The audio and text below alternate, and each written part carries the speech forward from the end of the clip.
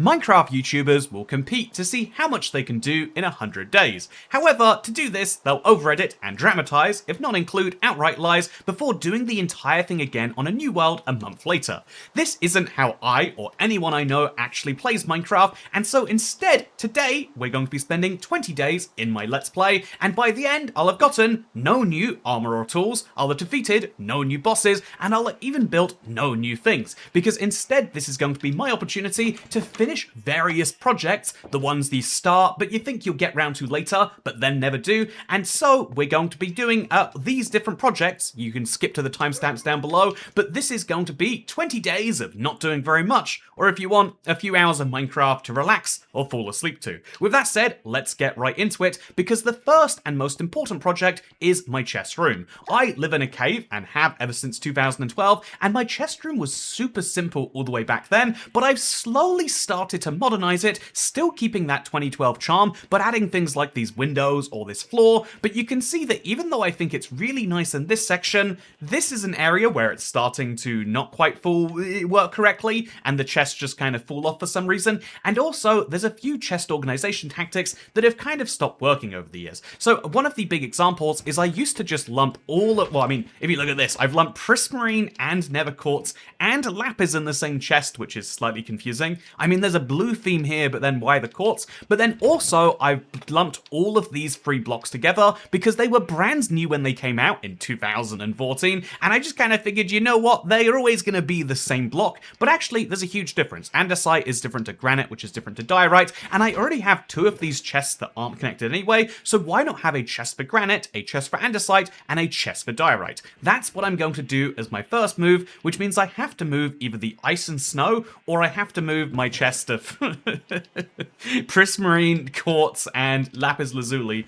I think the logical one is ice and snow. I think ice and snow probably fits in a nice corner over here. Maybe there's an argument that I could have ice and snow go next to my nether blocks, but that's something that I think we need to do, and so it's something we are just going to do. This is, this can stay for now. It's a delightful collection of blocks that I kind of have. Also, by the way, I've also got some inventory organizations to do of these chests. It's going to be a fun, it's going to be a slow process, but hopefully a rewarding one. And so I'm going to start by removing these blocks, which and this is my controversial method. Whenever you just want to move a bunch of chests, rather than manually moving it like this is the better tip. Just break it, it all drops onto the ground, then pick it up, and then go place it wherever you want it. So I think this, it's currently being used as like pale stuff chest. I think that would have been a great chest, but instead we'll say that this is my sulfur and my cinnabar chest. I'm going to make the assumption that in 10 years, I'll regret combining them into one chest. So I'll make a second chest for cinnabar,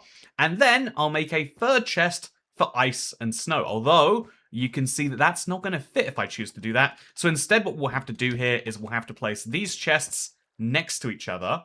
Or we could break this one, but then we'll have to do the same thing. So 2 chests there, and then a chest of ice and snow over here. And then to make sure that I can tell that it's ice and snow, I'll put a little ice block down on the ground here, assuming that there isn't a gap below it. There's not. Boom! Look at this. We have now worked out, we'll put a little compressed ice in there. We've now got a way to clearly indicate that this is a snowy, icy chest. And now I can just put all those items from the ground in here. And like I said, it's way easier just to break your chest to empty it and then re-put it back, at least in my opinion. So do we have any snow blocks? Yes, we do. And then also I can use this as my opportunity to separate the chest out properly from snow into ice. So snow goes on the bottom here, ice goes on the top. Easy division, easy way to organize. And now that means that there's a free chest over here. Well, I mean, there's a free bunch of items sitting on the ground over here, which can be turned into, in this case, I guess we'll go for granite. In terms of granite, diorite, andesite, we should go in alphabetical order. So this would be diorite. Boom. Look at that. You can make decisions in your world. You can organize things. It's scary, but just like, having these chests too close together is actually, I don't think I like it. It's perfectly normal. I think if we were going to do that, we'd have to start one more block to the right. So we are going to do the insane thing that I just basically said we wouldn't. And I'm going to break that block, place the chest over here.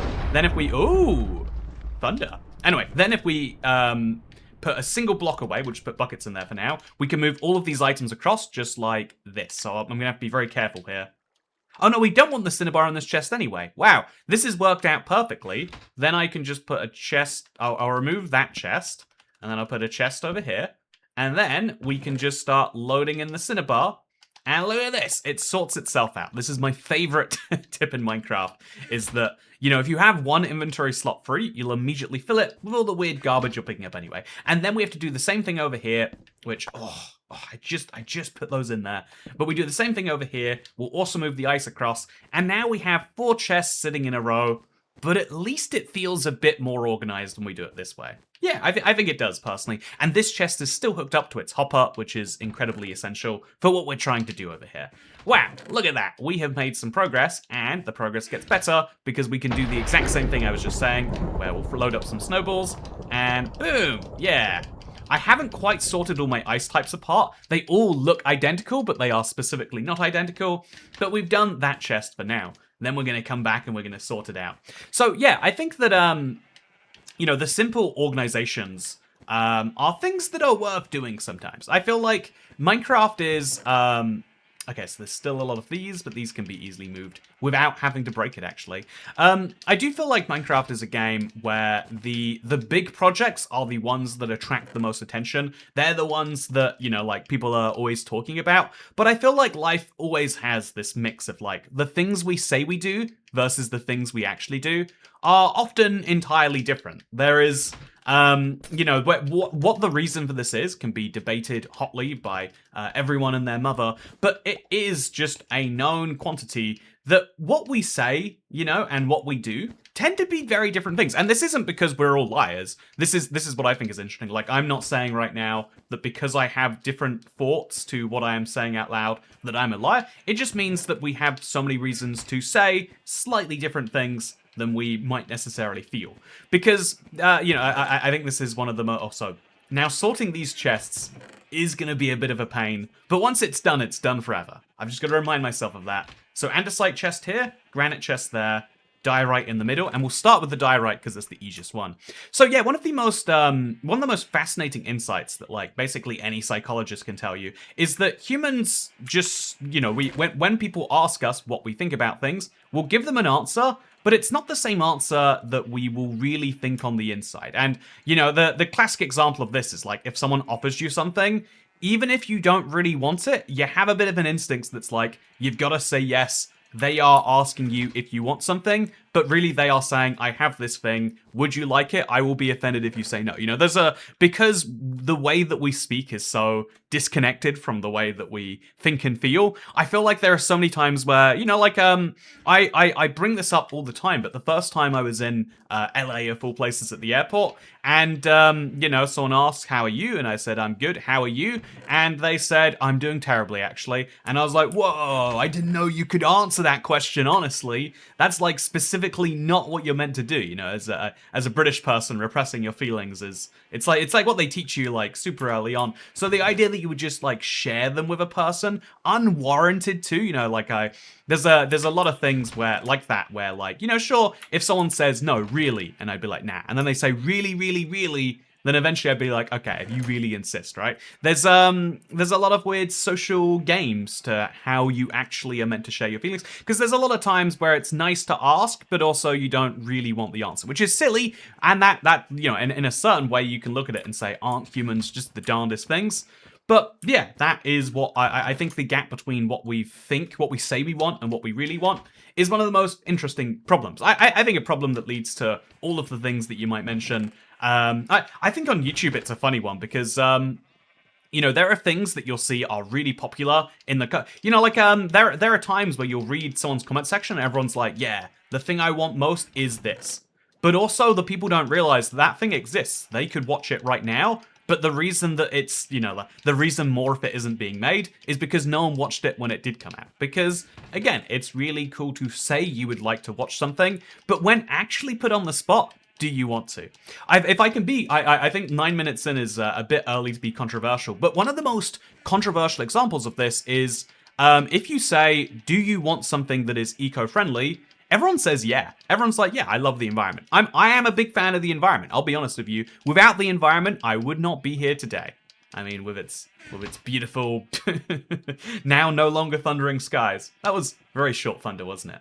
Or have I just been rearranging chests for that long? I thought this would be a quick 5-minute project, but apparently moving items around is it's a longer haul than you count it out to be. Anyway, the interesting thing is that if you ask people like, do you want eco-friendly stuff? You know, as a company, should we prioritize eco-friendly stuff? Everyone's like, yeah, that's great.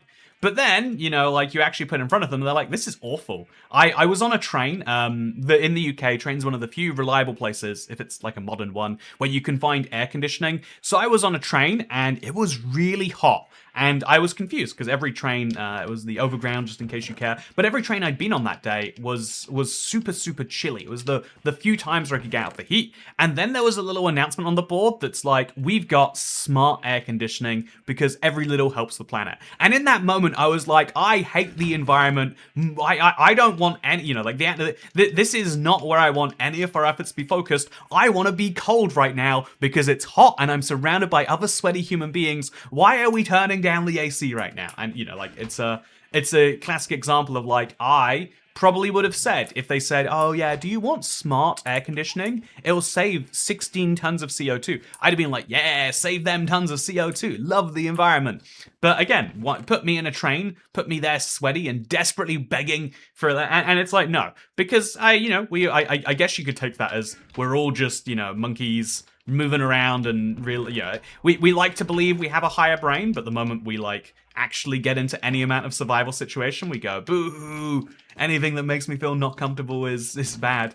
But yeah, I think it's interesting to think about nonetheless, because that can work out in lots of different ways. So now I've got a dozen of these shulker boxes in there. I also need to, something stupid I realized while looking through this chest room to work out what could be organized.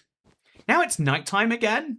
Man, am I, is like, do I have super speed on or something? I feel like I've seen night then day then night in the span of very little time. But let's, you're not weird. Let's go to sleep anyway, though. One of the weirdest things about the human experience, in my opinion, is, you know, that the way that we find it hard to express what we really want. And so that's why it is, I think, that, like, so many people would say, I don't like 100-day videos, yet they can be so popular. Because actually, even though I dunked on them, and even though I'll continue to dunk on them for as long as I'm around, okay, we're going to have to organize the chests here, which means these goes in the mob loot, and these poppies are going to go outside, which is important. This is going to go in my mob loot. This is my mob loot. This is my mob loot. I don't know what I'm doing with the leads, but I know what I can do with the saplings and the cobblestone. Just small but steady steps. I think will make a big difference here. Anyway, so we're going to put this over in here. Oh, so I've got a little bug because my mouse is technically in the chest. Bad mouse. Anyway, the weirdest thing, in my opinion, about that kind of gap is that I think that, you know, I don't know, I think, like, Minecraft being what Minecraft is one of the true, like, egalitarian experiences that truly remains. I think, you know, like, you know, people like to believe that, like, you know, like, the way society is right now is some super unique place because everyone likes to believe that the current day is the most important day. You know, there's just a bit of a bias that what you're living through right now, you experience the past through memories and you experience the now through your senses. The right now always feels more severe. But despite that bias that I'm clearly explaining and saying, like, yeah, that's definitely real, let me share something weird with you anyway. I'm going to put the poppies in there, I guess. If there's a stack for them, then I'll take full advantage of it. One of my weird biases I have is that because Minecraft is one of the true egalitarian experiences, I've always had this big belief that, like, yeah, it's actually really... Also, we've now got a shulker box back. Heck yeah. This is what we have to do. We slowly but surely regain the shulker boxes that just sit around. Like, there's a gold one here that just has gold inside of it. Is that a good decision? There's just the shulker box that has never gold in here. Is that a good decision? Why are these not in their own chests already? These are all questions that are worth asking, but yet I have not. But by the end of the day, we'll have hopefully made this chest room a better place. So one of the big things I want to do is I want to take this area and basically commit to how it's going to be. And I think the way I plan it is like this. Chest there, and then, like, double chest on this side, and then basically match how it is here. And I think all of this will be deep slate of some form. So maybe cobbled deep slate in this little quadrant, we could say, like we've written there. And then this is going to be regular deep slate. But I also need to be clear about where the shulker boxes are, because I have shulker boxes, like 5 of them here, specifically filled with deep slate or cobbled deep slate. So I think if I just put all of these in one chest, that would be a good idea, but then I need to make it clear where that chest is, rather than splitting it across, like, there's a couple over here, splitting it across, is there one over here? I don't even know. I don't know why there's so many filled chests and then some that aren't.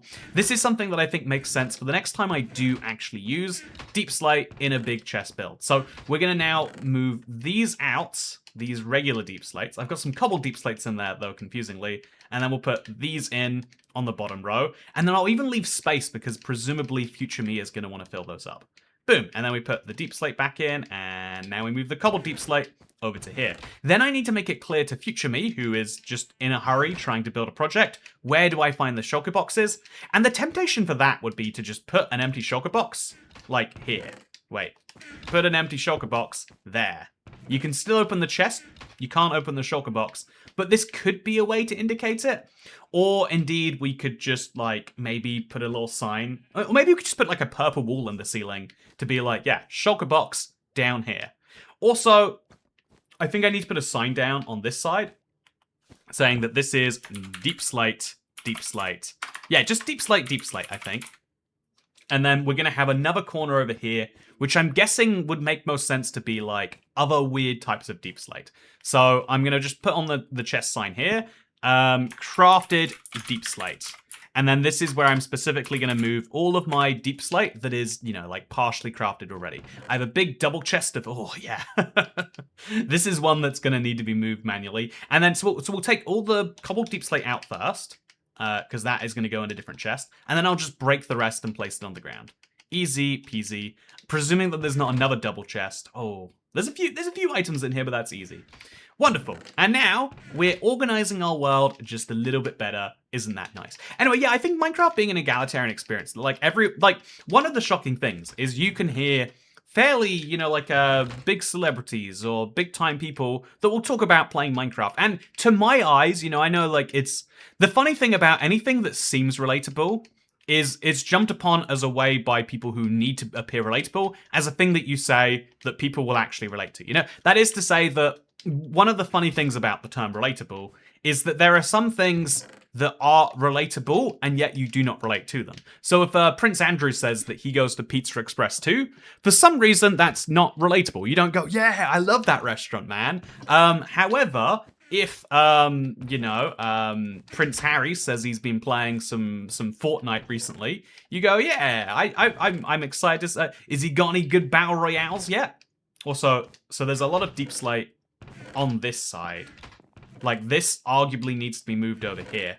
Also, mining regular deep slate isn't so bad anymore, so that actually makes sense. Also, why is there a random green sparkle coming from this barrel? What is in this barrel that is causing that? Genuinely? I have no idea. I've got to have built something weird in this corner, right? What is causing this? So, I was thinking of digging back here anyway to have more colored chests. What is behind my barrel that is causing a green spark? Did that just come from nowhere? That's just what? Oh, it's a villager linking to it. It's a villager linking to the barrel, and the villager is going to be the man who lives in my walls. So that actually makes a lot more sense. Okay, so this area, I think we're probably going to move this chest into it. I think we're going to have like a 4x4 area for each of the colors for the colored walls. So 4x4, the best way to do that would probably be 4 colors on this side. So 1, 2, 3, 4. Yep, and then there'll be 4 colors on this side. And then I guess we'd have the last 4 colors go as a little thing on the middle here. Yep, this is a perfect area for my plans as they exist right now. I don't have the chests for them, but I'm glad that future me will. This is a better chest room than when I came in today. It still feels like there's so much to do, though. Which is the delightful thing about chest storage. Genuinely, you ever get bored in Minecraft? Just start organizing your chests. You might actually love it. So, yeah, the big final touch, though, is I want to move my stone away. And then I want to put my crafted deep slate into its own chest. So this is where my stone goes. I am already piling up again after using all of it up on my mega pyramid.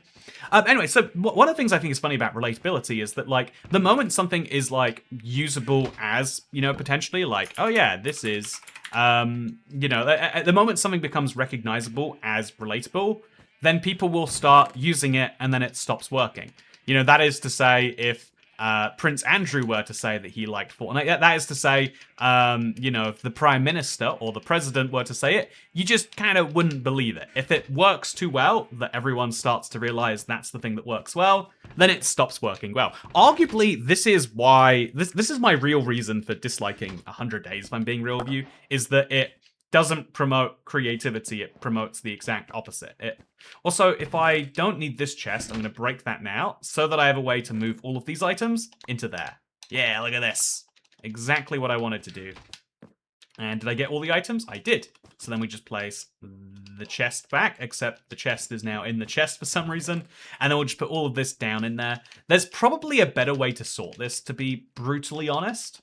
But for right now, it does the job, right? For right now, it technically functions. And what more can you ask for? So put the chest back here and put this chest back over there. And boom, wonderful. So I am just going to move the cobbled deep slate into its own little chest in the corner here. And then the regular deep slate into its own chest over here. Because deep slate does have some uses that cobbled deep slate doesn't now. It used to be, like, basically the exact opposite. Also, most of what is in the deep slate area is bad. So, or is cobbled deep slate. So that's still something we have to think about. Also, I've still got all of these blocks to move. You know, let's just do it. I could have probably broken them at the same time I did the other one, but I didn't. I regret it. We'll move it all in there now, and we'll ask questions later. Okay, so one of the funny things about this, like, concept, though, is, like, I do think one of the stranger beliefs, I don't know, like, I think a lot of people don't realize the complexity of people's beliefs. One of my, like, stranger beliefs is I think that we need certain egalitarian things as a society to function. One of my, like, stupid... This is again, this sounds ludicrous, but eating is becoming a kind of like it's, you know, eating is having a certain demographic coding. That is to say, spending a lot of money on food used to be like, yeah, peasants would do it and kings would do it, you know? Broadly, you could argue that's what allows some semblance of a middle class to exist. But one of the biggest problems is like, yeah, if you want, I'm sure everyone is familiar with the wave of Ozempic or whatever else, but it's this idea that, like, yeah, actually, you know, like, the desire to eat every day is kind of lower class coded now. You know, you might say that's silly because there are still fancy steakhouses, but the idea of, like, going out to eat every day, you know, fast food, I would say, used to be like cheap food, but now, you know, actually, can we talk about fast food? It's one of my favorite things. I'm going to give myself like 3 minutes before saying, wow, we finished our first build, or we finished our first renovation. My chest room is better than it's been before. I think my next logical step, to be totally honest with you, this beyond like sorting these chests myself. Should I sort these chests myself? I could sort these chests. I've just been working out where all the cobbled deep slate goes. So let's take my cobbled deep slate and put it in some chests, shall I?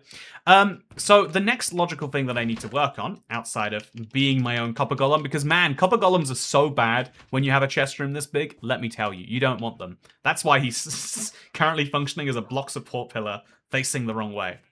What is down here? Oh, I forgot about my own secret passageway. Okay, so the next build that I want to work on is, I think, logically, there's a chest over here that I never fully got rid of.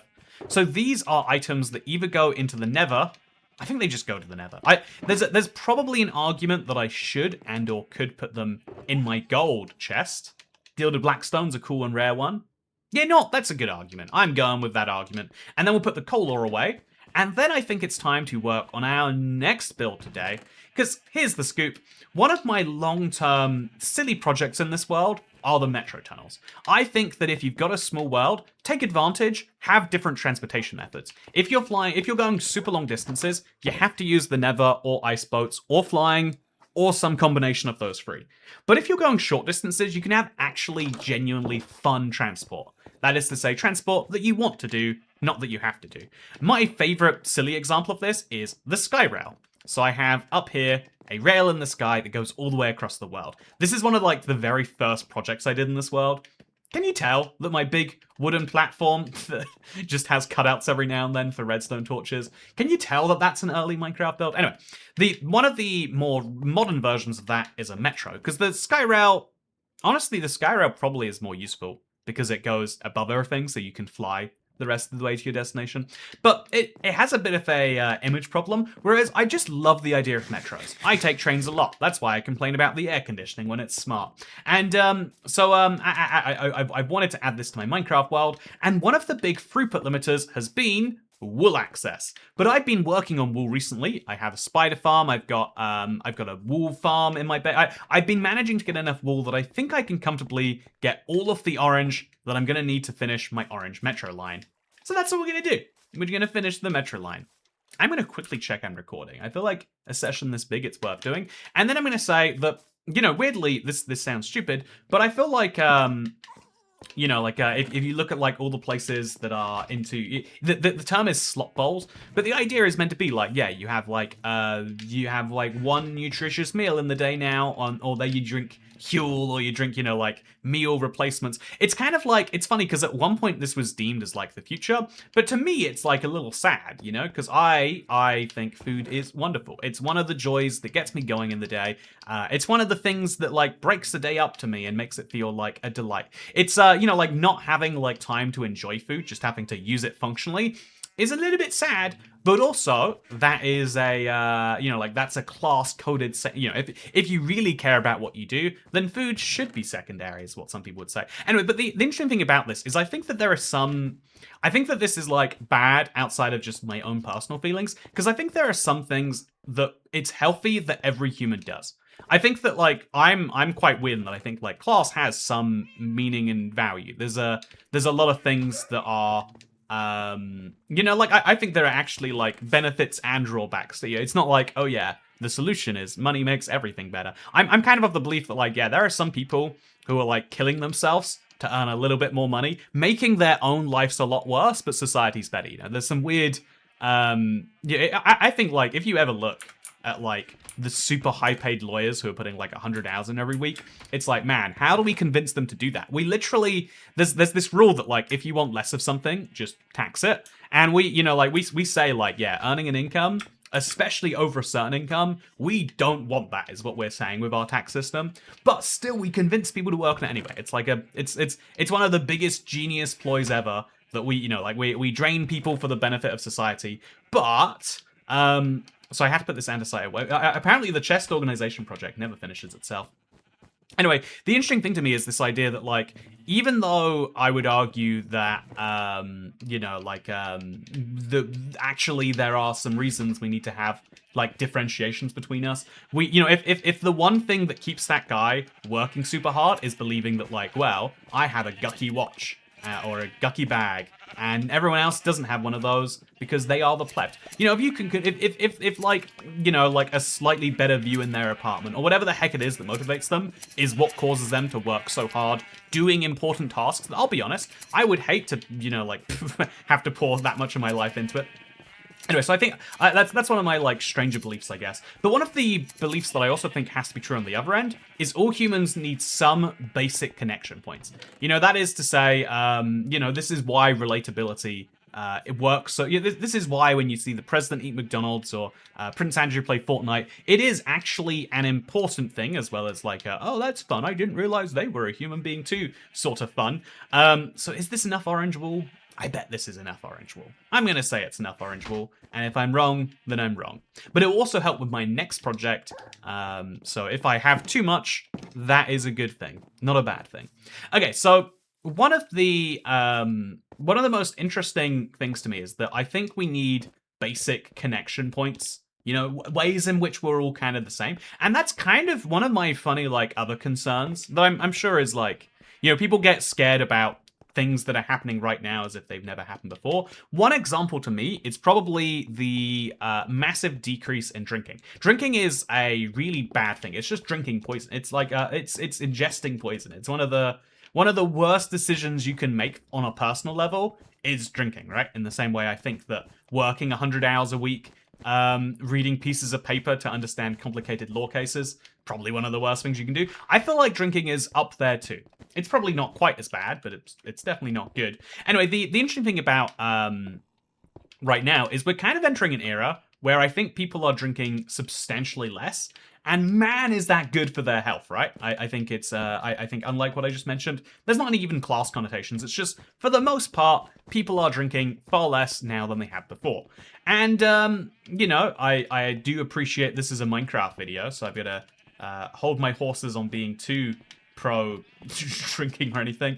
But I do think that one of the few wonderful things that society is going to miss as it becomes clear that, like, yeah, why would you do this thing that, you know, if we make it just this thing that is damaging your health for no reason, then I think that that entrenches another weird divide in people, which is the idea that, like, yeah, if everyone is drinking, then, like, no matter how much money you have, you'll get liver scoliosis at, you know, 58, and you know, you die moving, you know, the wealth on to the next generation. Or, you know, like, even just the idea that, like, yeah, you go to a place where you can get drinks, you open up, because one of the biggest upsides, you know, draws, reasons that people partake, in my experience, is that it loosens, it takes away your apprehensions. And so having, like, even the very, you know, like, in a society that gets very formal, being able to just be like, oh yeah, that's the boss. When he drinks, though, let me tell you, he's a riot. I don't know, like, there's a little bit of me that says, like, that's actually, like, good. That's actually, like, desirable in a functioning society.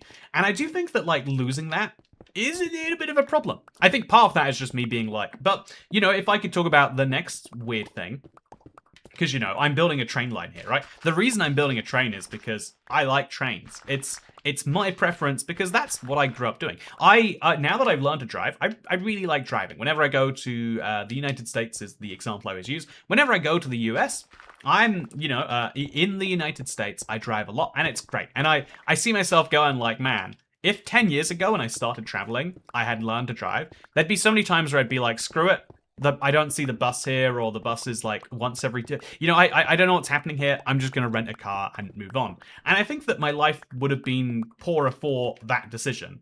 But I only think that because I'm on the other end of it. There are many circumstances where before I'd learned to drive, being able to rent a car or being able to have a car would have opened up a huge opportunity that I simply didn't have. So, you know, I think it's, I think weirdly, even though I hate people who use nostalgia as their guiding principle, I think it's at least nice to be nostalgic. It's at least nice to say that, you know, you had it better. I think that there's at least one, you know, positive effect of that. I think if everyone spends their life thinking, yeah, also I think we're going to lower these down, which means I need to replace this with my shears, and we're just going to, you know, even though I've got this wonderful whole block set up for it, I'm just going to remove the bottom block below it anyway. Anyway, the one of the things that I think is, like, nice about the idea of nostalgia is it means, like, yeah, we do think that we had it in some way good, which is nice. You know, it's nice that I'm out here being like, yeah, I kind of like the idea of everyone taking the act silly and dance funny juice. You know, like, I think that there is something nice to be said about that. But speaking of things that it's nice to be said about, one of the most intriguing, you know, because like I said, I like trains. That's why I'm making this line. I think the idea that you have things in your life that you like and want to preserve is probably one of our most, like, important baser urges, right? I think you take that away from humans and we get into a very scary place very quickly. I think that, you know, when people talk about, like, revolutions and stuff like that, that's the real way that you make it happen. Like, if you're one of those scary people that thinks, like, man, people are sad and they just don't know it, that's why people like that are like, yeah, and the only way to cause the revolution is to accelerate that sadness. The only way to make people happy is to make them miserable first. Is like a genuine thought that people can have. But actually, I feel like that's why it's important to, like, push back and say, nah, actually, you know, things are never perfect. I've got so many issues with the way the world is run or can be run or how it could be better based on my personal experience. But also, I think it's kind of nice just to say, but it's good that we have a world where even as where we can freely discuss these issues, and where they at least feel like somewhat abstract issues, you know? I think, obviously, how real they are depends on how closely connected you feel like you are to the source. But for most people, you know, like, one of the most, like, fascinating stats. This is one that, like, really upsets people who are upset, if I'm being honest. Like, you know, like, this is, okay, can I use my Minecraft equivalent? Oh, God. To use a Minecraft equivalent here. So we're gonna have to lower this down a block. That we can't remove this, meaning the rest of this has to come down. But we've already put all the orange in. So I'm thinking we just accept that how that is. I need to put some power rails in here at some point, but yeah, I think we just accept it. I think we remove a few more blocks here or there, and we say, that's pretty nice for now. Yeah. I think removing these blocks would be ideal, but I'm worried that one of them will have above it some water again, but it doesn't. Perfect. Okay, yeah, this is good. I kind of also feel like having dirt in the tunnel kind of ruins the vibe, right? It feels like it's a natural tunnel as opposed to one that I have dug. So I think that we almost have to come through here and break every one of these blocks and replace them with stone. It's silly, and we're probably messing up the bed up there. So let's quickly see what it looks like. But I think it's what we have to do. Speaking of what we have to do... Ooh, okay. So this is right here. Yeah, as we replace it with stone, it looks less like... But then it looks like it's a cool tunnel. And it raises curiosity, so I think it is worth replacing that. So I will do that. But I'll go to sleep first, because we are... As we get closer to the outside world, I think it being nighttime raises the chance of me having an issue with a creeper. Speaking of issues of creepers, there's just a random llama here, so... Let's make sure that that's not true. Also, let's get back to our base. This is such a stupid use of hunger, but every now and then I have to equip my spear just to have fun with it. If I went through all the work to enchant it, I should enjoy it. But yeah, I do. If I can just double back, because I worry I didn't say my point effectively enough. I do feel like one of the funny things about like one of the true. I don't know, like, as people become obsessed with longevity, which is really good in my opinion, I want to live for longer, I think you create, like, you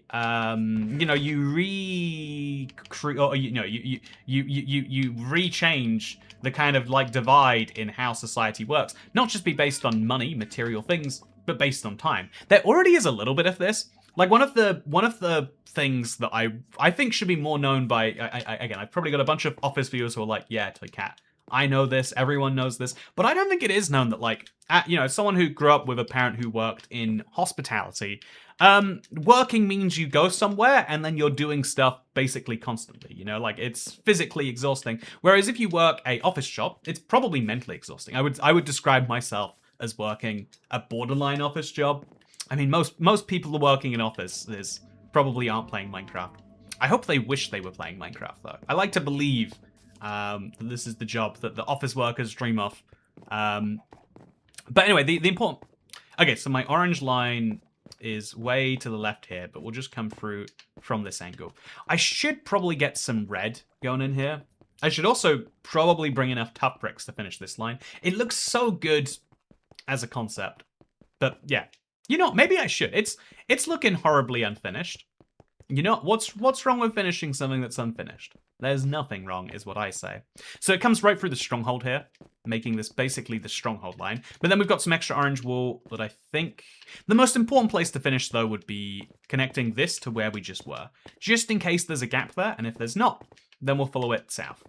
This still has no tracks in place, so it's a little bit of a funky one.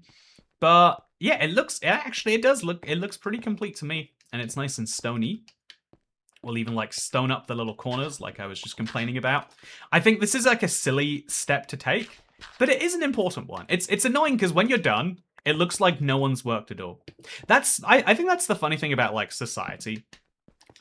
Is, like, when society functions, it looks like no one cares. When everything works just right, it looks like that is the normal state of being.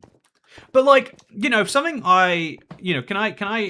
can I share something? I think one of the things that I end up doing that upsets people is when I'm optimistic in a bad situation. A lot of people hate that. I'm sorry if that's you. You might want to tune out the next couple of minutes here. Because here's the scoop.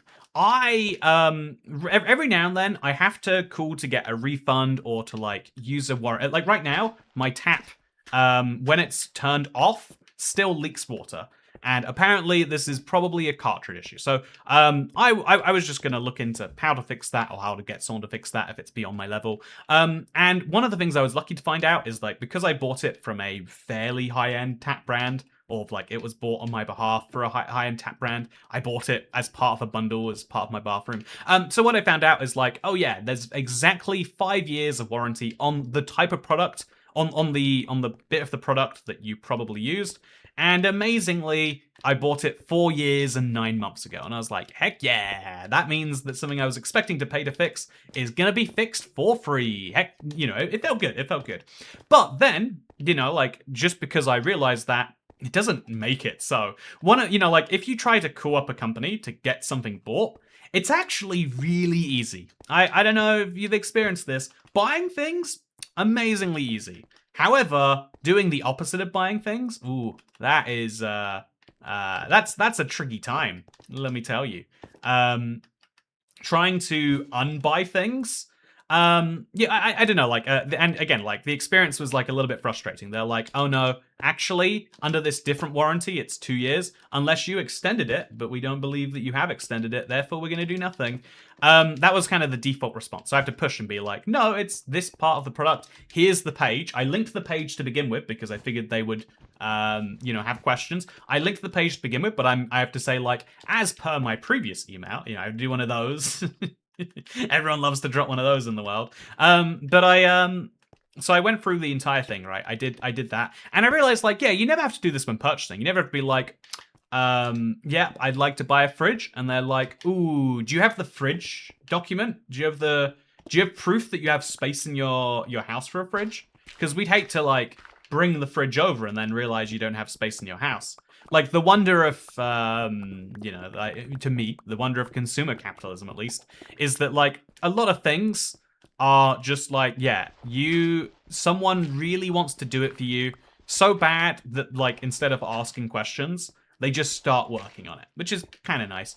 And so that doesn't, you know, with refunds, someone really doesn't want to do it. You know, it's you get a little peek into a world where if someone was getting paid, or if someone had no incentive to sell things, how it would be if they'd be like, oh yeah, I don't know about this. So it makes me appreciate that, like, yeah, most of the time that you go to buy something, it just works. You know, you just say, I want it, and then it just happens. I did actually, funnily enough, I used the fridge example because I bought a fridge once, and then the delivery person got there, and they're like, nah, not through this door, mate. This door, too small for the size fridge that you've ordered. I'm going back to the depot. And then he legitimately went back to the depot. That's what happened. I had to buy a new fridge, but it was free. You know, I got a full refund, and that's kind of amazing, really, that I inconvenienced someone through that much of their day. And although it sucked, you know, a part of me is like, but I wanted this fridge. It was a huge fridge. It was called an American-sized fridge, which I just think is kind of funny, personally. So anyway, speaking of things that are funny, yeah, I guess, yeah, my point of that story was really just as a reminder of, like, yeah, in life, it's easy to think that, like, things working is the default, but actually the miracle of how easy it was to buy those taps in the first place. I didn't know what taps I wanted. I went into a place and a woman gave me VR goggles, and we visualized what my bathroom would look like. It was cool. I don't think the visualization looked anything like the end bathroom, but it was so cool, the idea that, you know, you go into a bathroom showroom and then you do VR. Maybe it's only cool to me. Maybe I'm the nerdiest person on the planet, but I thought it was awesome. Also, I think if we're going in a direction here, it should probably be that way around the torch. Let's put the torch over there, and then let's put the rails, like, over here. I think that's how it should go, with the connection point being there. That makes more sense to me. Or we could even, like, put the powered rails here. I don't know why I decided to build the tunnel 1 block wider than it probably should have been, but I did, and so I guess that's how my life is now. Anyway, yeah, so I've got 4 stacks of orange wool still, which is lovely. And then we'll just combine those together because Minecraft Bedrock does not do that automatically. And yeah, I've also dug this tunnel in quite a nice way. I think it's looking pretty good. Yeah, I think yeah, I dare I say it, things are looking very good for me. This looks a bit wrong, so I'm going to just place an extra wool block there. Yeah, I should maybe remove that one. And then maybe that means we have to start placing it everywhere else as we go down. But I'm going to choose not to think about that too hard.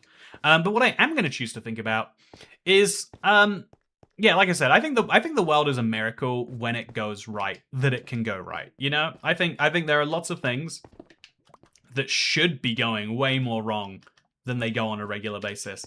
And you know, the fact that, like, for the most part, things work is a remarkable fact. But also, there's just an egg. There's just a chicken walking around my subway tunnels, apparently. Anyway, the interesting thing, though, that I think, like, is actually worth gaining from that. Oh, I haven't built any of it. I've just got spaces that have been pre-built for me to fill in with my orange here.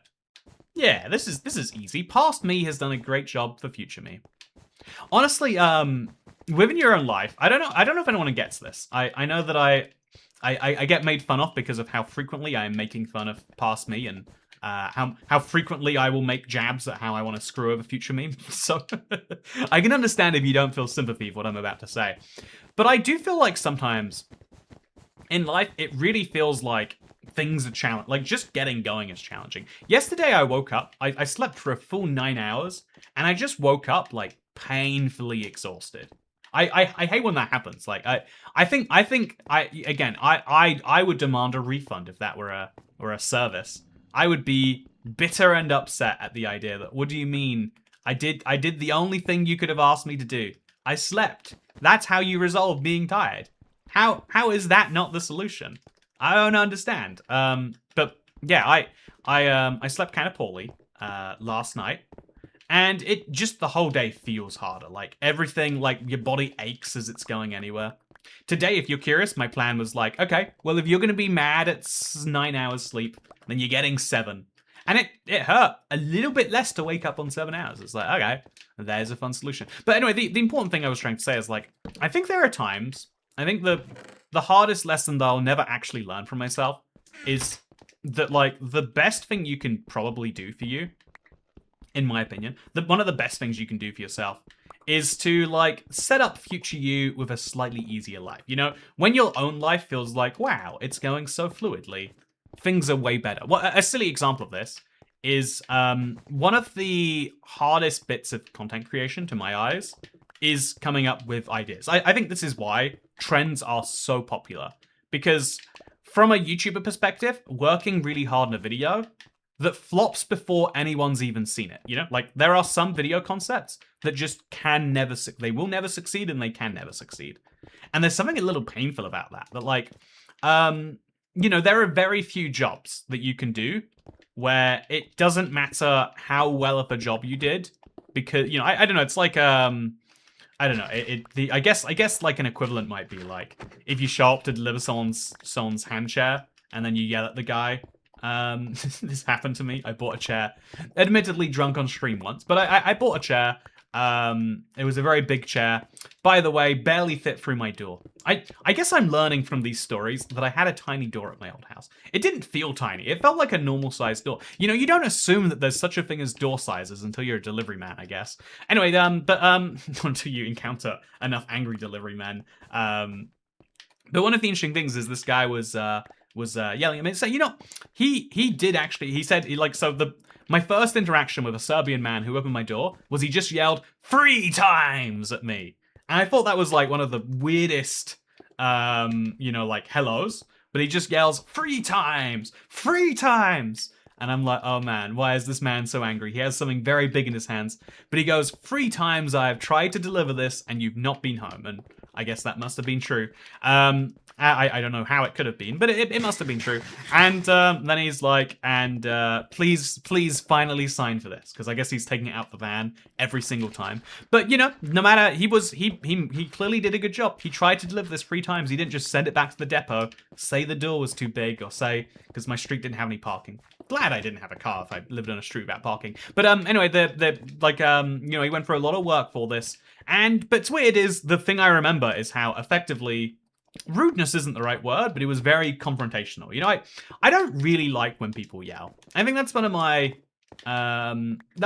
hot takes. There are some people who just love to yell. I have you noticed this? You know, is anyone else experiencing this as well? That there are some people who like, you know, like I mean, when people say like I'm literally screaming, I'm like, why would you be literally screaming? And why is text the best way to convey your literal scream? Anyway, but the interesting thing is that like some people love to scream. They love to express themselves by just maxing out their volume, and that's like a little stressful to me. I think I think you know, some people will say that that's because like, well, you have this problem that means the auditory but I kind of take it as like, yeah, because it's you know, like this is a instinct response that like if someone is yelling, it is a call for help. So like I don't know, if you ever watch like an animal, when something happens, like a big noise or something, their whole body vibrates. They react physically because some, you know, like I know, like it's a stress response, if you want to call it that. But you know, the human body responds just like a cat body does. You know, do you call it a cat body? A cat body feels weird. You know, do all animals have bodies, or is bodies a human thing? Yeah, I guess you'd say the body. No, you'd say the body of like Christ, the body of a deer. Yeah, a deer body showed up at my. But it's not like a bug body, is it? Or a fish body. Do fishes have bodies? Do fishes do body is you know, I don't know the answer to any of these questions. But I do know that I'm going to prepare this for future me by removing all the blocks in the wall that aren't stone, stoning them up. By the way, look at this. You can literally see. I was mentioning earlier, like, oh, these are newfangled blocks. But you can see these random patches of diorite, andesite, and granite. They literally are going to show up at 432. So this is the barrier of my old Let's Play to the new world. Everything beyond here, there's not a single block of granite, andesite, or anything like that. Literally, the moment we cross over the world border, they just appear everywhere. I was like, these are just new trash blocks. These are just blocks that show up everywhere that no one wants. No one asked for these. They're just here everywhere anyway. And so I think there's something kind of silly about that personally. Maybe you agree. Maybe you don't. Maybe you think that... I think that one of the funniest things about humans is when something is new, it will always... You know, there's some things that will just always feel a bit new. But if something was around when you started, it feels like part of the norm.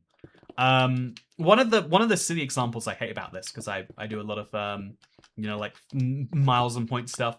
It's you know, I like to travel, but I don't have an infinite budget. So what's the solution? Airline points. So one of the weird things is like people will still call they'll still call you know, like the concept of getting points with an airline. They are just points. They're magical points that get you flights. But like people still call them air miles, and it's like, man, I think a couple of airlines had I think British Airways had like a system called air miles in like 2003. Let's not call them that anymore. It doesn't even make sense. What would collecting miles mean? Like, you know, like first of all, most places use the kilometer.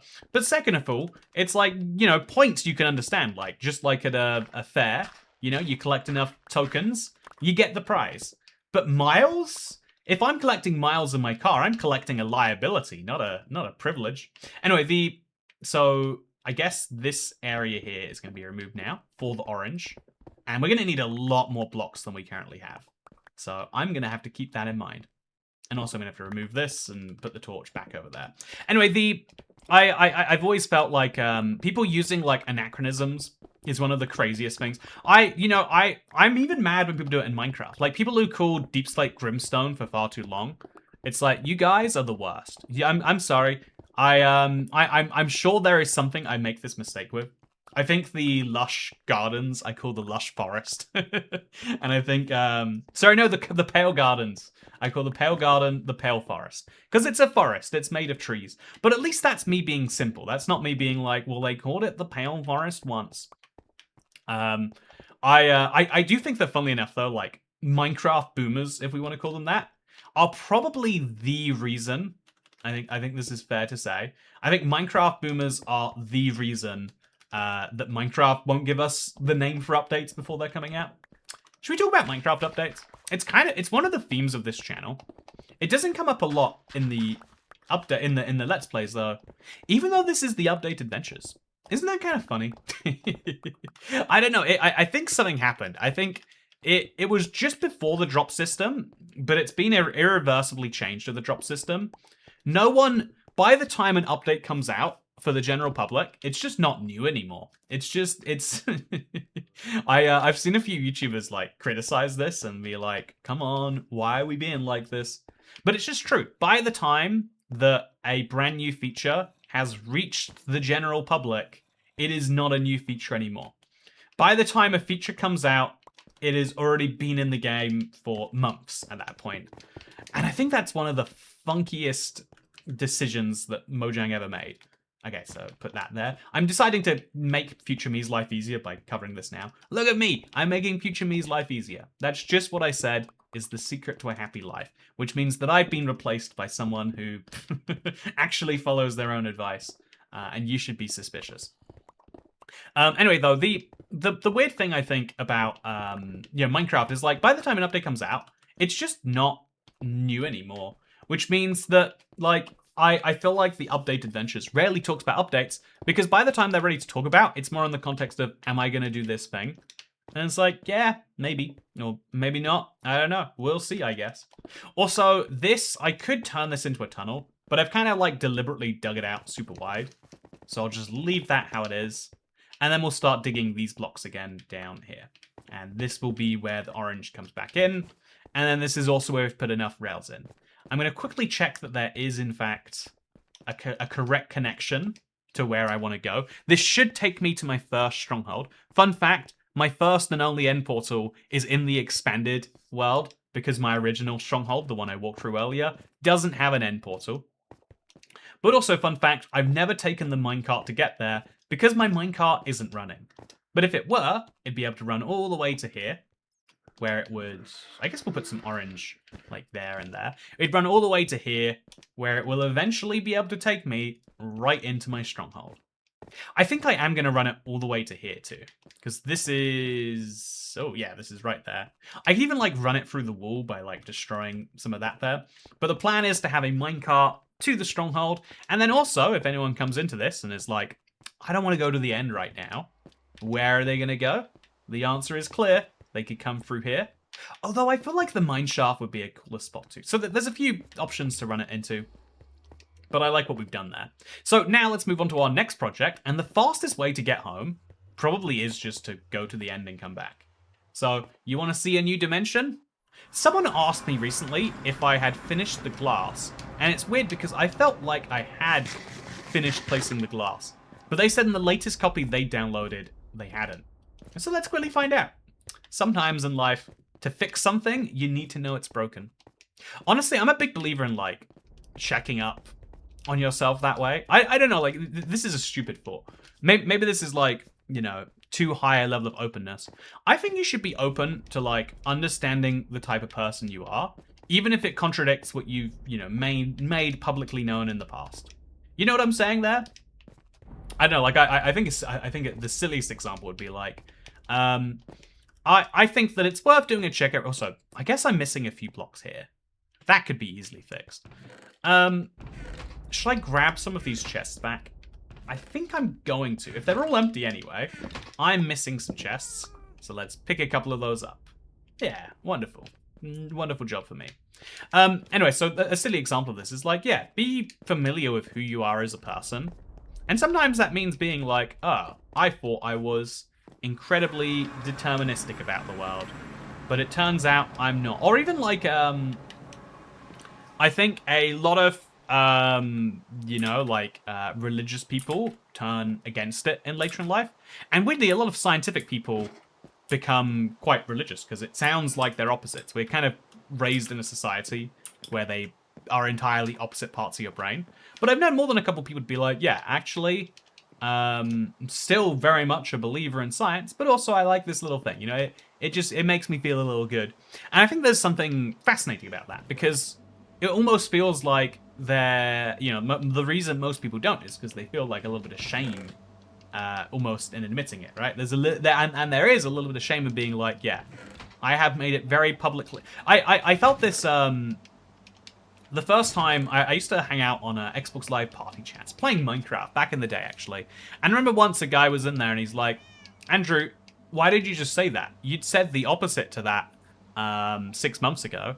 And I was like, because I believe this now. I'm sorry I don't have the same opinion that I did all those months ago, but this is the better opinion. I think if you treat opinions as a core part of you, that changing would be like admitting to some great shameful thing, I think it becomes very tricky to make meaningful changes, right? Also, I want this rain to be gone ASAP. I am going to sleep it the moment I get any semblance of night. Anyway, though, oh, I forgot about my little graveyard project I had as an idea. That'll be fun to come back to. Yeah, so one of my idea for that, by the way, is I'm going to kill people for $10 or whatever the idea is. You know, it's going to be a pay-to-win stream. I want to come up with more fun, non-pay-to-win. You know, can I concede this, right? Even though it would be very beneficial to me to use all my pay-to-win ideas, and I've had so many, I feel like I'm only allowed to if I do a really goofy, not pay-to-win version. That's just my internal ideology. I'm sure I'm giving up on a bunch of people who would love to be killed for money in order to do that. But okay, so this is my house, by the way, or this is my castle. It's one of the most like ashamed builds I have, to be totally honest with you. I think I've kind of nailed this approach here, but not even then. I've kind of got an approach here that looks like something, and then it's just kind of a mess from there. And what is the solution? I think slowly but surely I want to just add little pieces here. So for example, I think I should finish carpeting this main room. I've got enough wool to do it. I'm going to do that. But I also realized that if I'm going to carpet this room anyway, I can also start working on better things for like... So for example, this is a room that currently it's meant to be like a mega smelter, right? It's a very basic mega smelter. But I figure... I never use it. Maybe I should. I figure to make this room a little more homely, as opposed to feeling like the barracks in a castle, I think a way to pull that one off would be to make the floor out of this orange wool. So I'm going to... My inventory is absolutely rammed. What I'm going to do, I'll actually, first of all, I'll take my orange wool out, because I think the blocks under here, I'm going to need to... okay, so we'll remove these stone bricks. I won't pick them back up. And then I'll have to make more stone bricks. Yeah, I'll put a little stone block here. Oh no, I'll just make this an orange wool block too. And then the rest of this room will be orange wool, like this. And then that way, the room will feel a little bit more warm. And I'm thinking if we just color our rooms, that would help with the interior. I think we need to come up with more like purposes for rooms. Like this room has a bin in the corner, but the bin doesn't even go anywhere yet. It just drops down there. So I think a functional staircase would be nice. The number of times I've tried to do this staircase and then failed it is a sign that I should have a better one. But also, I think that there are like small things that I do in here that really do improve my world. So a silly example, I think I'm going to add a staircase up to that room from the outside world. I think I put some spruce stairs like here, there, and there. I think that should do the job. But I'll have to have a gap in there so that mobs can't follow it. But still, I think I want to have a way up to this. Also, I want to put like some extra... I think one of the simple lessons for Minecraft is we should have a way to break up this wall. Like a big wall, a big slab really like makes the textures clear. So having something that comes off that is important. And then also, because it's kind of flat at the top, I think in the same way that goes up, we should deliberately have something go up on the other side. And then also we'll make the insides warmer. And then maybe also I'll put like a glass screen on this. No, I think I'll put like, I'll put some stairs in the corner. I think that'd be good. So I want some spruce wood. I want some orange wool. And I guess, should I go some other colored walls? Like, I've got a brewing room. What color should a brewing room be? Yellow? Probably. I mean, what color is this? It's white. Yeah, the brewing stand is yellow. But I kind of, if I'm going for orange for the furnace room, because when a furnace room is on fire, it's orange. What color is a brewing stand when it's working correctly? Blue, I guess, right? So we'll get some blue wool in here. And then, I don't know, this chest, I'm just going to move that. It's just not a good place for a chest, okay? So yeah, I'll leave my brewing stands here. It's probably an argument I should have had a popper system in here like I did over there, but again, I'm just trying to make this look like a semi-functional place. So if I want blue wool over there, what wool should I have over here? Black, grey, something. I mean, if the bin is in here, the bin is black. Yeah, the bin is where you throw stuff away. So then I'm also going to put a little sign up. I thought I had another sign. I don't. Never mind. No signs for me. But I do have an egg I need to throw away. So let's put it in the bin. Oh, it seems to bounce off a little bit. So yeah, here's my silly idea. Oh, it's kind of a dangerous idea. But I've got a staircase that goes up to here, and then it goes all the way down to, I assume, where my beacon is. I want to put at the bottom of this a big, Neverac, always on fire situation. I think that would be fun. Yeah, it looks like, actually, it doesn't go all the way down. So we just have to dig this a few extra blocks, then put some Neverac here. And since I'm already going home with some stone, let's do that first. See, there's small improvements, but we're going to make our house a little nicer. Because this whole video is about making minor improvements to our world, right? I think that, like, the small projects like this get forgotten so easily. Because I think it can be easy to look at, someone else's super big idea and be like, wow, that's what everyone does all the time. Why am I not doing that? But I do think it's actually important every now and then to, like, reality check yourself. To be like, no, that's not reality. Even like I said, like, I play Minecraft most days. Even what I'm doing in my world, which is way less impressive than most people, right, is technically unrealistic. To play 8,000 days in one world, to play, we're going to depress everyone when we look at how much time played that is. To play this many hours and days in one world is actually quite the thing. It is, at least in my opinion. So, yeah, my stomach just started rumbling. Might be lunchtime soon. Or maybe we should cook some eggs up for that, am I right? Okay, so we're going to get some Neverac. We're going to get some spruce wood. Maybe some shelves as well. I think they could... Like, I think that one of the problems that my house has... Also, this is one of them. No, I've not seen that sign in a while. So I've got this room, which is the minecart system. But it just feels like... Yeah, this needs to be a grander entrance. Also, the minecart needs to not come that close to it. I think I've slightly arranged this wrong. I don't know how I will fix it, but I think I should fix it. Maybe it should go, like, to the right here instead. Presuming... Yeah, we could just... Why does this even exist? I've got a lot of questions. So let's just drop that egg again. And then let's drop these. And then let's throw our rails into that hole instead of over here. Okay, so we do that. We have dropped the egg again. So now we have the rail come over from the left, but it kind of like goes up and around like this. So it's basically the same idea, but I use 2 fewer rails somehow. So that means actually what we should do is we should have that go like this. Boom. Yeah, same thing. But now there's a little extra spacing for the minecart, and it looks a little bit more like anyway, let's move into going back to our base, where the rain has stopped, but it is nighttime. So we'll sleep, we'll chest organize, and then we'll get this moving in the morning. I reckon. Do you reckon? Because I reckon.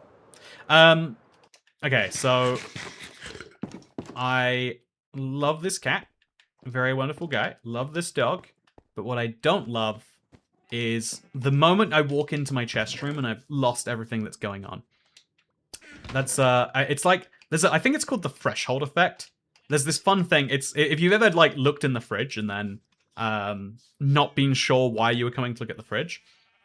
It's like a human thing. When we enter a new environment, a lot of our brain refreshes because we don't need the same information we had in the old environment. But annoyingly, sometimes we actually do. Sometimes, actually, the information from the old environment is incredibly important. And that's what leads to what I just had right there. Where I was like, I don't know what I'm doing. Which is why I think it's so important to have, like, good default actions. Like, things that you do without thinking about them. Because the things you have to think about, maybe you think about them wrong, I don't know. But you're definitely not going to be thinking about them right. So let's now go to sleep. And when I wake up tomorrow, hopefully it's bright. Maybe it's not, though. I'll tell you what, though, I entirely relate to the view when I wake up, because also, ow, that is exactly what happens after I sleep. Anyway, with that said, let's now go on our way and grab the important things that we need to grab. This is the hardest task, but remembering what you actually wanted is a very important Minecraft skill. So I wanted white wool, probably not that much white wool, but I'll grab a normal amount. And then I want some green wool and some blue wool. So I'll just grab a couple of whites and then I'll mix it in. Yeah, like a half stack for the ground, 1 stack of blue, 1 stack of green. Easy peasy. Then we're going to grab some shelves, because I think those will be useful for the walls. And then I need some spruce wood, although I bet I'm running super low on spruce wood. Yeah, I am hitting the absolute limits there, but that's okay. Then I'll grab my birch shelves, because I've got more than spruce shelves. And then we'll go color our wool. Easy peasy. But yeah, I have, I think like most people, I've been doing, a little bit too much thinking. And I think that one of the delights of Minecraft is how simplistic everything is and how block by block the entire world truly starts to exist. I think it's kind of funny because loads of people at some point grow to hate the block by block nature of Minecraft and go, this is stupid, why am I even doing this? And then when they inevitably, get past that, they go, okay, actually, I see why this needs to be a thing. Also, I'm running very low on blue dye. Is 31 blue dye enough? I would say probably not. So I'll also take an extra, 2, and I'll say that 33 will be as many blue blocks as I have for now. And then we'll grab the green. Did I say green? If I didn't say green, I'm saying it now.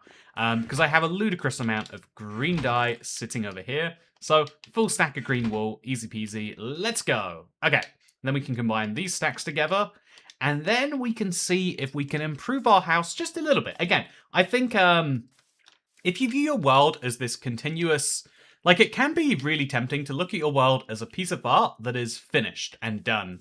But I think that, the reason Minecraft works so well is that it's almost never that. You can almost always look at and appreciate what you have, but also think, how could this be better? I mean, even if it's not true now, it's a guarantee that Mojang will add something that makes it true eventually. So it's about, knowing, how to deal with that when it happens. Also, my pick block button is not working. Oh, because I don't have any... I was like, okay, am I pressing the wrong button? The answer is no, I'm just a little stupid. So, yeah, what I'm thinking is this block currently just goes randomly out 1. And I think that having an extra... I think that works well. I think I'm going to do something like this on the other side. 4 blocks across on the roof with some glass that sticks out on the side there.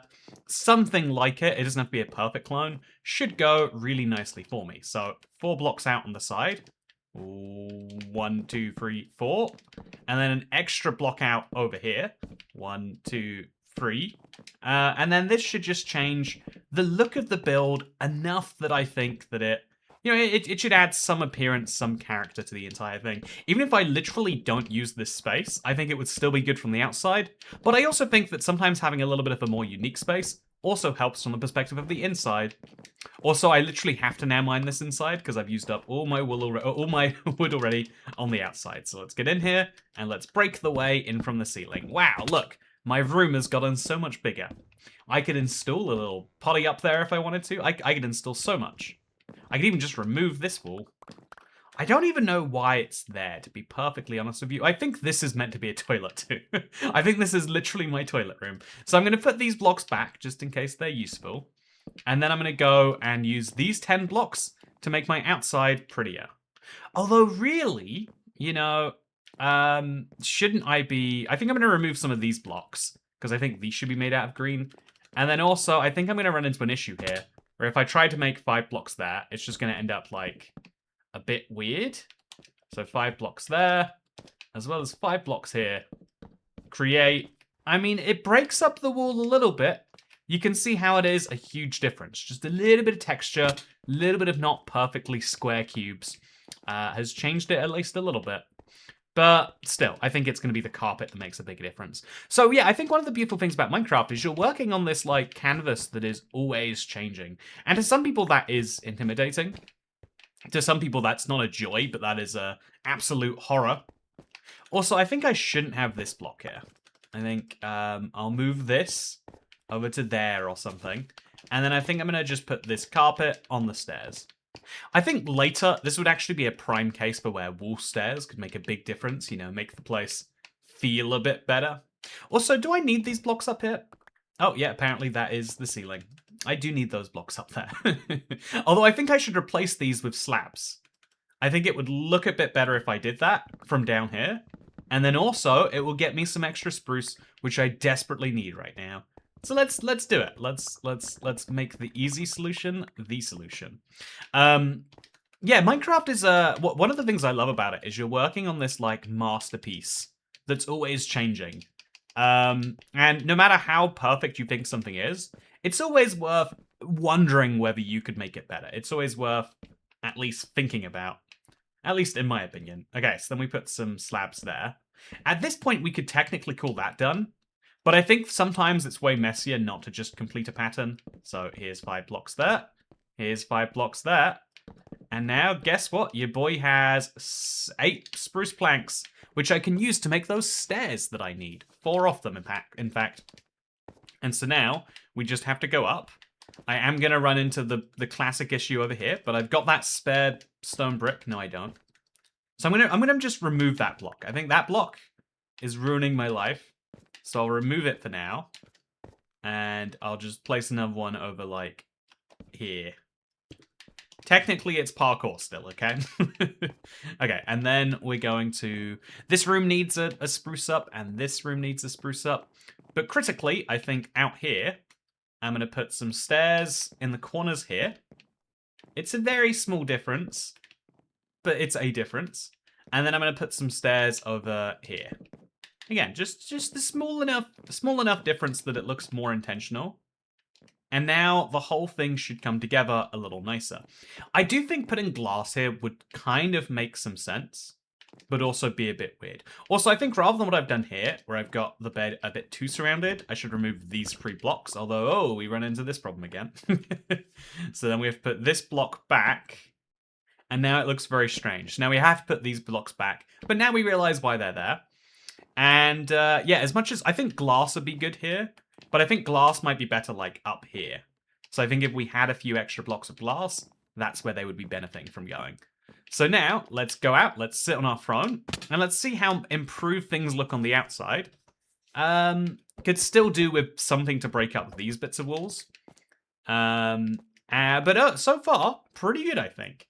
Pretty good. Now, let's take our shelves, and let's make some of these walls a little bit less silly. So this is an example of a fine wall. This is an example of a room where the stone wall works. Same over here. But if we go back up to our top floor, I think I've got all sorts of just weird walls in this house. Where, like, you know, this room, for example, this looks a bit strange because you can see the stone from the outside. I think this is a prime example of a room where it would massively benefit simply by, or on this side probably too. In fact, let's put some birch fences, shelves over here, just for the sake of continuity. But then I think it would also benefit from having this wall just be covered in birch shelves. So all the way across we go. That is a few too many birch shelves, but it's fine. And we'll do it all again. And then by doing this, we kind of remove that outside wall and we make everything a little bit less intimidating. Again, kind of predictably, I've ended up with one too few birch shelf for this. So I'm going to now remove the middle of that because it looks like I'm doing something intentional. And then I also feel like this should be covered up in some way. Or maybe it deliberately looks good. That's where you're going back out to the stone. But that's a small example of doing something nice that I could also do on this side, in my opinion. Although on this side, it looks like I've gone for the more traditional staircase. Why do I always go on that side if I just have a real staircase over here? But I'm thinking maybe... yeah, I'm thinking if we're working out carpeting, then we should really work this out room by room. You know, this is funny. To me, my biggest nightmare is having to, like, design interiors for a bunch of rooms that don't have any plans for them yet. Like, every room that at least has a vibe I can work with. But I do feel like there's this funny thing where I'm like, but I want to do something.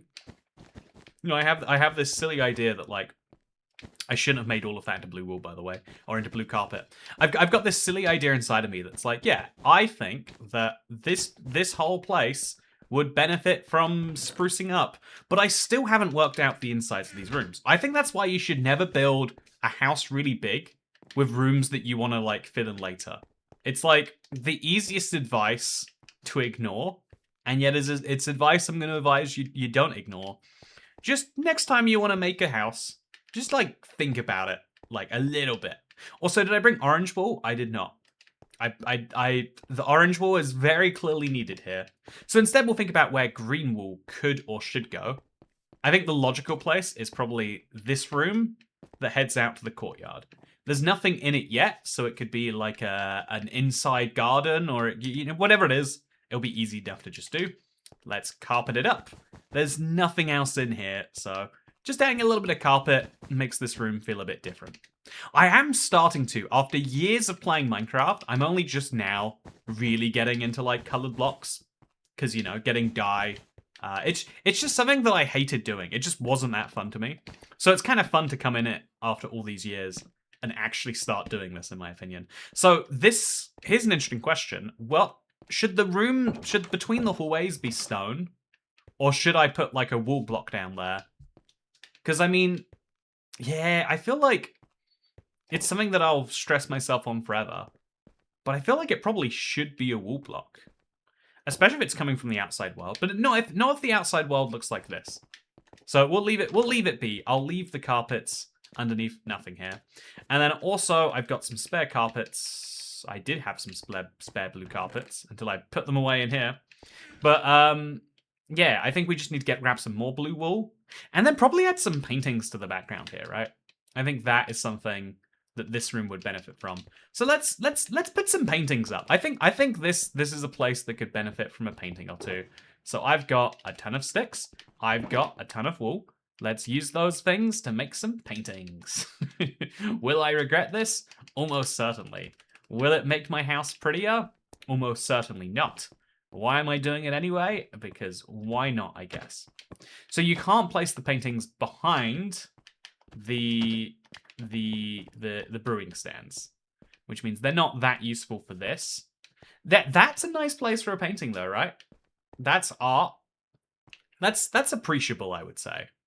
And then we could also cover these spots in paintings, but we can't cover both of these spots in paintings, which means it is a bit of a lost cause. Although, could we put a painting there and then no? Once there is a painting here, ooh.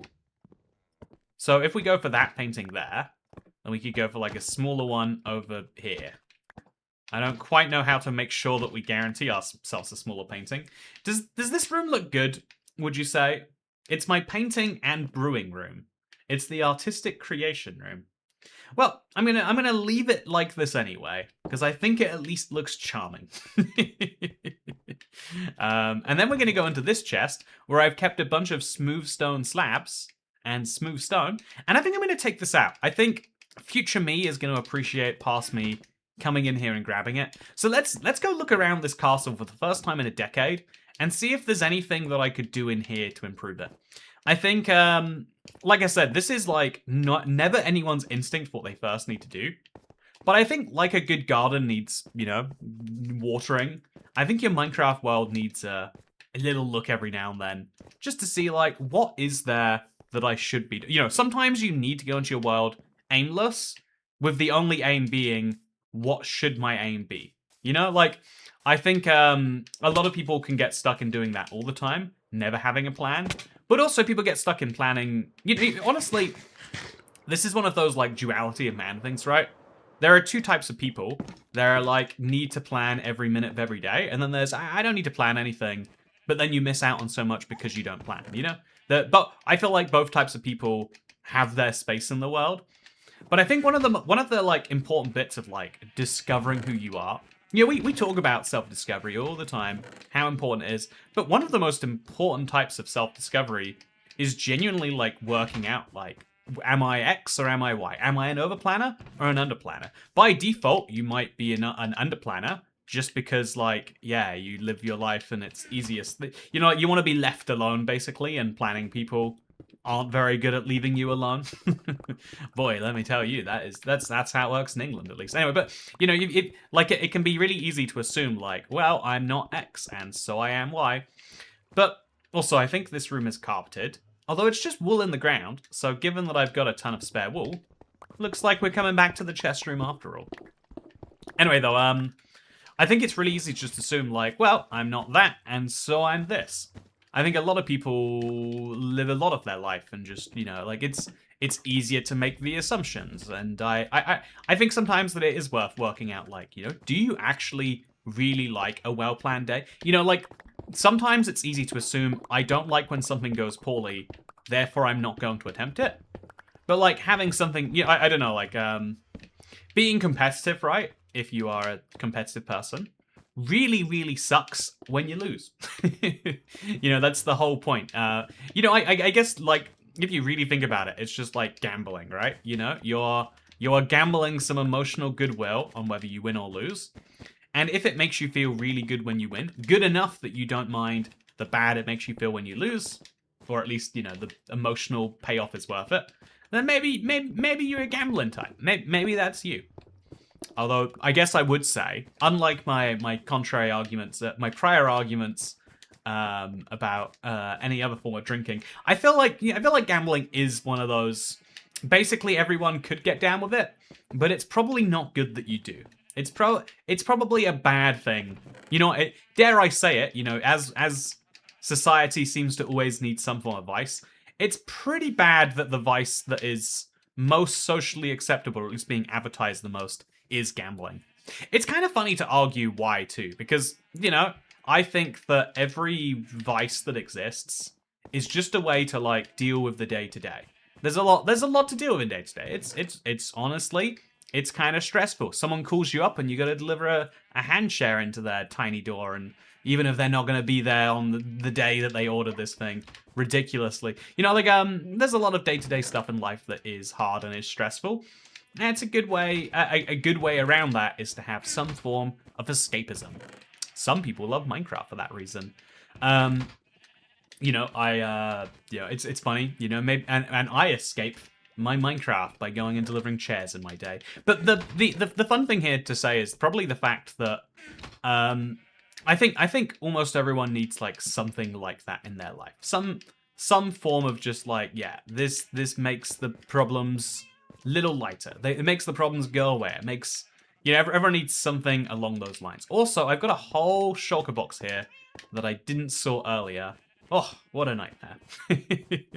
Okay, so sulfur goes in the sulfur chest. That's really easy to organize. But what about the dirt and the granite and the andesite and the deep slate? That's a little bit harder to solve, I reckon. So let's pick it all up, cobwebs included. And then we'll put the cobwebs away. And then I'm going to take the sand out of this chest. That's right, this sand right here. And this gravel that I've apparently picked up right here. Okay, and then we'll sort all of that at the same time. Boom. Okay. This is, you know, sometimes there are tasks that feel like they're continually being done. You know, like, it can be stressful to do something. Like, at least to me, it's like, you know, this is the kind of thing I was talking about with the world. Like, it's really cool to make progress. It's really stressful to feel like you are continually, you're doing the Sisyphus boulder thing, where every time you think you're rolling the boulder up the hill, it's kind of like endlessly being pushed back down. And I think that life, weirdly, you know, as much as people like to say it's about finding vices, I think one of the easiest vices is finding your boulder. It's finding your piece of work that is continually never done. I think I'd be willing to bet that's basically what a lot of people get from children, right? Is that, like, yeah, it's not, you can't solve having had a child. You're doing it, and then you're doing it, and then you're doing it, and then you think you're done, but then amazingly, somehow you're still doing it. I feel like that's the that's at least, like, to for most people, the experience that happens when you start a business too. You know, You think that you're just getting it to the point where it can do itself, but that point never really happens. You know, there's a funny thing. Early YouTube was very heavy on like this concept of long tail, which is to say that people would watch a video. People picked the videos they were going to watch with newness not being the biggest factor. You know what I mean by that? Just a little second of heart to heart. Well, if you don't know what I mean by that, took a little sip of drink, then I'm going to grab myself some dirt, a whole shulker box full in fact, plus a couple of extra stacks, and we're going to go terraform some terrain. It's a big project I need to work on, but first, we're going to go to sleep. Well, we're going to fly to sleep. Wow, look how fancy I'm being. But yeah, YouTube used to be very much about the long tail, so arguably, as you are making videos and gaining success, you are gaining, like, some semblance of, like, oh yeah, well, if I have 100 videos, each of those videos gets 1,000 views a day, that's 100,000 views a month or whatever. Wait, 100,000 views a day because you got 100 videos. Whereas I feel like that is very much not the case with modern YouTube. I think there's always been some level of people who are like, yeah, I want this video, but again. But the one of the most shocking insights I had from a friend, I think one of the best ways to learn about anything is like make friends with people who are also doing the thing. And one of the friends I made who was doing YouTube is like, yeah, if I don't have something to upload today, I upload an old YouTube video. And I was like, that's insane. But actually, a bunch of people would watch it who had never seen the original and who would never see the original. And it's like, yeah, some number of people are going to be like, oh, I've seen this one. They'll click up or they won't choose to watch it. But the people who haven't will be like, oh, yay, new video. And I think that, you know, he had a slightly younger audience than we traditionally get here. But also it is kind of true that with 5,000 videos or whatever, you know, that is something that you could conceivably do. I think one of the thoughts that I had after there was there are a few like big YouTubers who died in the early 2010s, but one of their like thoughts was like, how do I make this business that I built work for my wife or my soon-to-be late wife? You know, YouTubers don't have life insurance. I mean, I don't know any YouTubers who have life insurance. Honestly, I don't know anyone who has life insurance that hasn't been tricked by the whole, like, oh, you know, like they've watched some podcast where they see life insurance advertised and they hear like, wow, it's only £60 a month if you start now. And you go, or like, it's £6 a month and you get £1 million if you die if you start now. And everyone thinks to themselves like, that is so much money. I'm going to die eventually, so I'll pick up the life insurance now. Not realizing that obviously your life insurance gets more expensive as you age. Like, if you die at age 80 and you've been paying £6 a month for 60 years, your life insurance isn't paying out £1 million, right? At least, so if you are just now realizing that's not how life insurance works, then I am sorry for being the person who breaks that to you. So this is my next project, by the way. I'm terraforming this area to look like a fake river. I'm doing that because I think it would be kind of fun. But I specifically do have it in mind that I'm going to follow the shore quite closely here, and I'm going to try and link into this existing river over there. Oh, it's such a tiny river. It's basically not even a river. What happened here? But there is a river here, and so I want to connect that through here to that. And I think the logical way to do that is probably to go through this. I mean, I could either go through this dark forest. That's probably the easiest way.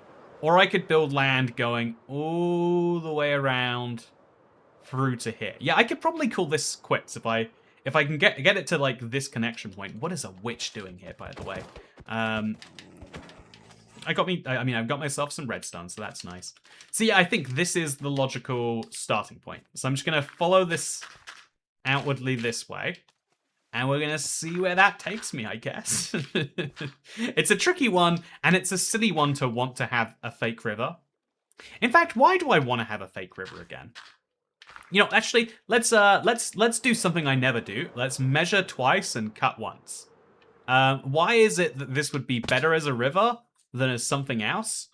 Well, one, it would be fun to build terrain that just for the sake of it, right? It'd be fun to be able to tell people that's actually an ocean, because I don't need more ocean in my world. It's not like this being an ocean helps me, unless there's an ocean monument. And I know the ocean monument's over there, because I'm always getting attacked by guardians. So this is just pointless ocean. And Having extra terrain here helps with the Mince Rat tutorial world area, because in the traditional tutorial, then there is terrain behind it. It's not a river, but like it looks better than just being a random island. So that's kind of nice. And yeah, it's just kind of fun is the most predominant one here. So yeah, we're gonna bring this river quite close to land, maybe?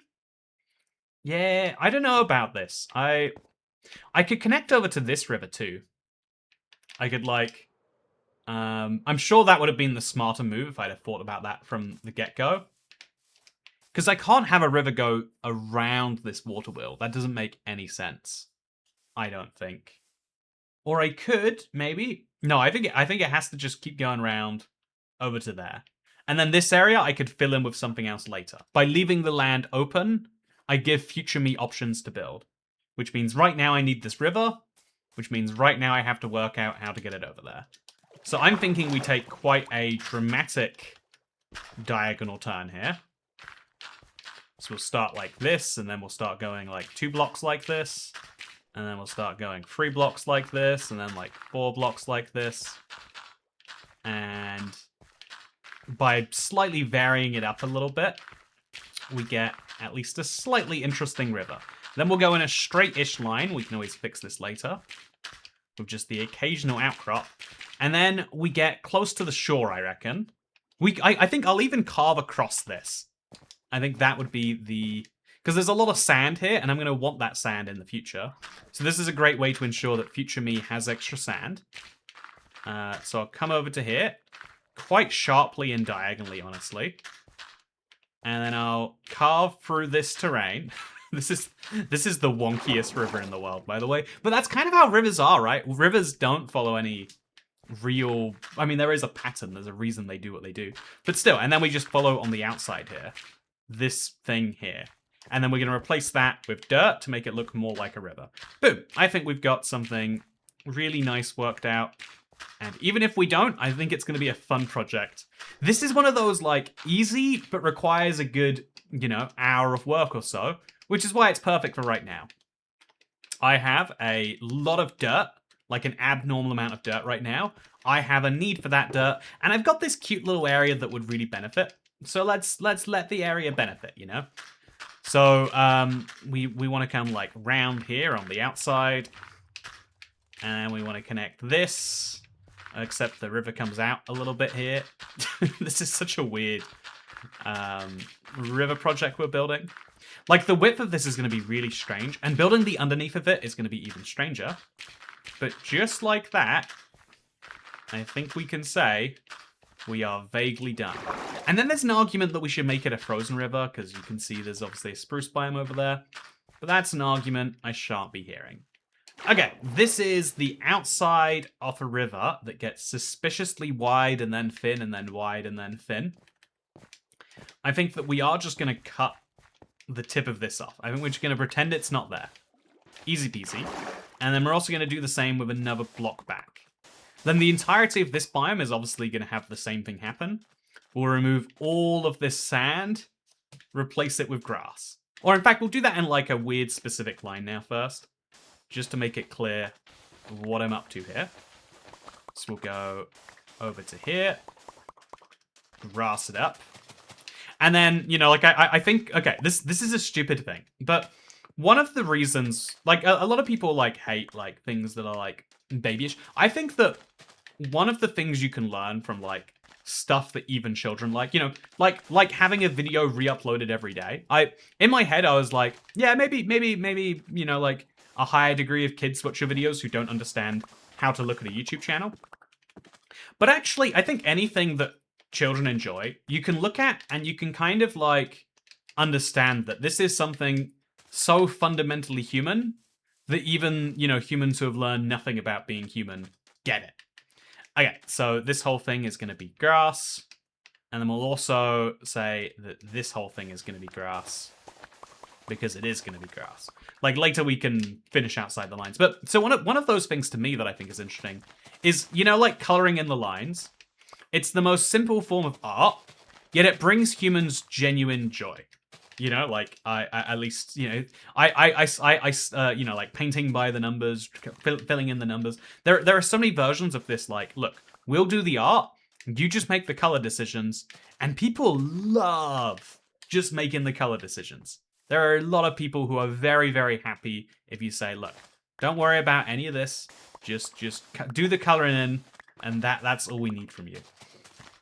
Because, you know, like what seems like the best thing for humans is if you know, give them full free reign, or the opposite is where if you just say like, look, you don't have to do anything, I'll sort this out. Like going to a restaurant is better than cooking at home, except actually a lot of people kind of like the vibe of like, oh yeah, I want to contribute a little bit. The dumbest thing in my opinion that is super widespread is the concept of like, you go out and then you cook your own steak. Because if you buy a really expensive steak and then you cook it, what if you cook it wrong? You don't even have a chef to blame anymore. I used to hate Subway for that reason. Like, man, you go in there, you know, like, if you get a bad sandwich, they're just allowed to be like, well, we don't make the sandwiches, we just take your orders. And it's like, but, you're right, I guess you got me there. I don't want to be got by you know, a sandwich place. I don't want it to be like, well, technically I do have no recourse. You're right. That sounds lame. That sounds awful. That doesn't sound like what I want at all. Okay, so we're going to have this go in like kind of between 2 and 3 blocks along the entire length. I'm using grass blocks just so that it will obviously stretch and expand across it. But then I'm also going to build the 2nd and 3rd block up. For this to be a decent riverbed, you kind of need to have this like incline on the side, right? So the incline on the side here is going to vary in and out, kind of like over there. But you can see that even over there where we've got 1 block up, it just feels unnatural. You need to have a proper riverbank, even if it's a shallow one like this one. So we're going to make sure we have a riverbank going the entire way across. And then from there, we can work out what we want to do afterwards. But the riverbank does need to exist. And so, I will make it so. By the way, this is day 8 of doing absolutely nothing in my Minecraft world. And yet, I feel a real sense of purpose from having done it. If I dare say so, and you know what, I do dare. If I do dare say so, I think that there is a real sense, I think there's something real that I've been adding here. So, speaking of real and adding, can I talk about, you know, so as I record this, it is Monday. As I record this, there's been a football that's happened, right? And the English team beat the Mexican team. Whole interesting thing. One of the simple joys, or one of the like things that, you know, even children understand, beyond coloring in the numbers and just seeing something that's new, and even if it's not new, knowing that that means you get to enjoy it. One of the versions of this I've always found to be interesting is, also I need to build the 2nd side of the riverbank here. Didn't even realize, but you can't, this is not how thick a river can be. That means I'm not going to have oceanfront property anymore, unless I build a lake here. I shouldn't build a lake here. I have no reason to build a lake here. I think I'm going to build a lake here. Let's build a lake here. Like, it's almost like the perfect spot for it, and it'll save me some grass, and it'll make what I've done here a little bit clearer, which is kind of cool. So let's build ourselves a lake.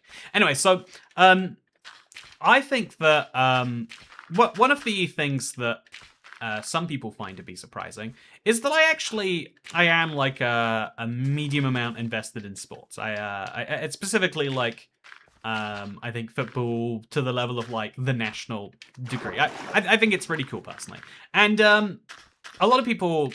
A lot of people say to me stuff like, man, I think it's weird how like tribalistic we get. We'll say like, yeah, we beat you. And I always felt that as a kid, that like, what do you mean we beat you? Like that's not what happened there at all. A bunch of men who I have agreed to support have beat your bunch of men that you're supporting, but both of us sat there and did nothing. And the fact that you can be like, oh yeah, but the you know, like the Tottenham people, so bad, worst human beings on the planet. They should all be hung. You know, under my regime, that's what would happen. You know, the fact that like we can get like super tribal allegiances like that is one of the scary things about, football to many people. It's one of the scary things about sports is that, like, very normal people get super wildly mannered. But weirdly, I think that learning that is one of the most, like, useful things to do. I think that one of my like founding philosophies is the basic idea of like yin yang. There's a little bit of good in everything evil, and there's a little bit of evil in everything good. And explaining the evil and the good, I think, is like well done by society these days. At least, that's my impression. I think that we do a pretty decent job of explaining, that even people you think are good are a little bit bad. We kind of understand that, like, oh yeah, even really well-intentioned people end up starving millions of kulaks, at least I like to believe that that's still widespread. But I feel like what we don't do as good of a job at, because it's not, convenient for anyone, I guess, is explaining how there is a little bit of good inside of every bit of bad. And one of my favorite examples of that probably is the tribalistic way that people get around sports and at sports games. It's like kind of horrifying and scary. The things that people will convince, the things you can get a crowd of people to do by saying, yeah, it's our tribal allegiance that tells us to do this. It's really scary in some ways, in fact. But also at the same time, I think it is notable and does have to be said. So I realized because of this whole thing there, this is going to become just a weird random mountain. But I'm accepting of that. It's going to be fine. It's going to be great even. I'll even make it go an extra block higher here. And then we'll just have a little square mountain surrounded by all of this, surrounded by all of that. And it'll look great, okay?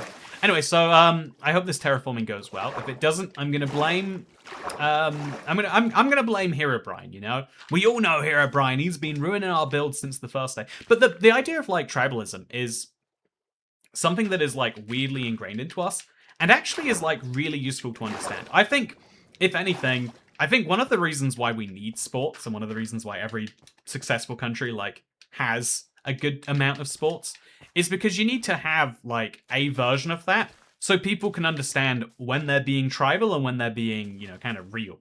That is to say, in a sports game, even if at the time you don't feel like it, looking back, you can be like, yeah, actually, I bet the people on their team also just wanted to win for the same reason that we wanted to win.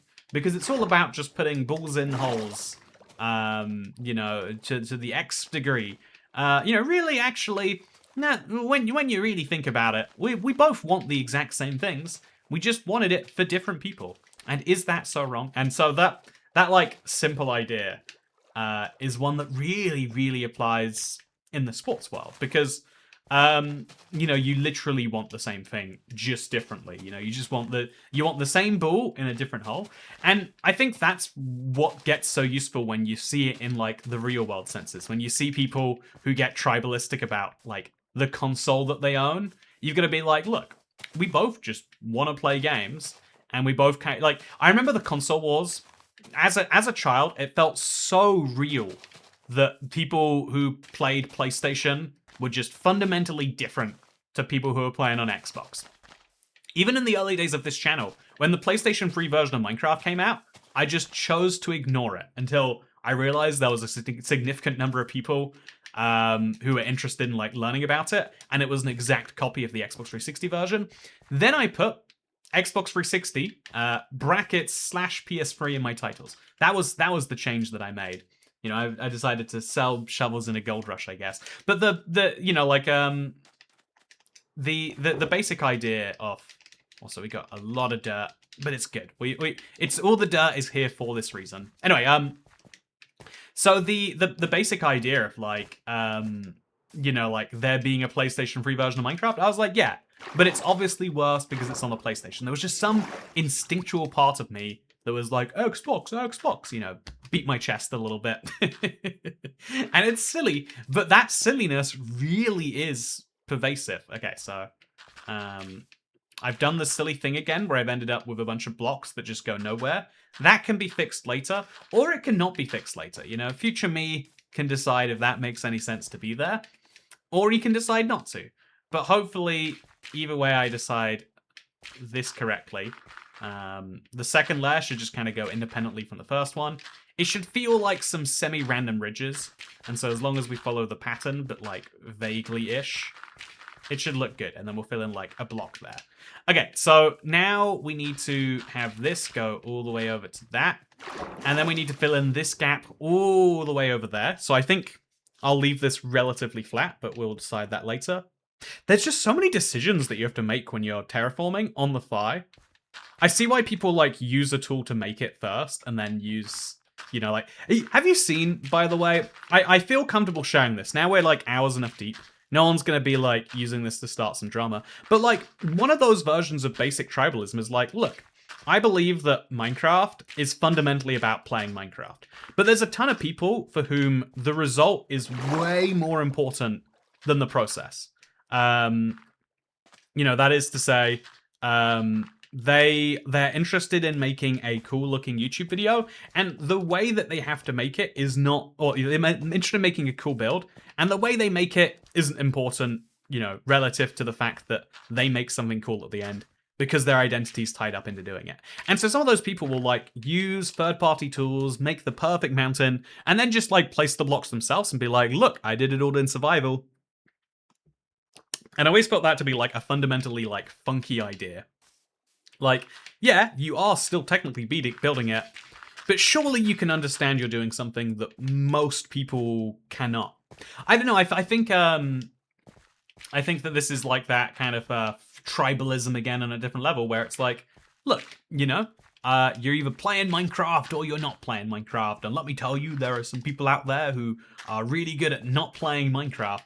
But it's kind of funny that I have a lot of these like base level instincts. Even this video, I started it with like a playful comment about 100 days and how like, yeah, many YouTubers, because they've worked out that the thing that they can grow their audience from is making 100 days and making them particularly dramatized and spicy or whatever.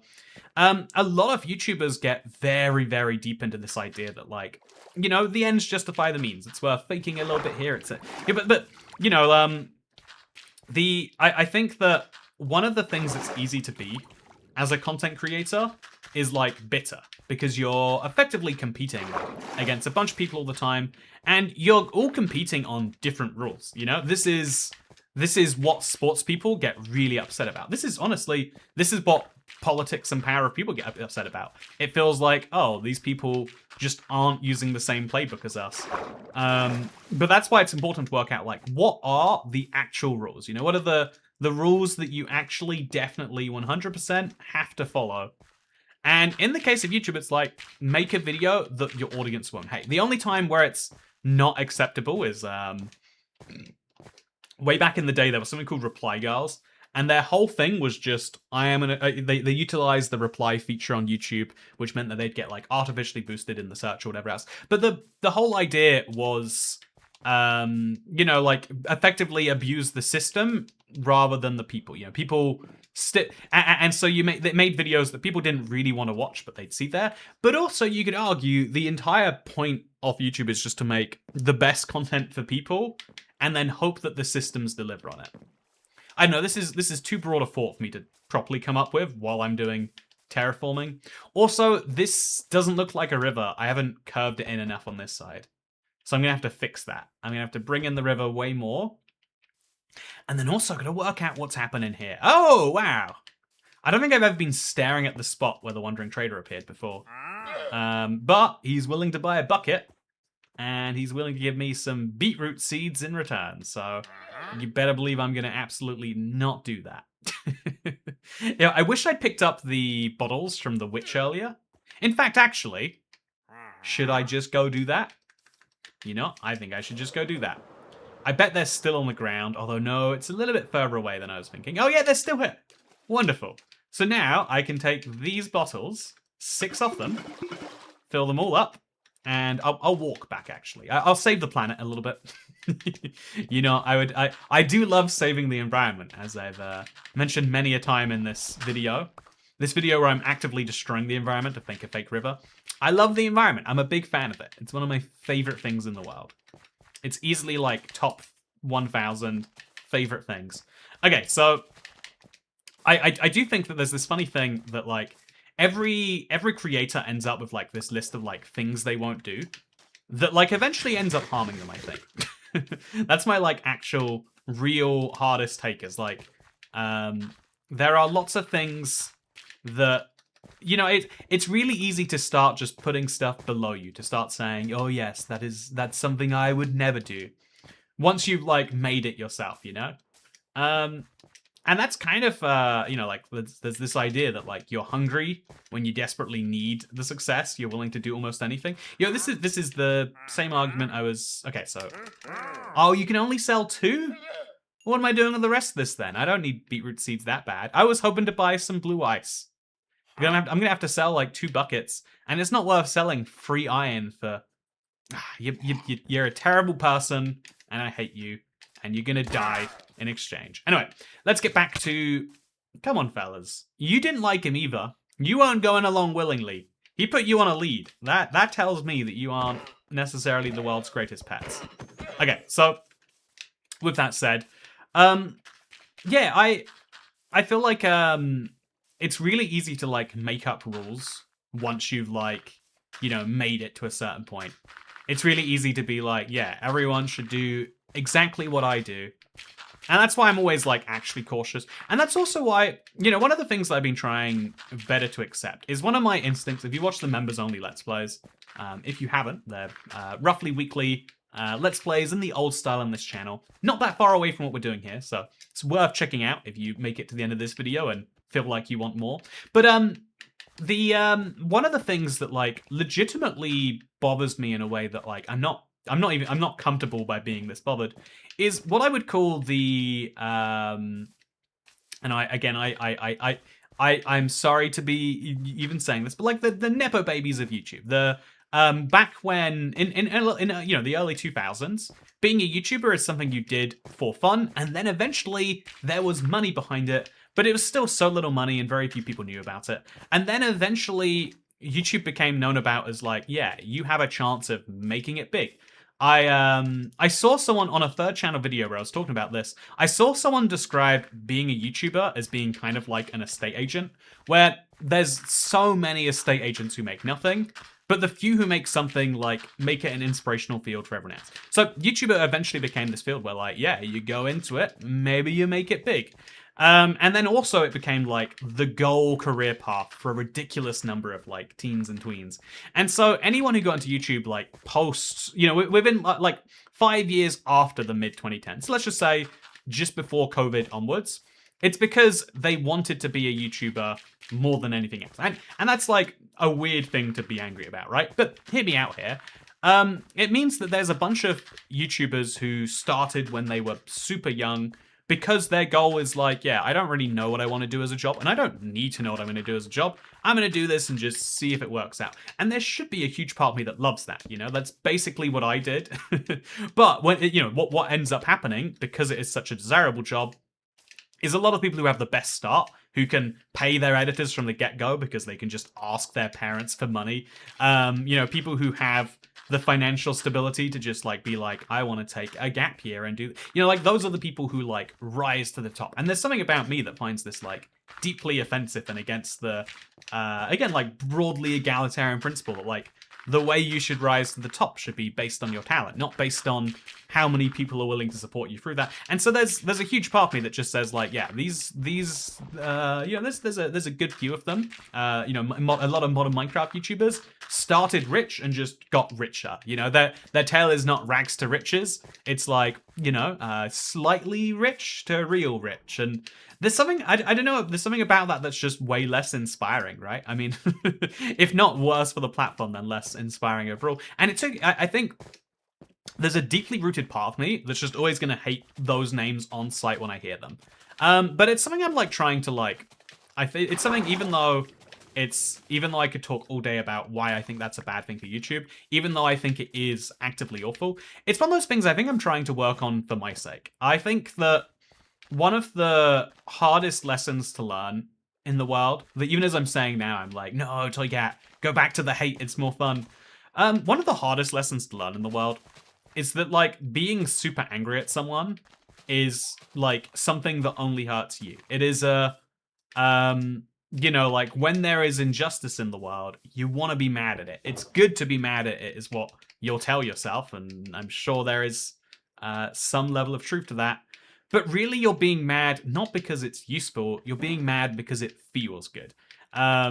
You know, like feeling morally, you know, correct. Oh, of course, not a fan of that one. Feeling morally correct, while still being able to be, you know, like so bitter or mean of a person, is people love to do that. And in fact, that's, in my opinion, I think that's the real valuable lesson about sport, is that like the ease in which so many people, myself included, can jump into like, yeah, people on the other side are awful compared to us. We are the good people, is amazing. Because you know what really brought this up is, if I can reference it, is there was I don't know why he decided this was a good thing to tweet, but not decided to share like, oh yeah, I'm just watching this video and the AI seems like it's, you know, like really pro supporting one party versus the other. It was a really weird thing, but one of the weird quirks of that to me was this idea that like, yeah, the only reason like I don't know, like the fact that like you can be relatively smart, as you had to be to make Minecraft, but yet when it comes to something that is like politically sensitive, be quite stupid, is something that happens to a lot of people. If you look up like any of your heroes that are politically savvy, you know, ignoring whether they're on the same side as you or not, they usually say some pretty stupid things about it. That seems to be one of the universal truths, is that like, yeah, people love to have an opinion, and when you agree with them, if you can just look past that, maybe it looks pretty smart. But really, the least or actually, which really the most relatable thing that I think a celebrity can do is wade into a complicated topic with a few words of, well, I heard this and it feels so right to me, so I'm just going to share it because if it feels right, it must basically be a fact. Because that really is how it feels sometimes, huh? Okay, so this is starting to feel like a river now. It's taken some time, it's taken some toll, but I think that we can say that my partial river is soon to be a full river, which is what I want to be able to say. So I think once we've done this first block, we could leave it on this side, because I'm not sure where this terrain should go. A part of me even thinks it would be funny to build a mountain here, although I've got my big tree. So obviously the big tree should be kind of the ending point of this. Although my big tree is missing a lot of leaves. It's such a stupid tree. Okay, let's not think about the bigger tree. I think that's what we should call it, by the way. Just saying, really good idea for a tree name. Anyway, staying on my point for at least a second more though. I think that you know, like sometimes you're like, I don't know, like we have something inside of us that can make us just really blindingly stupid. And I think that like it's because we have some real base sense of right and wrong.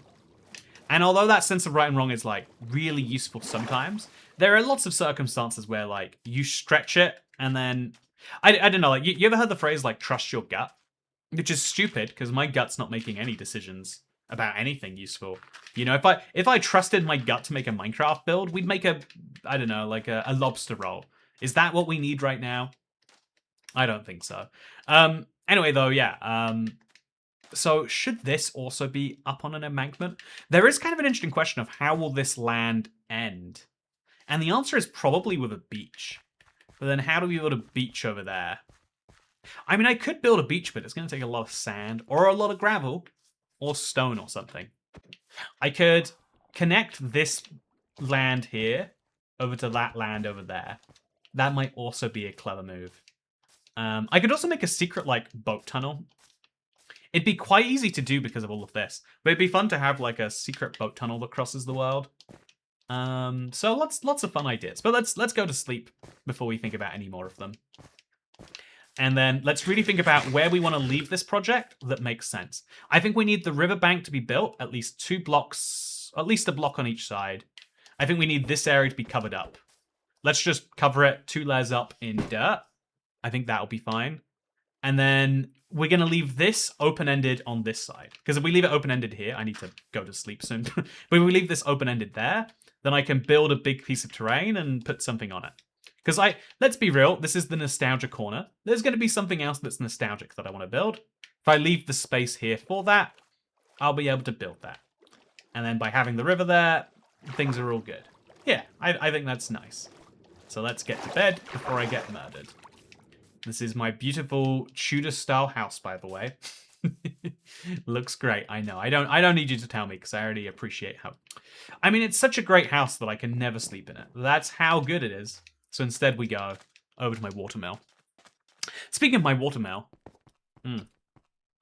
I will have to share that... Yeah, I'm glad I was able to say that.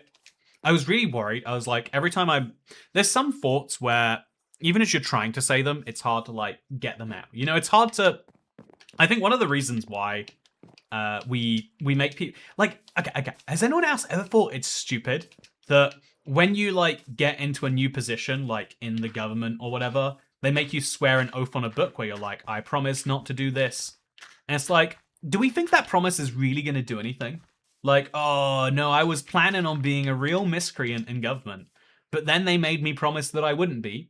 And who am I to break a promise? You know, treason? Yeah, but I draw the line at, you know, being I'm totally okay with treason, but being a liar and a treasoner, that's too much. A treasonous liar just can't be done, I'm afraid to say. That's obviously silly, right? No one has that thought. Except weirdly, I think there is a little bit of people where, like, by saying something, like, this is actually kind of funny because it's almost the reverse of what I was saying, that we don't say what we really feel sometimes. But also, you ever had a child? You know, let's link this into the child thing. You ever have a child who like? I'm sure, maybe I'm not the only one. Like, you ever find it really hard to apologize to someone as a child? Well, your parents will be like, now say sorry. And you're like, but I don't think I should say sorry. I think they should be saying sorry to me. Why would I be saying sorry right now? I think you must misunderstand, Mum. Anyway, but like, you know, at least that's my experience. Maybe just my experience. But I always thought it was kind of funny that, like, it's hard to do, right? Because saying things you don't really believe in is hard for most people. I think there are definitely like sociopaths out there who are like good at not doing that. I mean, like how, you know, sociopathic it is or isn't is something that's worth debating. I will say, just if you doubt if I say like, oh yeah, sociopath, and you think I'm just like doing the internet diagnosis thing, I will say that when I was younger, I had a friend, and that friend, on the first day of school, we went to a brand new school, like high school together. And on the first day of high school, he invited me back to his house. And I was like, wow, this is cool. This is something I'm never doing. Look at you, Andrew, going back to someone's house. And we went back to his house, and he showed me like a lighter fluid trick where you could, if you put don't try this. If you put lighter fluid on your hand, then you can like extinguish it really quickly because, you know, it actually takes a few seconds for flames to burn you. Again, useful fact, don't try it at home. But fun fact, you don't burn as fast as you think you will. I'm sure you've like tried putting your hand through a flame at some point.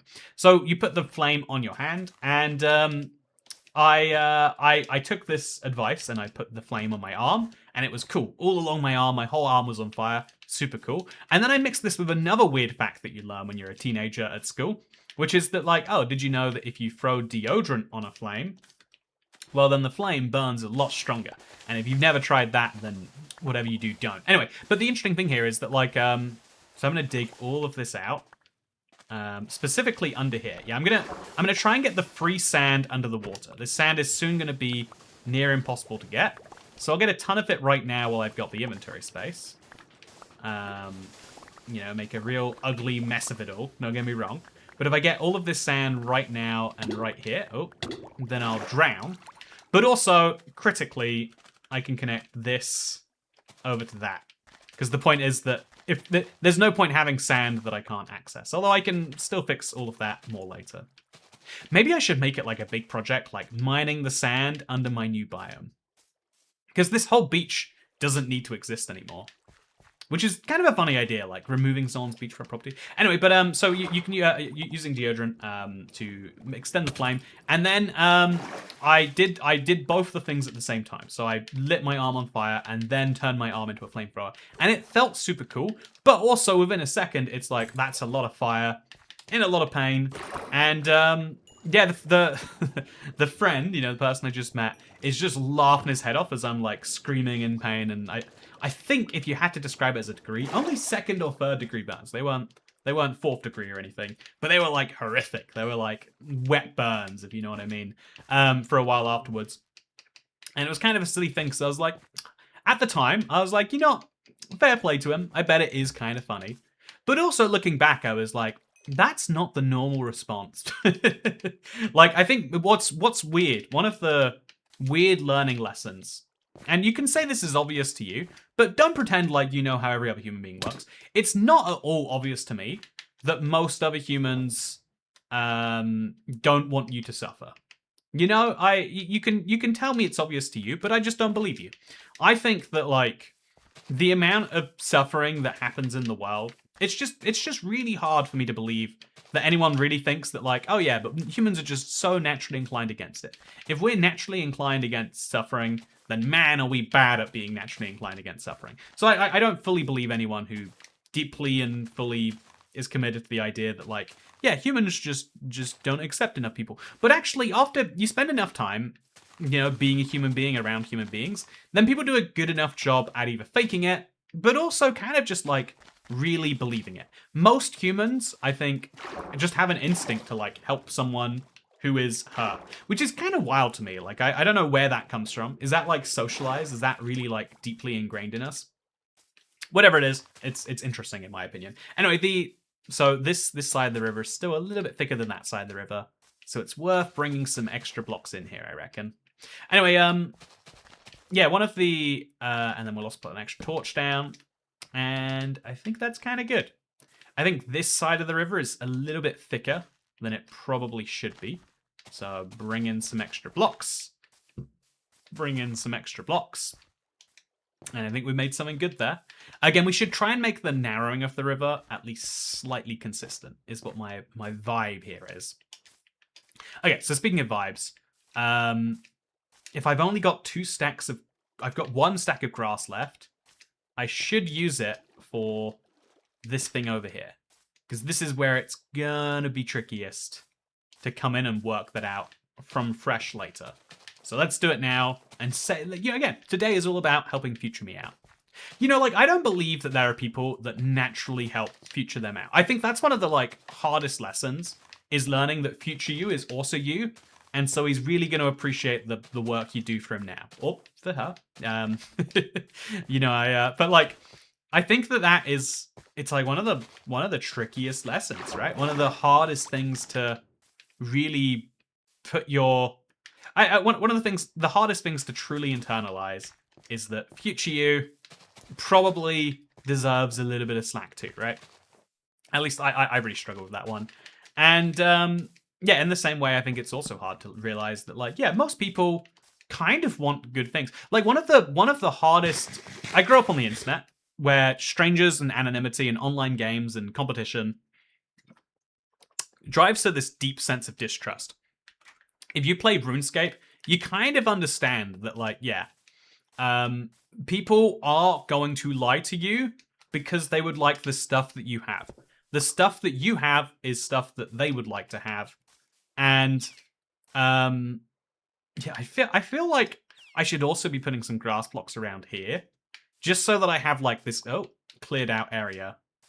But I think that's, like, we can continually extend this task by 1 more bit here, 1 more bit there. For now, I think we've done... If I can fly up into the air and look at it from above. For now, I think we've done a really good job here. This area needs to be filled in. That gap needs to be filled in. This area needs something done to it. And then we've got a big area that's almost ready to go over there. You know, maybe it requires a bit more work. Maybe it requires a little bit of, like, a grass boundary to be drawn there. But I've got a big space for something. Which is cool. It's very rare that I build a space specifically to build somewhere and then actually build in it. Do you want to know a silly secret, chat? Actually, let me show you my white brick road. I think I need to make a sulfur brick road version of this. I think this is a classic example of a project that needs to be finished. It just cuts off here, because I'm like, oh, what do I do? Do I just cut right through the forest here? And the answer is like, maybe, sort of, I guess. Anyway, the other thing that's kind of tricky is this right here. This is where my, these are my sulfur geysers that I built 2 blocks too low, because I am silly. I mean, it's on the Let's Play. I can just share with you, like, I tested it, and I must have tested it wrong, because you can have 4 of these. So now I've widened it to 2 blocks, but I need to... Okay, so let's pick this up. I've widened this to 2 blocks, but I need to have, like, space such that I can actually roll forwards from each of these to the next. Like, right, which means I think these sulfur blocks that are currently here need to go a block backwards. So I'll put my boat over, like, here, just for the sake of simplicity. And then I think my sulfur geyser needs to be, like, 2 or 3 blocks back. So instead of being down there, I think we want to have it down here. So I need to therefore get myself 3 or 4 or 5 more sulfur geysers. And then I also need, or yeah, let's just say 3 more. And then I need to make the rest of these double wide as well. I've been having an issue where I can get my boat up there, but like to actually drive the boat forwards, I'm going to need more of these. So I think I want to make all of these thicker. Although I can't make them double high. It does have to be left block only. Okay, what we're going to do is I'm going to grab 3 more potent sulfur, 3 more lava buckets, 5 more of each, I'm going to say, actually, and we're going to see where that takes us. But first, I need to fly over and get those blocks. And then I'll fill up this box with some extra dirt. Yeah, that would be useful in my opinion. Let's do it. Let's go through the nether, back to my base, sleep over there, and then come back with some potent sulfur and lava buckets. I'm sure my inventory needs a sorting again. It's a continual task. You think you're done, but somehow you're not. But yeah, there's kind of this funny thing where I grew up on the internet that was with very little trust. And one of the weird lessons that I've been learning through my adult life is that in real life, you can actually trust people a shocking amount. Random strangers have so many... You have good reason to trust most random strangers, which is such a weird thing. You know, in the real world, especially if you live in a city, but it's really easy to just defraud people off their money or their time or whatever else. Anyway, you know, it's and I think especially as you get to bigger population centers, this tends to happen. I think genuinely anonymity breeds deception. And really what that tells us is that humans are pretty shockingly the only reason that we're nice to each other is because of our reputation. And we believe that it's for other reasons, because what we say and what we do are not linked in any meaningful way. But anyway, the link I'm trying to make here, the thing that I find to be fascinating is that you can actually trust people under most circumstances. You genuinely, you fully can. And that has been a weird lesson to learn. So, there are the only times that I think that this isn't true, and oh no, I don't have a place for all this sand. I guess this shulker box seems to have space for at least a stack more sand, a stack and a bit. But I think after this, we're gonna have to just start smelting it. Yeah, I don't have any other space otherwise. Let's smelt up the sand, because future me will need some glass. So, inventory. Oh, I'm gonna use the furnace book. I didn't even need to tell it that I wanted the whole stack. It just moved it in there. Very cool. I think that's the first time actually using it, not for the sake of a video. I mean, it's in a video, but it wasn't for the sake of a video. Very, very cool. Speaking of things that are very cool, I'm going to move my mouse off the screen because it's messy playing on a keyboard. But anyway, we're also going to put our items away. I've got a lot of them, including some water bottles that actually I'd really like back home. I've got a lead that goes in with the lead chest. I've got some redstone that's going to go in with the redstone. You know, the inventory sorting is never ending, but it is getting a little better. So I'm thinking this mob drop chest, I should put like a bone block down here. Obviously, later I could move it or change it, but I think that would make the most sense. Because I'm trying to make, rather than signs, I think signs are a messy way to show things, if you can avoid it. I think I'd be better making this block, which is currently wool, into a bone block, because then it doesn't even need to show. Like, when you see the bone block, you're like, yeah, mob drops. Mobs drop bone blocks. Fun fact. Okay, so we'll put the gunpowder in there. We'll put the rotten flesh in there. I love to sell that every now and then. We'll put our sticks away somewhere else, because I've picked up a ton of those, apparently. And then I'll put away my obsidian and my wool. And then we can go pick up our potent sulfur and move on with our plan. Also, I've got to reload up my shulker box. So, coarse dirt, don't know what you're doing in here, to be honest, mate. I am throwing you back in the broader chest. It seems as though I do have just an entire category of coarse dirt. I feel like there is a need for the coarse dirt somewhere in here. It's just not right now. And then we'll load up as much of the real dirt as we can. And we'll put it in here, because that's a future me issue, not a current me issue. Ooh. So then put that back away, except whole bottom stack here. And then more dirt. And then there's a bunch of moss in here too, which probably I should be thinking about using as a way to use up fewer resources, but I shan't. Then we'll put this up in our redstone. And, yep. Then we'll put our emeralds away, maybe? And our copper away has to... There's you know... I really am considering just abandoning the base and going and living in a field. It would save me some of these important renovation tasks.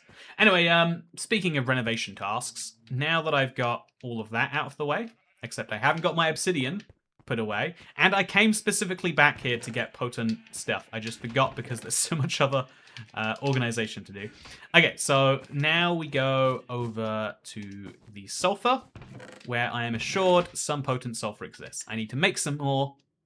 In fact, let's just be fun. Let's make the potent sulfur out of sulfur spikes. So we want 64 plus another 8, 72. Okay, look at this, look at this. So I think I currently get about 1 sulfur spike every hour or so. So in just 72 hours of sitting at my base AFK, I can finally make myself 18 sulfur or 2 potent sulfur. Yeah, that is a result if I've ever heard one. Then we're going to grab some of the lava buckets, or some of the buckets, which do exist in here. 1, 2, 3, 4. And I'm going to make them into lava buckets. 1, 2, 3, 4, and boom, now I'm ready to do this. So I can finish my finishing of the grass project right after I do this potent sulfur project. But still, 3 things complete so far, and 3 things complete plus like half of a 4th thing. I'll argue it's 2 separate tasks as it's so big. 4 things complete so far.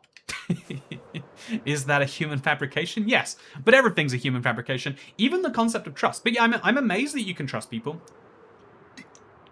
Like, if you just say to someone, hey, do you mind watching this valuable for me? I'm just going to go somewhere real quick. Someone will just do that for you. Like, even though they could just take your things and run, they're not going to, you know, like most... Maybe that tells you that most crime is premeditated. I don't know, you can take your own lessons away from it if you want to.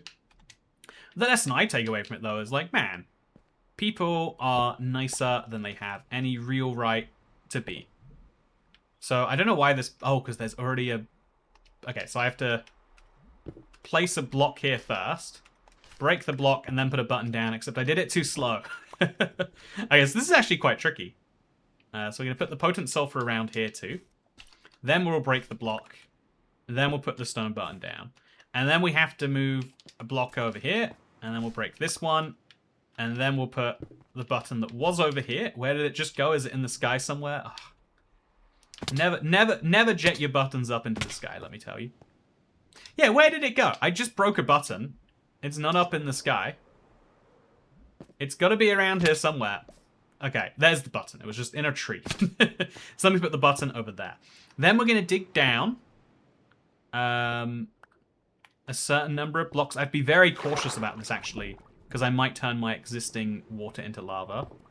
So we'll do this to make sure I can dig down successfully. And then we have to place a torch around somewhere so I can see, because right now I can't. Then we break that block to make sure that's the potent sulfur, and then there's the lava. So just to save future me some effort, I'll put some lava down over there as well now. So lava there, lava here. Then I break this block, it'll just melt it, but it's fine. And I'll put 2 potent sulfur down. Now I just need to get myself out of here, and then put some water over here. And then I'll have 3 potent sulfur functioning all in one spot. Plus these if I need them. Okay, so now I'll break these blocks down again, just because I'm here, and I've already got the hard bit done. So now I've got a way back out, which allows me to place these blocks down, which allows me to place the... Oh god, this is messy. Which allows me to place the next one of these over here. Yeah, this is so messy. Oh god, this is incredibly messy. So we'll try the top block next, and then we'll try the second block after that, and we'll try the third block down, and I'm sure I've got them all because there is a second stream going. Okay, then we'll come over here, and I've done the bottom block, so I'll try the second block, then I'll try the third block, and then I'll try the fourth block. And that should... Yeah, there we go. Now we've got super sulfur coming out everywhere. I am going to have to destroy this tree. I did my best job not to, and just work around it. But sadly, now it is literally the stem that's getting in the way. And now we can see if this is enough for my system to work. I have a theory that I'm going to have to extend all of these to be double. But by putting it a block back, some of my forwards momentum on my boat should be able to travel forwards. Oh, okay. Didn't work correctly though anyway. So it could be that I need to just place down a 4th one of these. You know, more is the solution for lots of problems. But I'm thinking I should go all the way to the right, and then, oh, is my forwards momentum carrying? No, it's not. By the time I'm in the air, my ability to go forwards is just gone. So I need to have something that's pushing me forwards. Also, breaking a boat is hard. Oh no, where is it gone?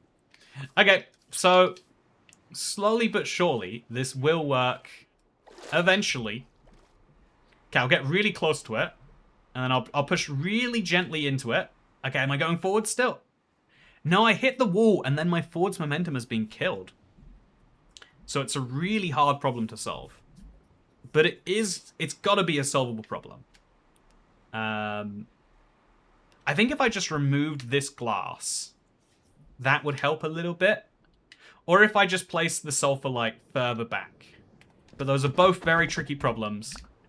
And so I've made this better, but really I'm just making more and more sulfur geysers. I'm not actually solving the problem. But, you know... Oh, yeah, look at that. Look at the way you see it through water there. Isn't that fascinating? Yeah, I think, like, I could just keep moving it back and back and back. But that's also going to run me into some issues. I could try removing more of these blocks. Just in case they're getting in the way. It doesn't look like they are, but, you know, it's worth trying easy solutions sometimes, just in case they work. Why do something hard when something easy works? Okay. So now, I'm going so slowly just to try and keep that forwards momentum moving. And it won't. It just won't move because of this block right here.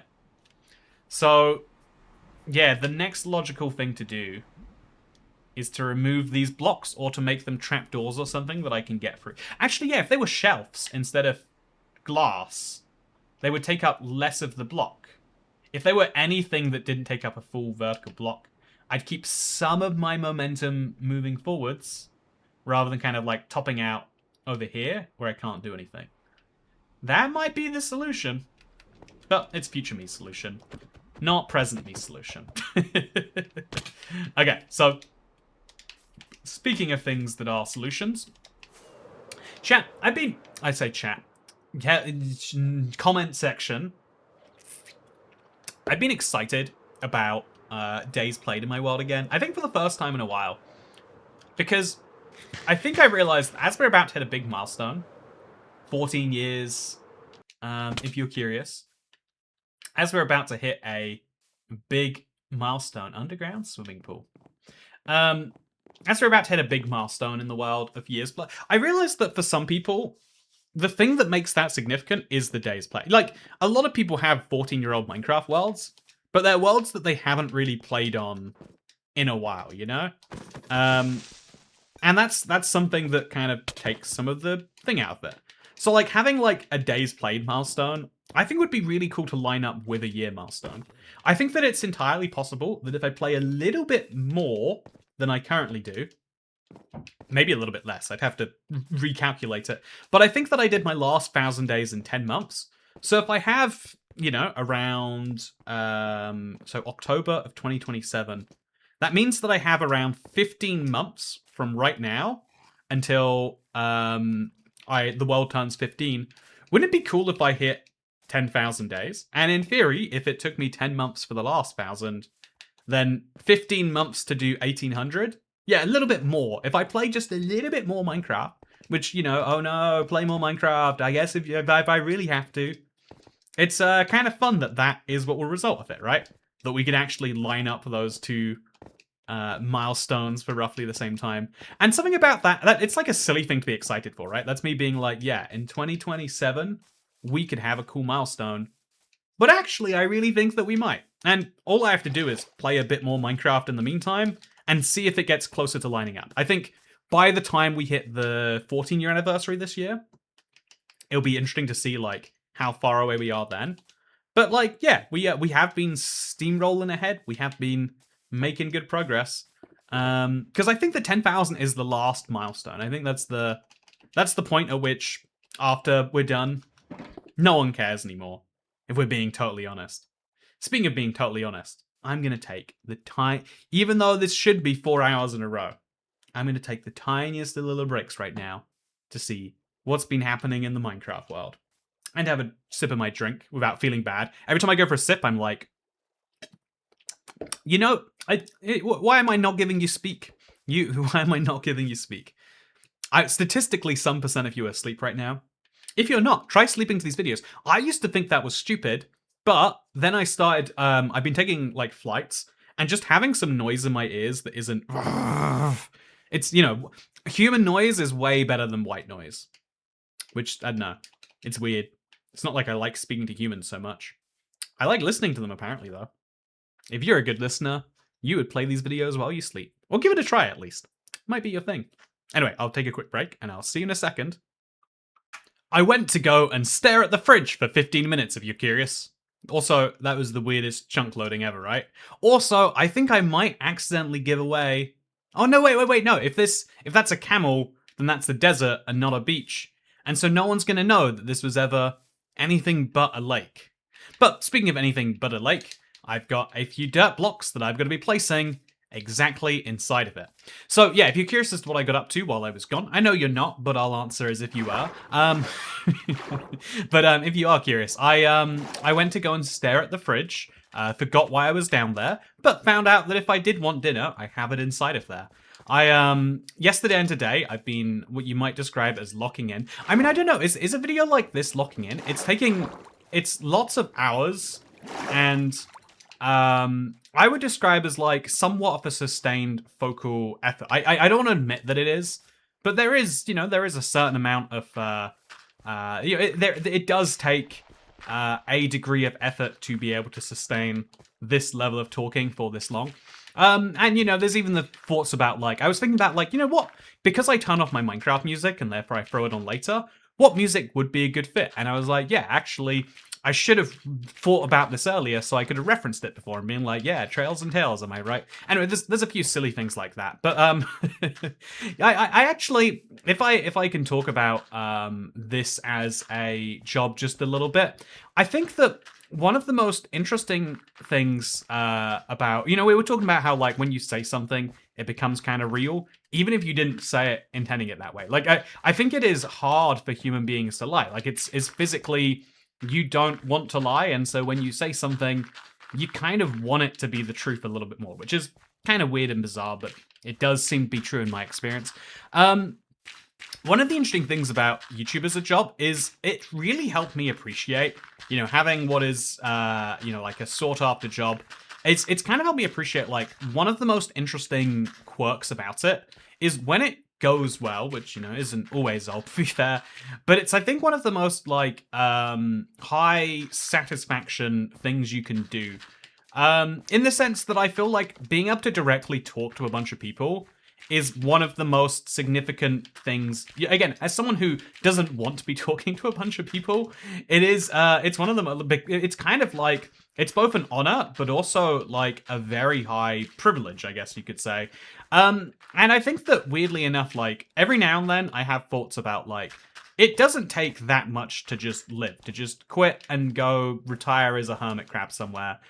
You know, like it seems like it does, but when you think about how much you need in life, it's like your bills paid and food, and then I don't know, like everything beyond that is a want, not a need, right? It's a desire, not a requirement. And I think that that's really interesting, because I consider a lot like, you know, like, is that actually what I want? You know, there's a little bit of me that's like quite lazy, but then also there's a big part of me that's like, oh yeah, but I really would miss this. I think, I don't know if, I don't, you know, I have a lot of YouTube friends who have quit over the years. I don't know how much they miss it, but I can tell you that lots of people seem to come back. There is something about it. You know, people check out, but they never fully leave a YouTube channel. And I think there's something really telling about that. I think that it's one of the like higher job satisfaction markers, or maybe what it is I've been thinking about, you know, like, actually, I think humans really like having a purpose. I think that, you know, if you don't mind me going too deep, just after, you know, looking at the fridge reminded me that, like, man, life would be good if I had to do this all day. But it's way cooler to look at the fridge and absentmindedly sit on the sofa for 15 minutes. It's way cooler to do that after you've done something that you perceive as having added some value to the world. You hear all the time. I was watching a video about a Greek guy who was running a restaurant. He's like in Notting Hill, if you're curious. He's like 69 or something like that. He's like super old. And what's interesting is like he's like, yeah, I'm never gonna retire. You know, my retirement is that now I come in here 6 days a week instead of 7. And I thought that was just so eye-opening because, yeah, when you really love what you do, it's like, why would you stop? And I do think it is important to force yourself to take breaks. I think it's important to, like, force yourself to stick to what is meaningful, not what just keeps you busy. Because busy, you know, finding meaningness and finding busyness often look like the same things. The ways you find them can often be in the same places. But there's just a huge difference between them. Do I want a potato? Not really. Isn't it weird you can't get poisonous potatoes from zombies? You'd figure that you would figure all they have is poisoned potatoes, but you'd figure incorrectly, apparently. Anyway, I'm going to kill another creeper, add that to the pile, and then we're going to go to bed, hopefully before mobs have spawned and ruined my night's sleep. Ah, yes, I can sleep in the Tudor house. It is, in fact, possible. But yeah, finding it's kind of a funny thing because it makes you realize, like, yeah, I think everyone does. What did he just kill? Was that a baby turtle? I think it might have been. It was definitely not me. And there is a turtle over there. Anyway, so now we're going to finish this section over here because it's a bit ugly. Or we could not for now. Like, we could leave a few blocks open into it over here just to make it a little bit clear. Because there is a giant beach mining project to be done now. I think beaches are silly. I think it's going to be fun that random turtles will spawn on my planes here. Again, add to the weird wonkiness of this Minecraft world. But anyway, yeah, let's keep on placing so we can cover up this little lake over here. I think I mostly want it to be 2 blocks high. I just need to have this kind of over here so that it makes the riverbank work in the way that I'm going for. Everything else I'm not so fussed about. Anyway, speaking of not very fussed, I've realized that, like, there's a significant number of people for whom, you know, the stakes stop mattering. Like, if they wanted to retire, they can, but yet they choose not to. And you always, I always used to hear these stories and think of it as being like, oh, that's sad. They literally don't know how to do anything else. That's an important thing. But I also feel like it's like, yeah, for some people, you know, like having a hyper focus, having a thing, just the one thing to do over and over again is way better. And I can't help but be stuck on this idea of like, should you diversify what it is you're good at? Or should you put all your eggs in one basket? Should you get really good at the one thing? Because I think the modern world. I don't want to explain capitalism too deep because some people, the word makes them go crazy. But the modern world, the free market under which we have built all of our modern services and the world that you're enjoying this video from. I think that the basic underpinning is that the more unique a service you provide, the more you are able to charge for it.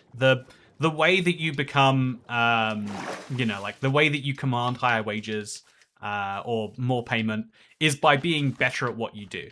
That is to say, there are 100 people. You can see this within what you would traditionally call low skilled labor. Like there are some jobs that everyone assumes if I need to, I could do it. Flipping burgers or being a day laborer on a work site. And as a result, those jobs pay a lot less than if you require a bunch of training or require a bunch of knowledge to be able to do it. And then those jobs pay a lot more. They both take the same amount of time, but one pays way more than the other. It's like a weird quirk of humanity that can be true. But even more interesting, in my opinion, is the fact that so everyone's interest individually is to specialize as much as you can. And actually it's in society's interest that everyone's specialized. If we all just went up to if every single day you had to work a different job, it would be great for variety. It'd be really I don't know, I love watching videos about weird, weird and quirky jobs because I do think that it would be very satisfying on some level to see how the world works by doing it. I would like to see what it's actually like in a day-to-day life of being a police officer. I would like to see what it's actually like in the day-to-day life of being a firefighter. I'd like to see what it's actually like to work a shift at McDonald's, for example. That last one I could probably get away with, I don't know, some of those jobs, maybe I could cheese my way into a shift. Some of those jobs, there might be a way that I can technically do it. But, you know what I mean? You can't build a long-term plan out of every day I'll just do something different until I get bored, then I'll do something else. In a way, that would be an ideal world from the sense of enjoyment, but it'd be the worst from the sense of if you're a customer and the person at McDonald's is oh, there's so many buttons on this register. And then you say, can I have a Big Mac and fries? And they're like, I can see the fries button, but not the Big Mac button. Do you know where the Big Mac button is? And you'd be like, can you just give me the burger? I've been working all day. You would be frustrated with them. I can only imagine. I shouldn't have done that. But it's okay. I'm working on it. Anyway, you would be frustrated because when you're dealing with someone else, you kind of want competency. The fact that someone will show up at my door with a fridge is amazing. The fact that they'll know immediately without having to try too hard and without stressing both of us out. The fact that they can immediately just go, this fridge won't fit through that door, and then just go home and sort the refund and everything for me is amazing. That's the competency I want. I would hate for someone to show up and be like, this fridge looks kind of big, but your door looks kind of big, so we'll try and fit it through, and now it's stuck, and I don't know what to do about that, so I guess you just won't be able to leave your house until, I don't know, call someone to remove that, maybe? Competency is really good from other human beings, and so in general, we're willing to pay more for it directly or indirectly, when you get a better burger, you spend more money, even if the better burger isn't necessarily the result of more money being spent. Something weird I've noticed is if you go to a fancy restaurant, when you go out to eat, one of the biggest differentiators between low price restaurants and mid price restaurants is how many people are involved in making the food. It seems as though people are a very expensive part of a restaurant's costs. Shouldn't be surprising to me, but still kind of is. But one of the interesting quirks about that is, at least to me, one of the most bizarre and confusing quirks of that, I'm going to put myself a grass block down here, and then another grass block down over here. Yeah, just help that grass spread around here. Just a little bit, just the tiniest bit. One of the weirdest quirks about that is the fact that, the food can be... Sometimes the Nando's food is going to be way better than the food at the fancy restaurant. I had a friend who was coming down to the city, so we wanted to go somewhere nice. We went to an Italian restaurant. We sat at the bar. It was a very cute date, I know. But what was interesting is...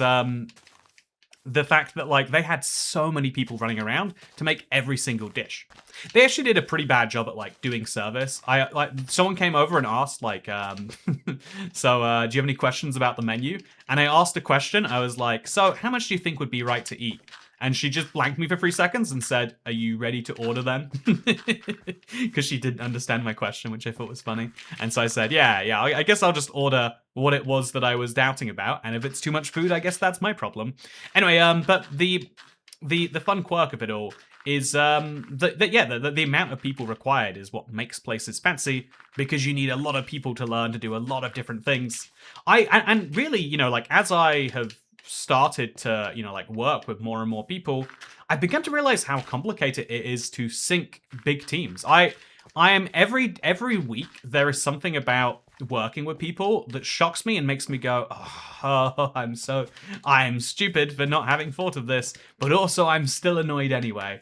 Like the idea of like, oh yeah, so I have this video that I keep, I don't know, like, I guess I don't want to dive too much into my, what is, I guess, technically a personal matter. I will use the discretion not to talk about it, but it's like, it's really tricky to have, I know things that seem obvious to you are not obvious to other people. And that's one of the reasons why we value specialization. But one of the weird quirks of everyone being super specialized is now everyone, if you live in a top tier city, everyone has, if you live just in a city, I should say, but everyone has a job that's so weird and opaque. It's fascinating. You can speak to people and they will give you a job title that means absolutely nothing. They'll say, I'm a product manager, but that's obviously so different to a project manager. Oh, the project managers, they're the worst. Get out of here, you project.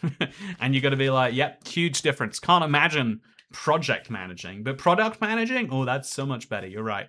There's literally, I know dozens of people who have those exact job titles and who have those conversations, but the lines between them are blurry. The things that they mean are blurry. What it really means is this is a fancy title in order for taking responsibility of some stuff. But one of the weird quirks of everyone having like hyper, I mean, I've got so few grass blocks left, but I think this is a good place to cool it. I think this now gives me this huge area here. I've now got this lovely river over here. And there is a future project in destroying this beach to make it look more like this plains, and maybe even like plant some dark oak trees on it, or maybe some pale oak trees actually. Oh, that's a fun idea, right? I could replace like every other tree in this biome with a pale oak tree. I've got the saplings for it. Would make it a little bit more special. Could be kind of fun. Anyway, so let's move on to the next one. We'll do another inventory dump. Or I think instead of inventory dumping, I'll put this in there, and then this in there, and then I'll put my lava buckets away somewhere, because God knows why I have so many of them. God does. I don't need to explain exactly why that is, because of course it's my doing. So I'll just put the buckets in here because they're useful for now, and then we'll go on my next trip, because even though the big guilt project, the one that I feel like I need to finish, I think I have two actually. It's my January project and my February project. So I think it was my March project. But my January project was this big old pyramid. Not this pyramid, this is a square. My January project was this big pyramid. And it's like mostly finished. It just takes a lot of time to like sit there. Like it's gotten so big that because I play on a realms, the simulation distance at the edge doesn't allow for the thing on the inside to actually be done. So it's like basically finished. It's just missing a few random layers, right? Like, I think I come here with like 6 stacks of stone bricks, or smooth stone, and I can sort it. You can see there's very few layers missing. It's giant, it's big. It was a big part of the Toycat card thing. By the way, Toycat cards are on their way right now, as far as I understand. I'll have to check in right after this, though. That's one of the funny things about being an adult no one tells you about. So much of life is really just checking that people are doing the thing that they're meant to do already, because the reminder that you actually care is a reminder for them to put it at the top of their to-do list, as opposed to the bottom of the to-do list. And most people know that the bottom of the to-do list can basically be ignored. You can do a bunch of tasks for someone, and if they're not actively caring enough to ask you about it, then it means they probably don't care about it themselves, and they're just asking for the sake of asking, which means that you should focus on the things that people are asking you about. And anyway, specialization is a big thing. So let me show you my other guilt project, by the way. My other guilt project in this world is all the way over here. Also, I think this path should connect into my path system. I'll have to bridge it over there and then build the path through here. and then connect it onto... Or maybe I should have it follow the waterway. I'm definitely going to have like a big interconnection over here, because I've got a path that goes out over there, and then I also am going to need a path that connects this to my, you know, where I just was. Also, zombie horse. What a delight. So then I'm also going to need to connect this over to where I just was, and then also connect it to over there with my stronghold. Look at the silly little eyes. That's a lot to think about, but it can be done. It can be sorted. And then I'll just have to make it out of copper itself. So that's a point over there, a point over there, a point over there, and a point over there. It's like a 4-way interconnection, which means I should build a roundabout. Yeah, that's well. Let's think about how we build a roundabout on this world. That's definitely what my next project idea should be here. So we'll take all of the blocks that exist already.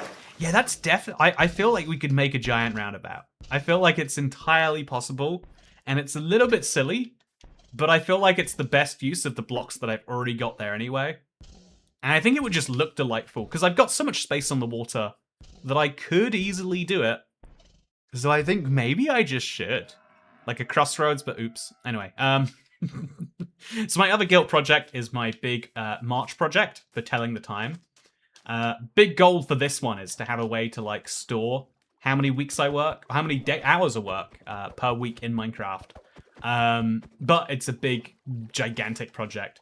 Takes a lot to think about, takes even more to do. Which is fun. I mean, the next, it's really not that far away from completion. But it does make good background gameplay, so I feel less bad about it, because I will always come back for working on it, because I get so many compliments about it. It's nice people on the internet. So I think that the easier thing we should do right now is probably this right here. Should we imagine how this can look? Yeah, I think it's the dream to have a roundabout. So let's work out what we need for the roundabout to be successful.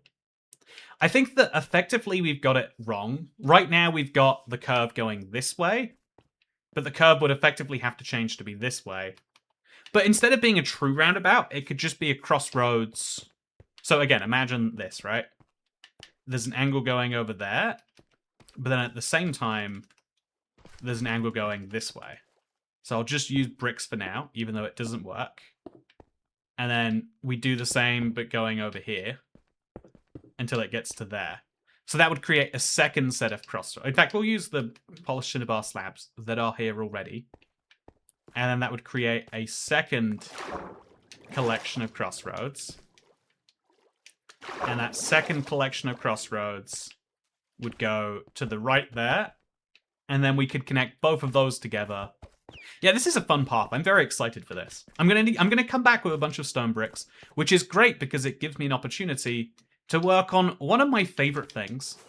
Honestly, it's been a long time coming, but I think now that we've done about 3 hours, I think I'm entitled to this.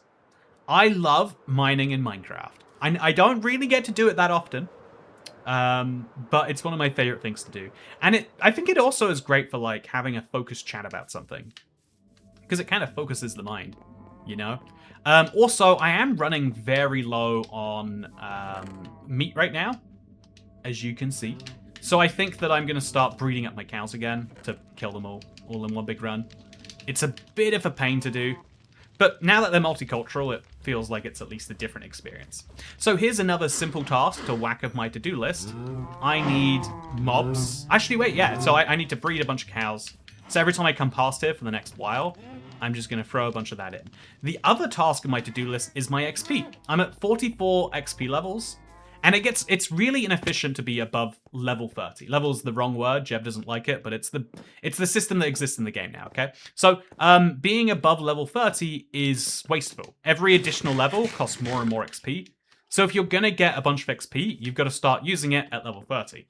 Sometimes this could be for like fixing up pickaxes. So some of these pickaxes here could easily be repaired, I bet we could say. But since I'm on the mending, you know, thing with everyone else, because that's how life be now, instead of fixing up some pickaxes, I like to enchant some books at the max level.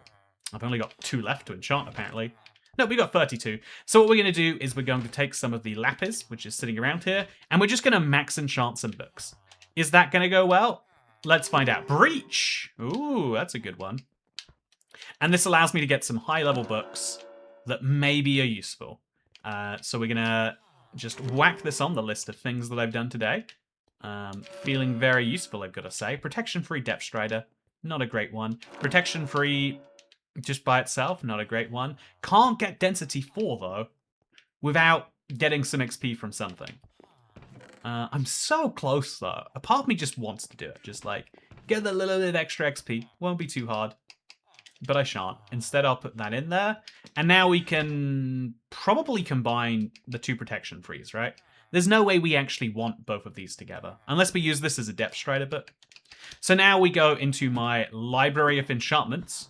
We find Depth Strider. Realize I've already got a 2. But I'll put a 2 in there as well. I could combine those for free, but that's Kichimi's decision. Then we find Breach or Protection. Where are you at, Protection? You're over here. Let's put it down at level 3. And what do you know? It's missing. Oh, nice. Useful to know. Then we find Breach, which I think...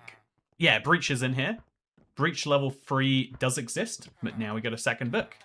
Then we find Respiration-free Looting 2. I'm guessing Looting is probably not the rarer one. Yeah, Looting free already have one. Whereas Respiration don't have one. Look at that. We're slowly but surely filling up the library. And so just every now and then doing this is important. I think this is missing an enchantment now. I forget which one it is. And also, I think Q does not exist. I just don't know the alphabet. There's Quick Charge. Quick Charge 1. Add it to the collection. So now, just like that, you can see how I turned my excess levels into something that is actually useful for me. And now when I start getting random XP, as I have been doing, it turns into something useful. Also, I am going to get some Nevrac and work on the bin in my castle as my next little handy project. Anyway, I think that everyone having like a meaningless job title is really good for like your personal proficiency. Being a great, project managing, Xbox just announced a bunch of layoffs today. And one of the things I thought was interesting is they promoted the former head of Minecraft. So what even is a head of Minecraft? It's not Jeb. Jeb is the actual head of Minecraft. Head of Minecraft is some corporate internal position. But they promoted the head of Minecraft 3 times since she's been the head of Minecraft, which is, impressive. I mean, she's good at climbing the corporate ladder. Hopefully that means she's good at a job in some way too. But I'm not gonna promise anything to do with that. But so here is some Nevrac. I'm gonna take 9 Nevrac, I reckon. 1, 2, 3, 4, 5, 6, 7, 8, 9. Actually, wait, I'll take 8 Nevrac, and then I'll put 1 back, and I'll grab the soul soil, and that will go perfectly in the middle, like a bit of blue fire and the red fire. It'll look good if I do it right. And I probably won't, but it'll be fun anyway. So, yeah, I'm going to put the rotten flesh away. No, if I put the rotten flesh away, then it's going to be stuck here forever. So instead, we put away the 2 emeralds that now give us a full stack of both. Very delightful, got to be said. And now we'll go work on our bin. Okay, so, the thing about, the former head of Minecraft being promoted 3 times is it's interesting because now they're the COO, the Chief Operations Officer. And again, that is something that they have worked I have no doubt whether or not they provided value to the end customer. They have provided so much value to the people they report for if they've been promoted so many times. And so I'm, this is me specifically just saying, here is someone that we previously knew in the Minecraft world that has, done well on the corporate ladder. But every single job that they do is fulfilling a super, super, super, super, super, super, super niche role that continues to get more and more niche, every time they're working on it a little bit more, which is kind of nuts when you think about it. The idea that there are so many roles that are, like that, because again, it shows that specialization has gotten to the level. It shows that the fact that you've got to find your own unique little niche to fill into, it's gotten to the level where it's like, yeah, now you must, it's like collecting badges or achievements or something. It's like, you have to find just the the most this thing in the world to do. You have to convince yourself every day that what motivates you is to find shareholder value or make your boss really excited for you, or whatever the case may be. But one of the downsides of that is a loss of purpose, because if your job is to manage operations, or if your job is to like get your customer feedback metrics up, then that's a bit of a, I think for many people that can be like a job that will lose you your sense of purpose. It's a job, I don't know, like I think a lot of people prefer to have something that feels tangible. There's a reason why it's commonly stated, but loads of people have like the vision of being a farmer, like just making fences or whatever, or even like working on a factory line. I've spoken to so many people who are like, yeah, I dream of working in a factory, because every single day it's very clear what you have done. Whereas if you work a mental job, if you work with people especially, managing people is kind of like just keeping something running. But people are like weird and complicated creatures. Honestly, I still can't get over how weird and complicated people are. I'm non-apologetic when I say like, man, people don't get themselves. People, like I was saying, that people don't say what they mean, and that's really frustrating. On a level of when you're trying to help people, I think it's fascinating, but there are lots of people who would prefer being told they are doing a good job to having, like a 5% compensation increase. There are a lot of people who prefer the opposite, of course, who don't mind being yelled at in order to get there, like wherever they're trying to go. But there are a lot of people who are like, yeah, my thing is to feel sense of value. My thing is to feel a purpose, and that's kind of the opposite way we go of the specialization we're ending up towards. And that's why I've always thought it's kind of cool. That there are, like some jobs that people can do that do this. But I also think it's why there is this like collective sense of like purposefulness, or this purposelessness. I don't know what the word I'm going for is here, but there is this sense of like, yeah, but how do you find that? How do you get that? And what even is that? What is the purpose of a good life? Like there are lots of people whose thing that they are most excited for is retirement, and that is like very logical to me. But also it's like, nah, you gotta, the dream should be to find the purpose. If the purpose feels like it is doing nothing, then that is maybe a bad thing. But maybe that's just easy for me to say. Maybe that's me doing the thing I've been saying the entire time, where I'm like, yeah, it's really cool when you like what you do. Maybe that's just or maybe that's just me actually coping. Maybe every human just has the same basic desire of like wanting more. Again, I'm fascinated that the hedonic treadmill is one of the most fascinating concepts. Like we do always want more. We do, there's a reason that some number of people are gonna like this 4-hour video. If as an idea, I have the watch time that tells me how many people have actually made it to this point. But some number of people are probably going to be very excited by the idea of a 4-hour video like this one, right? Because it's more of what we had before. There's a lot of people who are really, really driven by more. I think you could argue the society we live under is built under this vision of getting more and more and more and more from the same, and it's not a bad vision. It's an understandable vision, right? Like if something is good, what's better than that? Having even more of it. But at the same time, this is a very long way to go just to make myself a bin, by the way. But trust me, it is worth it. Probably. Maybe. But, also, I shouldn't place down the fire yet, because if I place down the fire while I'm working on the staircase, I'll burn a bunch. So I'll place down the blocks that will be on fire, but I won't light them yet. I'm going to find how this connects to my tunnel system first, and then go through with that. But, yeah, I don't know. Whenever I talk about jobs, I always am, like, on guard a little bit, if I'm trying to be honest with you. If I'm trying to, like, do self-therapy out loud. One of my, like, biggest fears... I think this is, like, really telling of something, and I'm just going to say it out loud. One of my biggest fears has always been, like... same with, like, if I was to, like, if I was to drink too much or take something dodgy. One of my big fears is, like, what if I say what I really felt? Does anyone else have this, or is this like the weirdest thing in me? My instinct, whenever someone says something, like I don't know, like whenever whenever someone like asks a question like, oh, can you guess what this is, or what is, you know, like, you ever have like, it's a normal occurrence, like people are asking a question that they're hoping you can help them with the answer to. And I always, like, whenever that happened, I'd be like super stressed. I wouldn't be able to actually like be helpful, because I'd be like, what if I say my thing out loud and it's stupid and wrong? You know, what if I they're asking like, oh, what's the Minecraft resource that comes like after stone? And I'm like, yeah, it's you're talking about iron right now. And they're like, no, copper. Iron? Oh, are you stupid? You've been playing since 2012 or something? I don't know, like, so I have this like instinct inside of me, like, that it's better to like really think about it and analyze it and make sure you're not wrong. But there are so many circumstances where you need to be fast. And so one of my like big things I've tried to get over is my fear of being wrong. I think on the internet this is something that is really exacerbated by you know, comment sections and, you know, stuff like that. But I really have a fear of being wrong. So when I'm talking about stuff like this, I'm like, as I'm talking about it, I'm like, but what if this is just my biases, you know? You know, what if the desire for more is actually just a me thing? There's been many times where I've, you know, assumed that I have the same human impulse as everyone else. But then clearly, if I have the same human desires as everyone else, I wouldn't have ended up in such a different place to people, right?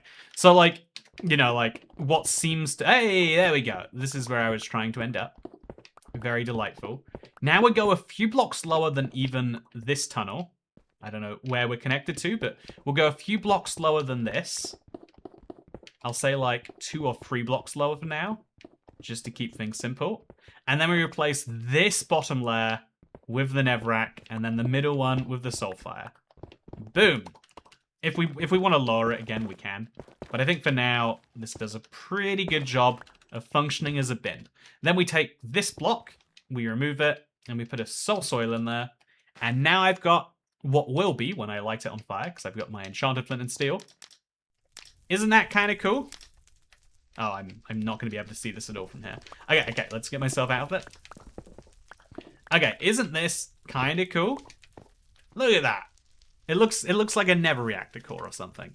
Okay, so now we just punch it out, and then future me will light this, so I have a way to throw items away from my base that I never go to. Man, you say it out loud and it sounds very strange. But yeah, I sometimes I have this like paralyzing fear that's like, I'm not going to answer this question until I'm 100% sure I have the right answer, and even then I'm going to check it like 3 or 4 more times. And I think there's a little bit of me that feels that way about everything. Like, one of the reasons why when we talk about news and videos, I'm like very clear what my source is and everything, is because it's like, look, if I'm wrong about this, here's at least why I'm wrong. I want you to at least understand where I came from on that. I think that, because a lot of the times people will correct you, and they'll correct you incorrectly. You know what I mean there? Like, people will, they'll tell you what they believe to be the truth, but you can be pretty sure that they're wrong about it, and they're just saying that because it's what they believe. You know, that what we believe and what is true are not always aligned, is what I'm politely trying to say. By the way, I've got an idea. I've got these spare lava buckets, and I'm below my area anyway. Let's cook them into stone, and then I can finish up the big project while I'm at this. Also, need to fill this in. Oh no, there's going to be an extra block there now. I'll just delete it. Yeah, I've got all this extra stone anyway. And so I've got the 2 extra lava buckets that are sinking a hole in my pocket. Why don't I just get something out of this? Also, I did not realize how high up this was. Like, this is going to be a... Yeah, this is a big drop. So maybe it's not actually that worth doing. But we're committing. We're doing it anyway, okay? So here is my bin and what it looks like while not lit. As you can see, intense, but still something. And here is my furnace room that is still not orange. Whoopsie, forgot about that. Okay, so let's whack some coal in there. Now, we'll put just the lava buckets for now. One can go in here with some stone.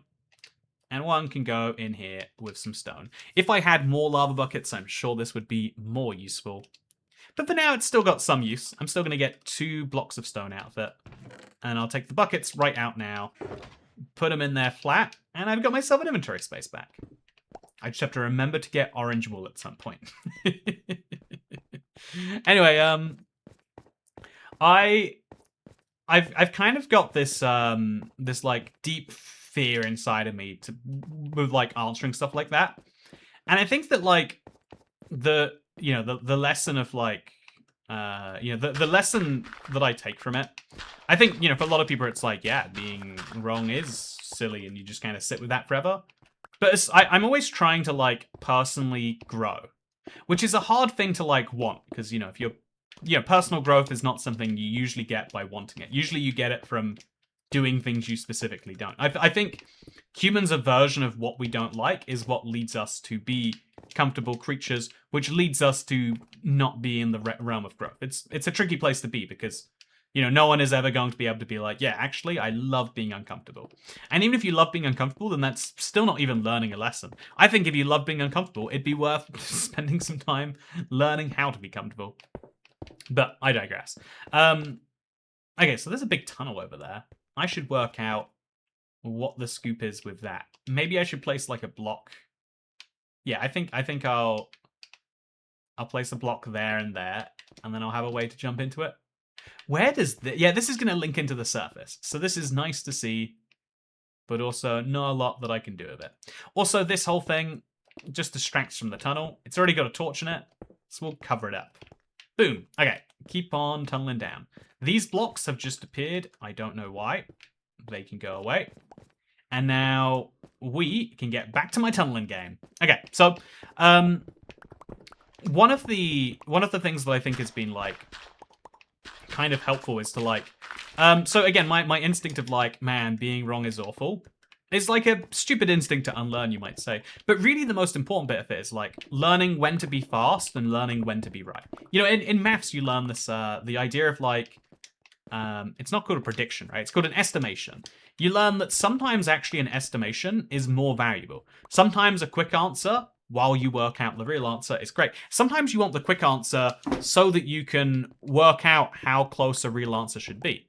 I feel like estimation is like one of the most simple yet important and fundamental human skills there is out there. But anyway, one of the weird quirks of estimation is I think that like in the realm of like making Minecraft YouTube videos, in the realm of whatever else it is that I do, I tend to find that it's really, really useful to have some little quick way of in the realm of what it is we do here. I think it's useful to just say like, yeah, this is something that needs to be done perfect. This is something that needs to be done fast. To go back to like the 100 days thing, I think a lot of my YouTuber friends, or a lot of people I've met from modern YouTube, are really obsessed with this idea of like nailing it perfectly, but then get to the point where they upload one video every 3 months, and it's like, well, that's not going to work for you, like that's gonna, unless you've got the resources where YouTube is just something you do for fun with all of your time.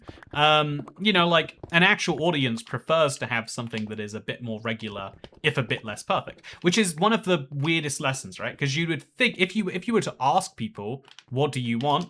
Everyone would say like, yeah, better quality is always worth it. But actually a lot of people do prefer like something that is a bit faster, but a bit worse. And if that wasn't true, then fast food wouldn't be so successful, right? Because, my big take on fast food, can I talk about it? This is the culture war issue of 2026. And we're being real, if you just don't notice it, it's because you're not enough into fast food. And by the way, that's very elitist of you. You're basically you're basically an aristocrat if you don't eat fast food. But one of the interesting things about fast food is it's been getting expensive much faster than the rest of the market. Okay, I don't know what this cave is. It's nice that we found it though. I think lighting all the caves in my world is one of those like, it would be useful, but oh wow, this is crazy. Okay, I'm gonna connect this directly into my... Huh. Very cool. Okay, so, yeah, this is definitely somewhere I have not been before. Amazing that it just exists. And I think this connects into my tunnel, right? If I have done my estimation correctly? And the answer is that I have not done my estimation correctly. So does this lead to my tunnel? I have no idea where my big thing is. Turns out I'm just digging blocks randomly into nowhere. So we're gonna now dig up here, and then we're gonna. Oh, this is so cool. I love the moments of exploration. This is why it's worth coming back to an old project. You'll find a bit of your world that you were never going to see unless you chose to do this. If I'd have seen this project out in 2013, I'd have found this then. But I didn't, and so now I'm finding it here. So it's like a few blocks to the right there. Okay. Definitely gotta light this place up better.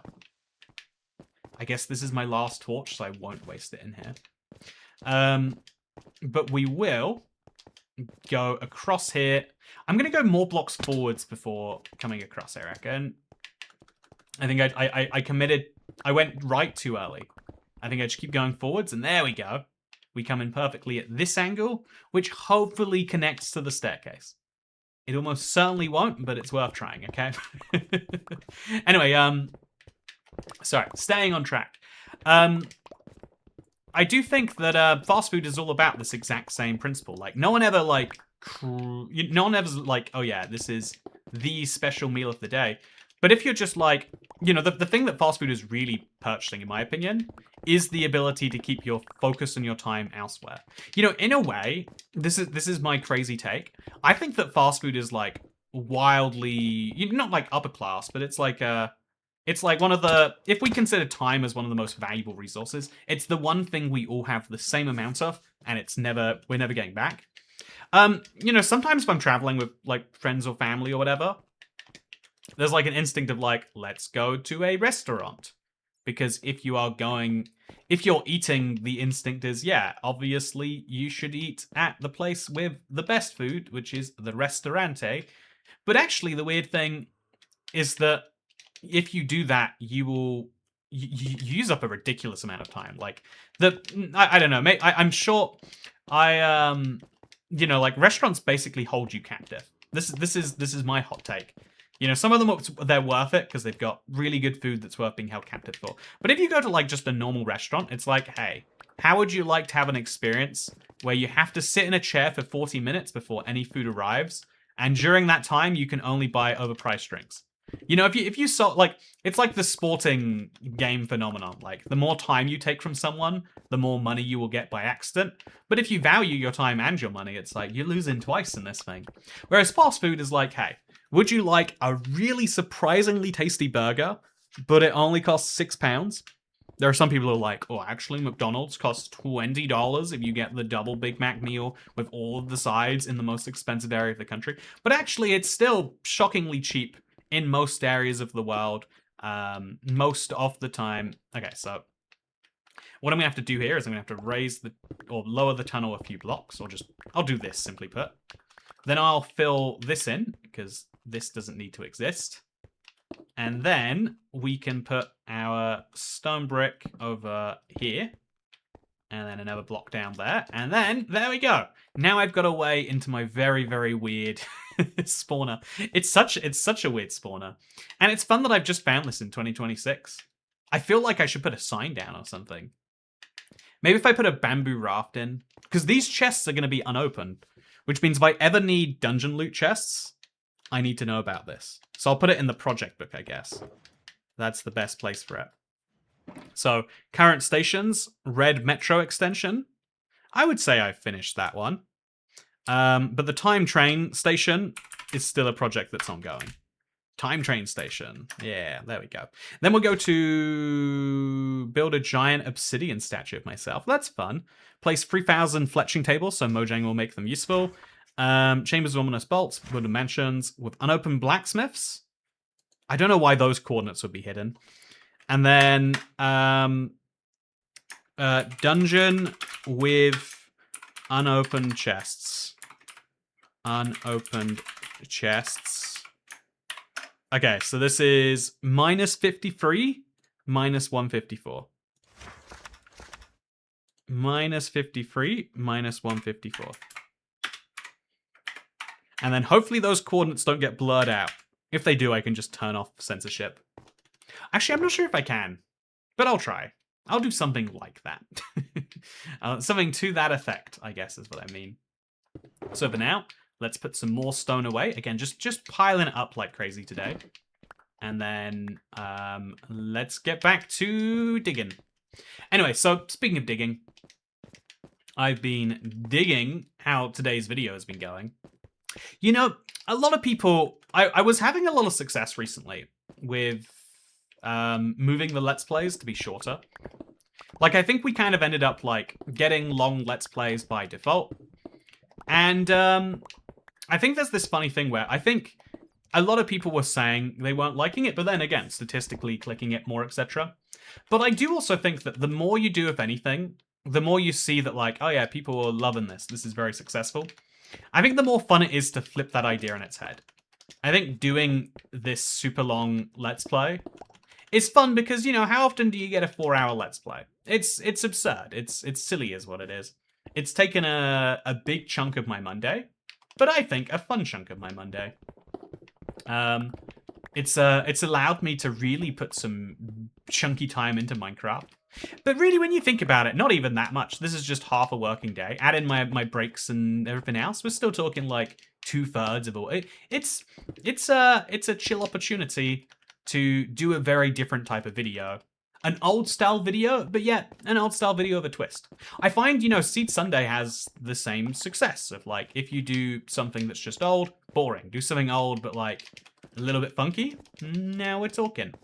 Also, I've now, if I put this back away, I think we can now say that I have my stone staircase going all the way down. I do probably need to mine a few more blocks if we're staying really true to form here. Then I should. Okay, so mine these last blocks. Put the stone block there and a stone block there, and then we'll just mine some of the blocks underneath this and underneath this. Although, where does it stop? Yeah, it becomes very messy very quickly, and I'm not sure I do want that.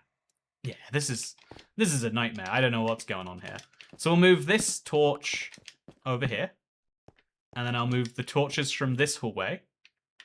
I think this path ending there is silly, so I'll just do that. Put some stone in there, and there. And now it's kind of 2 branch mines that connect to each other. Then we've got these random blocks that don't need to be here, so we'll just remove this as well. Open the space up, remove the wall. And now my bin connects to my cave system.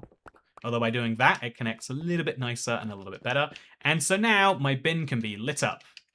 Every Minecraft world does not need a bin. It's a silly project. You know, like, just make a little hopper like I did. But if you're going to, here's an idea for what you can do. So now I've officially finished my throwing away trash project. Again, super, super old one. Which means I can move on to my next project. Which will probably be... Okay, so it takes like 2 fireworks to actually make it to the top of this. 3 fireworks, arguably, because I didn't make it. It's expensive to fly up this little thing over here. But yeah, we're going to now go to bed. We're going to start day 17. Did I start at day 8140? I feel like I did, but I have no way of actually knowing. Feels so long ago now. Do you remember this morning? Hope you don't remember this morning. Okay, so day 8157. So again, I'm now excited. I count this as 43 days away from the 10,000 milestone. That's the last big milestone. That's the point where we can just say, it's my Let's Play world, it's special. But that's a big one to work towards. And it's one that does feel like reasonably in sight. Anyway, speaking of reasonably in sight, I'm going to grab my smooth stone. It must be smelted by now. Yeah, the furnaces are still running though. So let's put a half stack in here and a half stack in here. I mean, there'd be no reason not to, right? And grab the smooth stone out.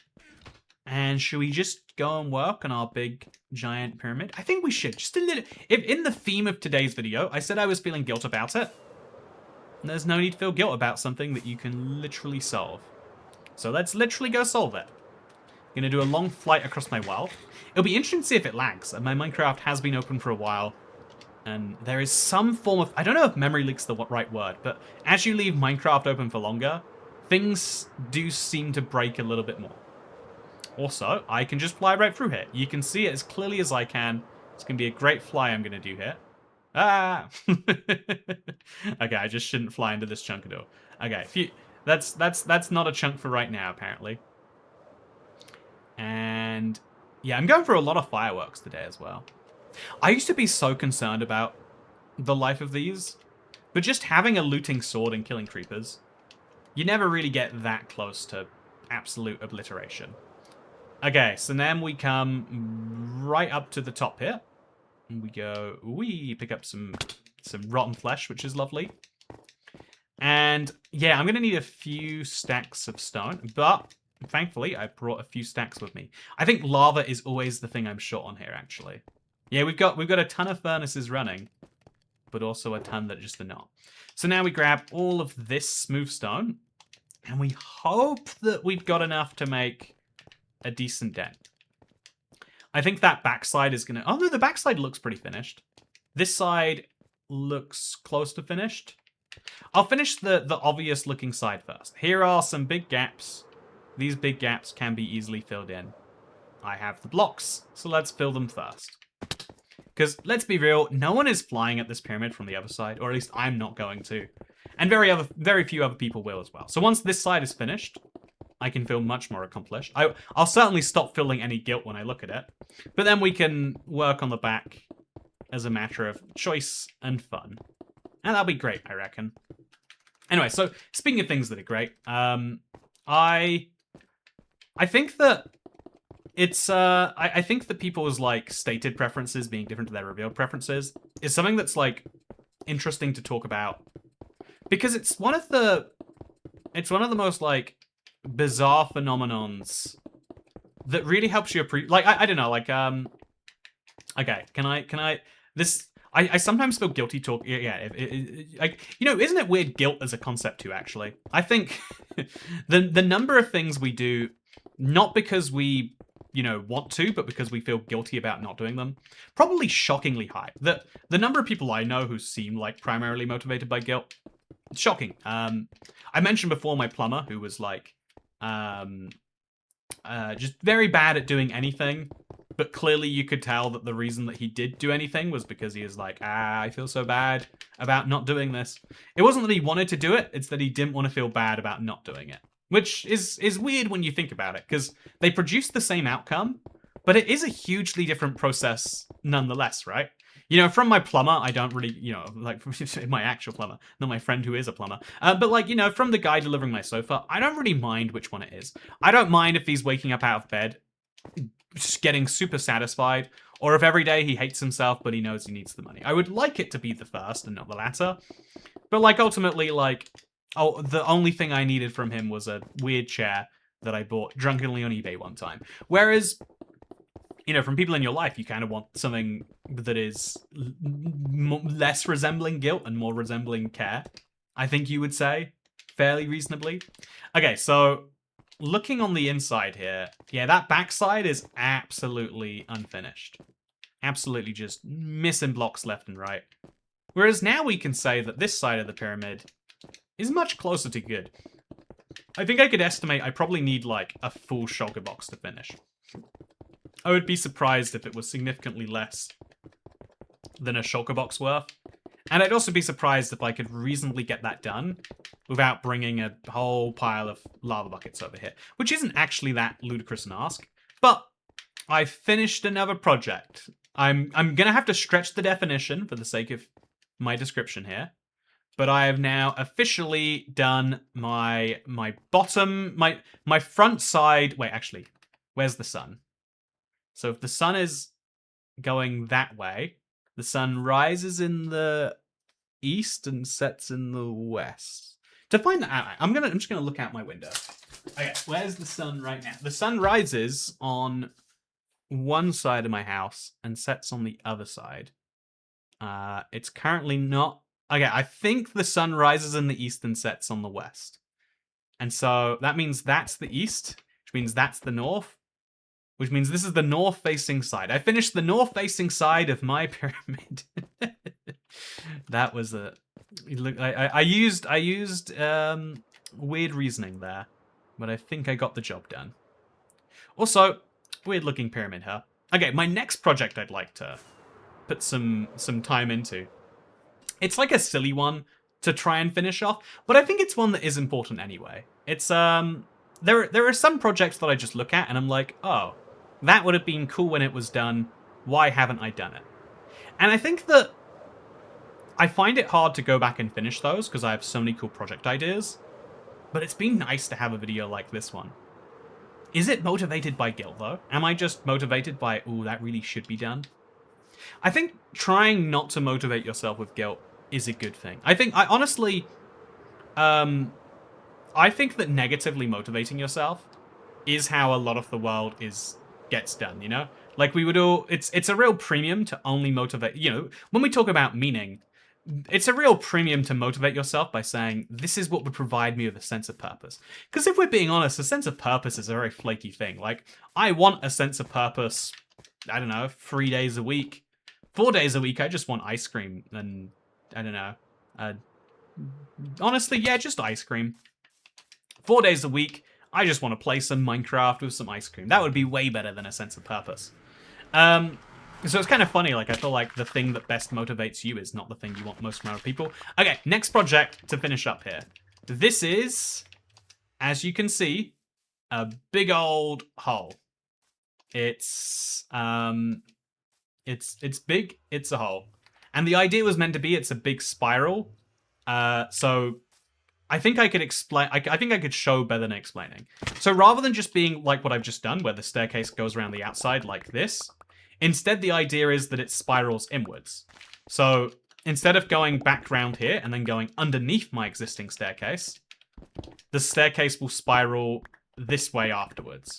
And then it will make a perfect, like, spiral that ends... It'll make a cool pattern when I look at it from underneath. Hopefully. That's the plan. That's the vision. That's the aim. Let's see if we pull it off. This is one that would benefit massively from a beacon. And thankfully...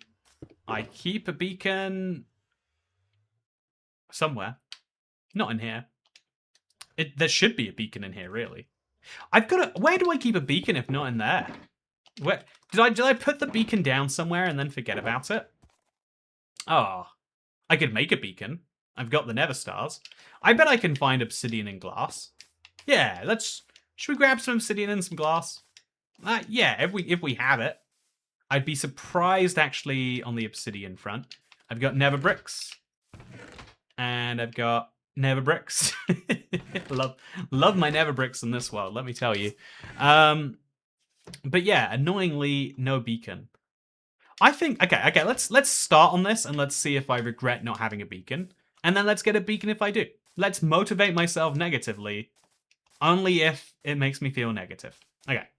So we're just going to dig a giant hole in the center here and have the rest kind of work itself out. Even if we just dig this hole deeper, it'll at least have a bit more meaning and sense to it than otherwise. Okay, so speaking of meaning and sense, I think that one of the weirder things, if you hear that beep, by the way, it's my air conditioning turning on. Because I turn it off thinking, yeah, I don't need it, and then it gets dramatically hot. It's going to be 30 degrees here. Little too hot for my liking, if I am allowed to say so. And I am allowed to say so. It's my channel. I'll do what I want. Although clearly, you know, see, that's one of the interesting things, right? Like, I think, like, ultimately, you can argue all you like that, like, the most important thing is just what you want to do. But I think always, maybe this is just like me. Maybe I'm like, I've got the hardwired into me, the brain of like, you know, like a servant fanning a royal in a palace. But I think that everyone has inside of them this like desire to make other people happy. I think that one of the things that makes humans like a social species, like, have you seen what other animals do? They're like, I learned recently that raccoons, when the mother has gotten the seed from the father or whatever, the raccoon, they try to get away as quickly as they can because raccoon parents, oh, I've actually already dug the bottom of the tunnel here. Raccoon dads will eat their baby raccoons as soon as they see them, because as soon as they eat the baby raccoons, they're allowed to go and mate with another one. It's stupid logic, and it arguably has some like survival advantage for raccoons, I'm sure, but it's really, really mean to our standards, right? I think that makes most people feel bad. If it doesn't, I don't think you should be a parent, by the way. But I think most people feel pretty bad at the idea of like, wait, really? Just they eat their own children? And it's like, yeah, because they don't care about their own children. They just want to go have children with another raccoon mother or something like that. But what's interesting is that, like, humans are quite notable for not having that desire. Like, humans are notable for, like, not only wanting to look after their own, in the sense of, like, their children, or the mother of their children, or the father of their children, or, you know, like, not only, like, you know, their parents, who are their children, but in reverse. You ever realize that? You ever realize you're your parents' children? Am I just stupid for realizing that now? Anyway, and the interesting thing is that, like, it is really unique to have any amount of us that goes, yeah, it's worth sacrificing a little bit so that someone else can feel good. That's an insane thought. Like, you know, I was saying earlier, like, trusting other people is hard because you don't know what's going on inside their heads. Like, you can't even prove this is the Turing problem, but with people, not machines. You can't prove that other people are even real or have conscious thoughts. There's a great theory, a shocking theory to me to find out, but there's a theory that we didn't actually have conscious thoughts, you know, like words in our head, the internal monologue, until quite late on. You know, somewhere like it's somewhere after the development of religion is when people hypothesize that it came around, because there's just no indication of it existing, and the way that we organized ourselves, you know, like doesn't make a lot of it. I don't know. It seems as though humans are a rapidly evolving species, or at least rapidly changing species. And what's interesting is, about the idea of not having an internal monologue is like you wouldn't even have the thoughts of like, I should help this person. Maybe they will help me in the future. You just might help another person just because. Or even, you know, like the idea that, you know, like I will go and cook burgers in the restaurant so that one day people will, you know, so I can get this monetary credit, which will allow other people to make burgers in restaurants for me. It's bizarre, but this like reciprocity desire, or even non-reciprocal, like there's a lot of people who want to help you out even if they'll never see you again. It feels good for them to help someone out. Just the smile of a stranger is enough payment for their liking. That's crazy talk. That's insanity when you really boil it down. But also it's one of the things that is beautifully human, if I can say so myself. Okay, so keep loading the stone in. It's a nice, easy chest. I think I might cook the stone up at my base. I've already got all the tools for an auto smelter. I clearly need the extra stone that is smooth. I think maybe that's what I'll just do.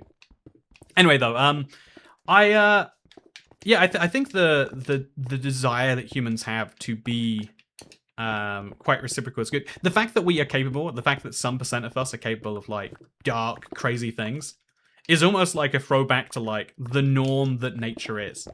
Anyway, so which is why I'm always surprised that you can trust people, but also the overwhelming result I find is, unless you're in very low trust circumstances or societies, unless you're in very unique moments where unless people premeditate it a bunch, they find it hard to be, you know, like bad to other people. It's very, very hard to say, yeah, I will screw this person over for my own gain.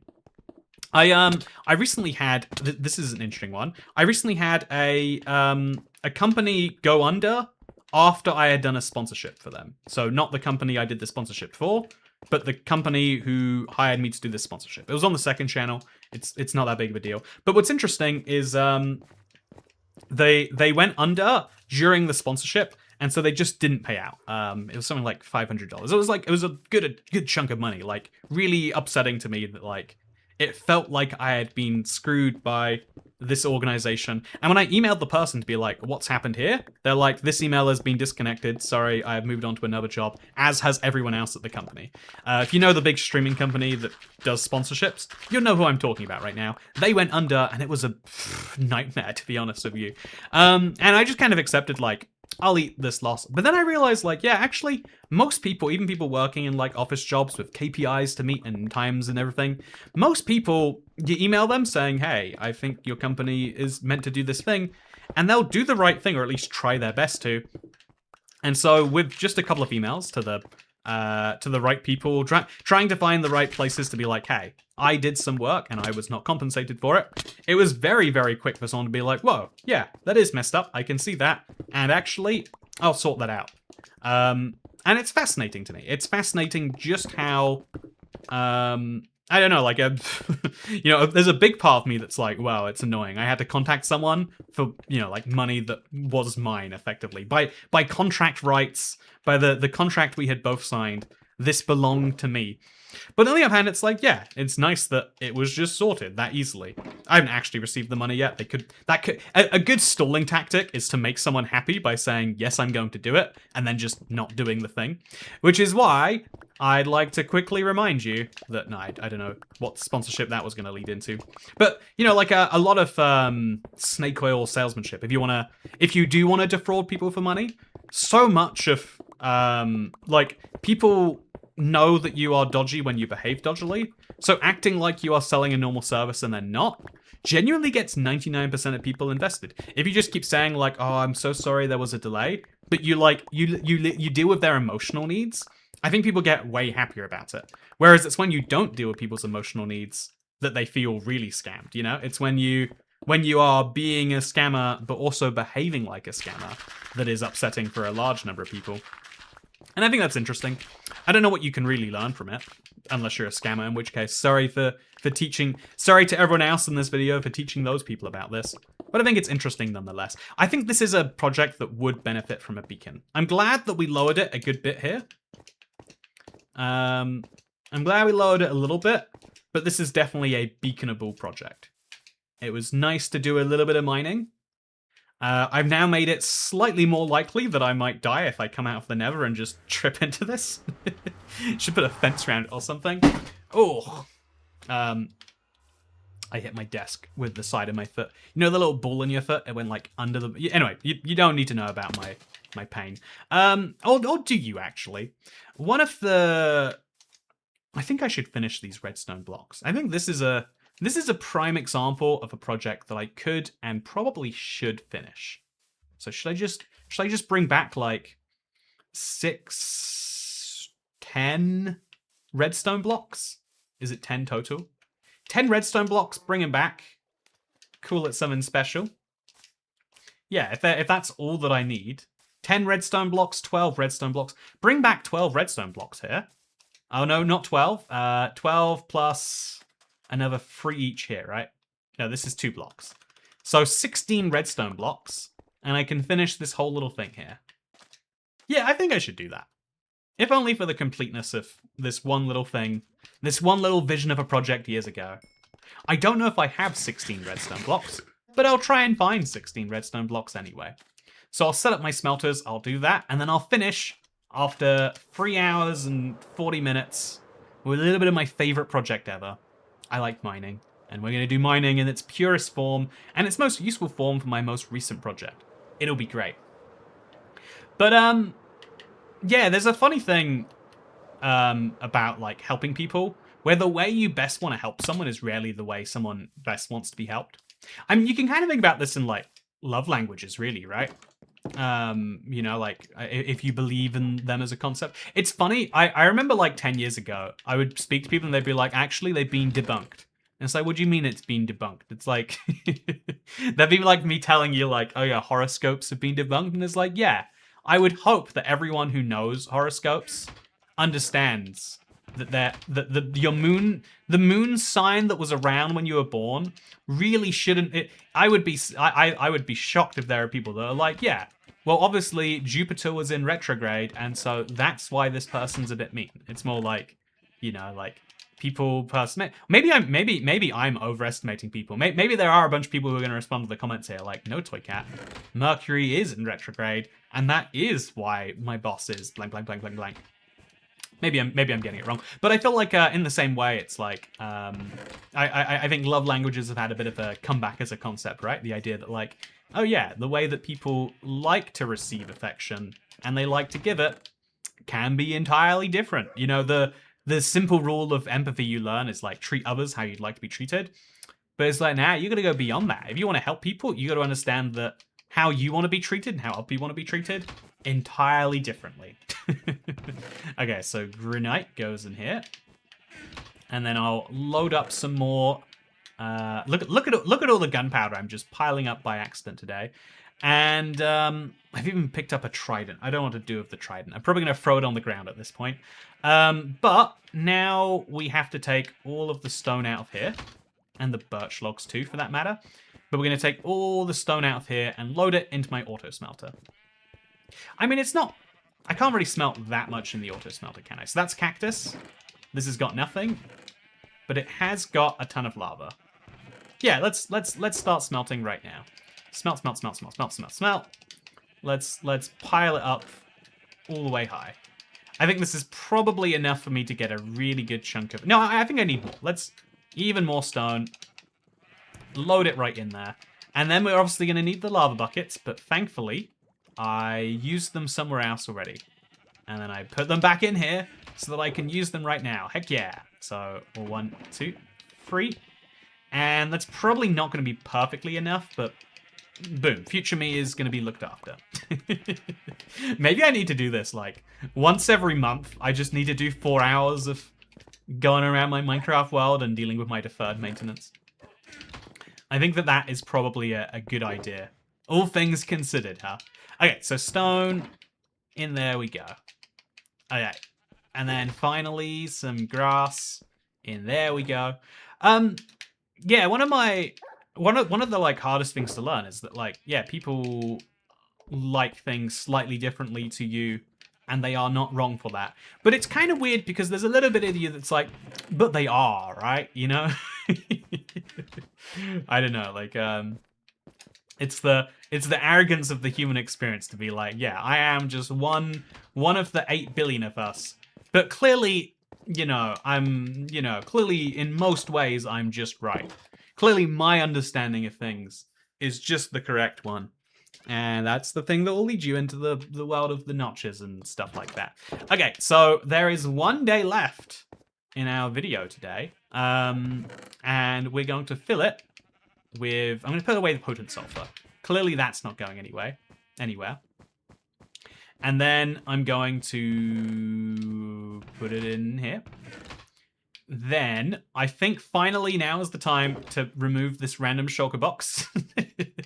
It's filled with deep slate and tough. So now I can pick that up. And I can say regular deep slate goes over here. I've got all the spots for it. So let's fill them up. And then I've got tough, which is just an unrelated weird thing sitting over here. So I've got to actually decide. I could make my little cinnabar roundabout now. Or I could do my mining. I think my treat... If I'm allowed to give myself a treat, my treat... Am I using the right microphone? I should check. Oh, no. Okay, no, that's the right microphone. That looks correct. I think my treat after all of this is some glass. I'm gonna work on my favorite project, which is genuinely like my go-to, like, if I am just in a world by myself. I just like to mine this area and make it a little bit bigger. I mined hundreds of blocks in that direction before. And now I'm mining the ceiling out of this. I've mostly done it. Because once I've mined the ceiling out, then I can start doing the next phase. So, yeah, it looks like I'm actually pretty close to done already. Very excited. So yeah, this is a negative space mining project. I'm just slowly increasing the height of the ceiling. Because I think that it adds a little bit of space to my big open space. I think the wider that you go, at some point you have to say, but also we'll raise the ceiling. But then also, because I've mined out so much of underneath this area, the next logical thing to do is to remove the ground here. Because if you don't know my cave system, and I don't blame you at this point, but if you don't know my cave system, right below here is where I keep my... I mean, it's just where all this stuff is. So there's just a few blocks down, and then I've got my big giant branch mine here. So I can make this into a giant combined space. And just to show the proof of concept on that, I guess this direction is the best one to start in. So we'll take this area. Oh, I've already done a few blocks here. So I'm just going to mine a few more blocks and make a giant dugout area to show how this could look over here. This is one of the project. You know, this isn't me finishing a project now. It's effectively no, it is actually. I've been working on it, but to me it feels like I'm working on a new project, and this is my reward for having done the last 3 hours 40 minutes. I get to see what this is going to look like, and I'm excited. Let me tell you. But yeah, I think like learning about people is I know I sometimes feel like I'm learning about people from the perspective of an alien. There's a lot of things where I'm like, huh, that is not how I see these things at all. But clearly, you know, like, I don't know, like, it's important to learn this is how people really feel. You can't learn perfectly by just asking people. If you ask a lot of people, they're not going to give you the perfect answer. But like learning how to actually help people involves just learning how people are. And learning how people are is like a fascinating I don't know, discussion. I know it almost feels like rude to say out loud, right? To be like, yeah, actually, you can't trust people when asking people about people. But it is kind of funny because you sometimes kind of can't, right? There's a lot of things that feel like they're one way, but like my favorite stupid example is people get hangry, which is like the portmanteau of hungry and angry. If you don't eat in a while, you get a little, you know, the reason that I stopped to have a little eat break, it's because if you don't, you get like genuinely a little bit angry about everything, and it's stupid, and you'll tell yourself like, no, I'm actually entirely justified to be mad about this stupid, you know, like sponsorship people that are trying to fob me. I'm entirely, but really, like the only reason you are so mad is because you have not eaten. So as you can see, it doesn't take too much effort to expand this out into a giant area that even Endermen look over the edge at and go, whoa, that is kind of big, huh? But it does create this like giant area. And so it's going to give me a ton of stone. And specifically, the cool thing here is stone specifically. I don't have to worry about andesite and granite and everything. Also, is he mad with me? No, he's not. That's good. But yeah, it's kind of also a cool way to turn this area, which is, I always liked it as being big and vast. I think it'd be cooler if it was like a few more blocks wide. I think to have a big cavernous area that's impressive, it needs to be a bit deeper these days. Or maybe my own standards are just increasing. I think there's a funny, I think comparison is the thief of joy. It's one of the most like valuable phrases you'll ever hear. Because it's so true. It's one of the things that has like really helped my Minecraft joy is just to be like, if I do comparisons, it's solely to improve myself. I'm never going to look at something and say, I can't do that, so why try? I'm going to say, well, I can't do that, so I'm going to try something else. I'm going to try something entirely different. You know, within the realm of it is best to be the best at something, which I do firmly believe is true. Within the realm of that being a correct thought, I think that it's useful to then also know that, see, this would be a project that would benefit from a beacon too, huh? I should find where my beacon is.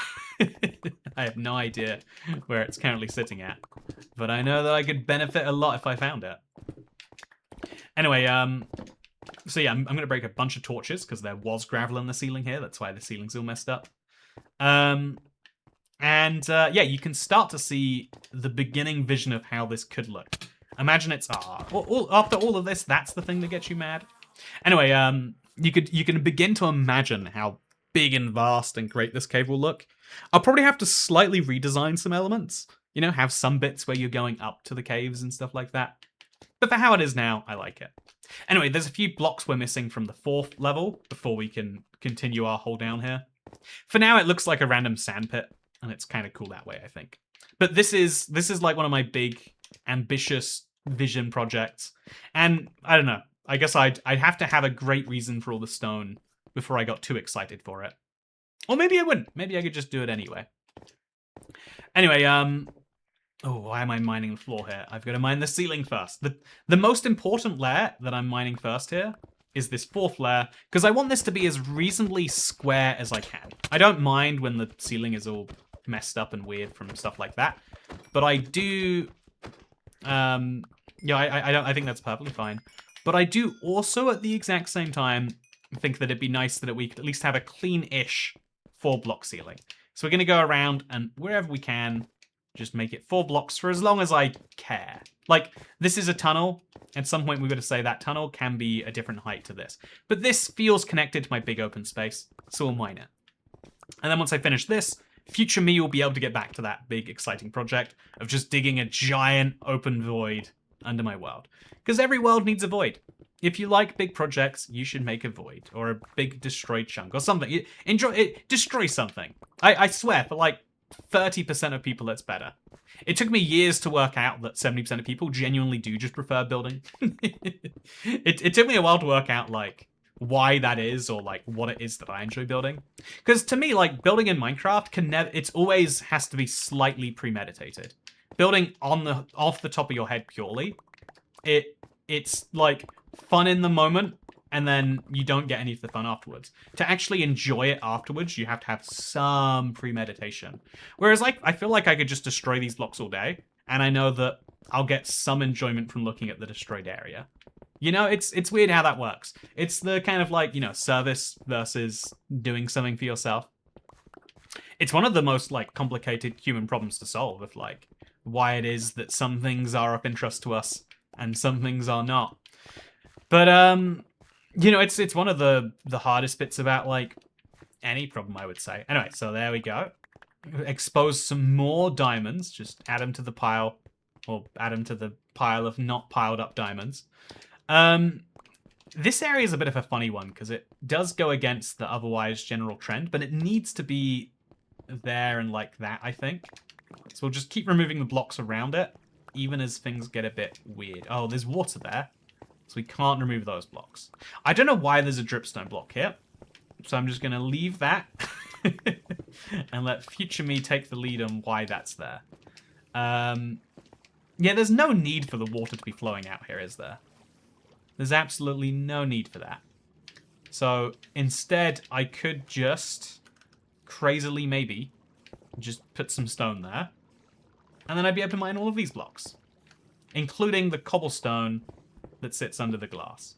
Yeah, and then it kind of adds something to what we're doing here, I think. Okay, I don't know if that's bad. But I do know that it got dark all of a sudden. So yeah, I think this is going to stay like surrounded by stone. Actually, it doesn't need to stay surrounded by stone. Eventually, this will be dug out such that the water is on the ground level, which is kind of cool. Also, I've now got I finally put in a hopper so that when I mine these, it's my manual dripstone farm. Which, by the way, so satisfying. Minecraft, you need a manual dripstone farm. It feels good, let me tell you. But anyway, when I mine it, it now all goes into a hopper. I'm pretty sure. Yep, there we go. Look at that. Hopper magically absorbs it up, puts it all in the chest, along with some slimes sometimes. Which I guess is maybe slightly useful. Okay, back to mining this fourth layer. This is my final project, so we better finish it before we hit 20 days. I'd hate to be a liar. I don't know if the title's going to say 20 days in it, but, you know, I mentioned it at the beginning. I'd hate to say 20 days and actually mean 21 days. 21 days is not 20. Although, actually, you know, if we really start to think about it, you know, if I say that I've been playing Minecraft for 20 days, it's true even if I play for 21. If I say I've been playing for 4 hours, but then it's 4.5 hours or 16 hours, then it's kind of true there too. My original idea for this video, if you know, can I share this at the end here? My original idea was to do this for a full 100 days. I just thought it was one of those like silly concepts that absolutely no one should do or would do. I was like, that would be fun though, right? But then I realized that YouTube still, there are people getting around this. I need to work out how, but you're not officially able to upload videos longer than 12 minutes right now. Again, you actually can. I've seen multiple videos that have gone past that. Yet to work out how or why or what they're doing. But still, it's something I just want to mention. So yeah, I think before we do this big, we need to find our beacon. That would be like a future me task that would be massively useful. I think if we get a beacon in here, and we could instant mine this, I think that would be very satisfying. I think the biggest limit would probably be my pickaxe. But it'd be kind of cool to like use up my pickaxes, then use up my XP, then have to start killing slimes, apparently. Look at all this XP, by the way. So it's going to roll in. It's going to make my pickaxe rich, I tell you. Oh, yeah. Right up to that next level. Then we'll kill a few more. Make sure not to get it on my sword if I can. And boom, run through that again. And also, this is getting me slime blocks like crazy. I also need to work out to do with slime blocks. You know, like, there are some items that are, like, super scarce until Minecraft makes a huge change. And the slime block change was so disastrous for me. I've got so many slime blocks that I used to, like, desperately need. Now I'm just, like, full of them. What do I do with them all? It's a great question. I don't have an answer for. But yeah, I think that this is a reasonable line for my 4th block here. I'm going to make this nice and flat otherwise, though. But while we do this, I think that I'd like to say at the end of this Let's Play that the thing that I really enjoy, beyond, like, experimenting, weirdly, I feel ashamed to admit it, I enjoy when people enjoy the videos, both with their word, like, my sweet spot is both with their words, but also with, you know, the numbers and the metrics on YouTube. You know, YouTube has the metrics that say, this is something that people say they enjoy, and then click off at a much faster rate than ever before. You know, in the same way, like, everyone's like, yeah, you should do this thing, but please don't do it around... You know, like, if you were to say, I want to start up a bakery, I would say, yeah, follow your dream. If you weren't that close of a friend to me, that's what I would say, because it's like, I'm not going to be the person who says, don't follow your dreams. I'm pro follow your dreams, but if you were my best friend, and I think that could seriously affect your life, and therefore by proxy, because, you know, we have some closer ties, I think it would affect me to see you sad, but also it'd affect me if you couldn't hang out because you spent all your time in a bakery that was failing and you were super sad about it. Maybe I wouldn't advise you to make a bakery. You know, it's weird because you could argue the other way around makes more sense. Like, advise people you don't know not to start the bakery, and advise people you do know, like, yeah, follow your dreams. You want to be the cool guy, not the... But it's kind of weird because, I don't know, like, I think that, I don't know where this thought came from, but my point was basically just to say, my convoluted, roundabout point. Okay, so I think this should be included in the big wide area. No, I don't think it should be. I think this is the logical endpoint, which means we just follow this along, make it a perfect break, and then we say, that's good. And then we'll mine out a few blocks on this side, just to make it really abundantly extra clear. Wonderful. Okay, so unless I'm missing some extra blocks here, I bet over there could do with some tidying up. Okay, the main point I was trying to say is I really enjoy finding that overlap between, like, it is successful and people like it on that level, and people also say that they like it. I feel like, you know, it's very, like, validation driven. You know, I sound like Homelander, which isn't a trendy reference to make anymore. Apparently the last season sucked. Haven't watched it yet. I don't want to watch it, though. People don't like it. I think I might wait a few years till people change their minds on that. Anyway, but... you know, but why do I care what people think? Why do you care what people think in general? It's, like, the most important question to ask. That, honestly, like, I feel like the moment you admit you care is the moment you're, like, opening up a weakness. The moment I tell you I care what you have to say is the moment I tell you, yeah, you could ruin my day just for fun if you wanted to. And what's weird is, even though I've learned to trust humans broadly, on the internet is one of the few places where people still do randomly just decide, screw you. I had someone, back when Discord was new, I had someone, like, fake being a Welsh therapist. They did a really good job at getting close, just so they could get permissions for the server and mess it up. It took, you know, like 30 minutes to undo or something. But just them knowing that they had spent hours, you know, like, them knowing that they'd spent hours of their life social engineering me, tricking me, so they could get this role just to mess things up. They were really, really happy with themselves. They later messaged me and was like, you know, that was weird and messed up what I did, wasn't it? But then they tried to do something. I know, it was strange. Some people do just enjoy, like, getting one over on their fellow human being. But for the most part, it is still genuinely worth asking, why do you care? And I think that hopefully this video has inspired you to think about that, and then to actually consider the answer. You know, think about the real answer. Not the answer you'd give, but the answer you actually believe. And if you do that, you'll probably end up in an interesting place. Speaking of interesting places, I think that this is now a finished 4th block removed ceiling, which means that now the mega project, which I'm also excited for, of lowering this down. So it requires mining 3 blocks of nothing and then 2 blocks of partially mined. But if I do that, this whole area becomes, instead of 3 blocks high like it was before, It'll be 9 blocks high.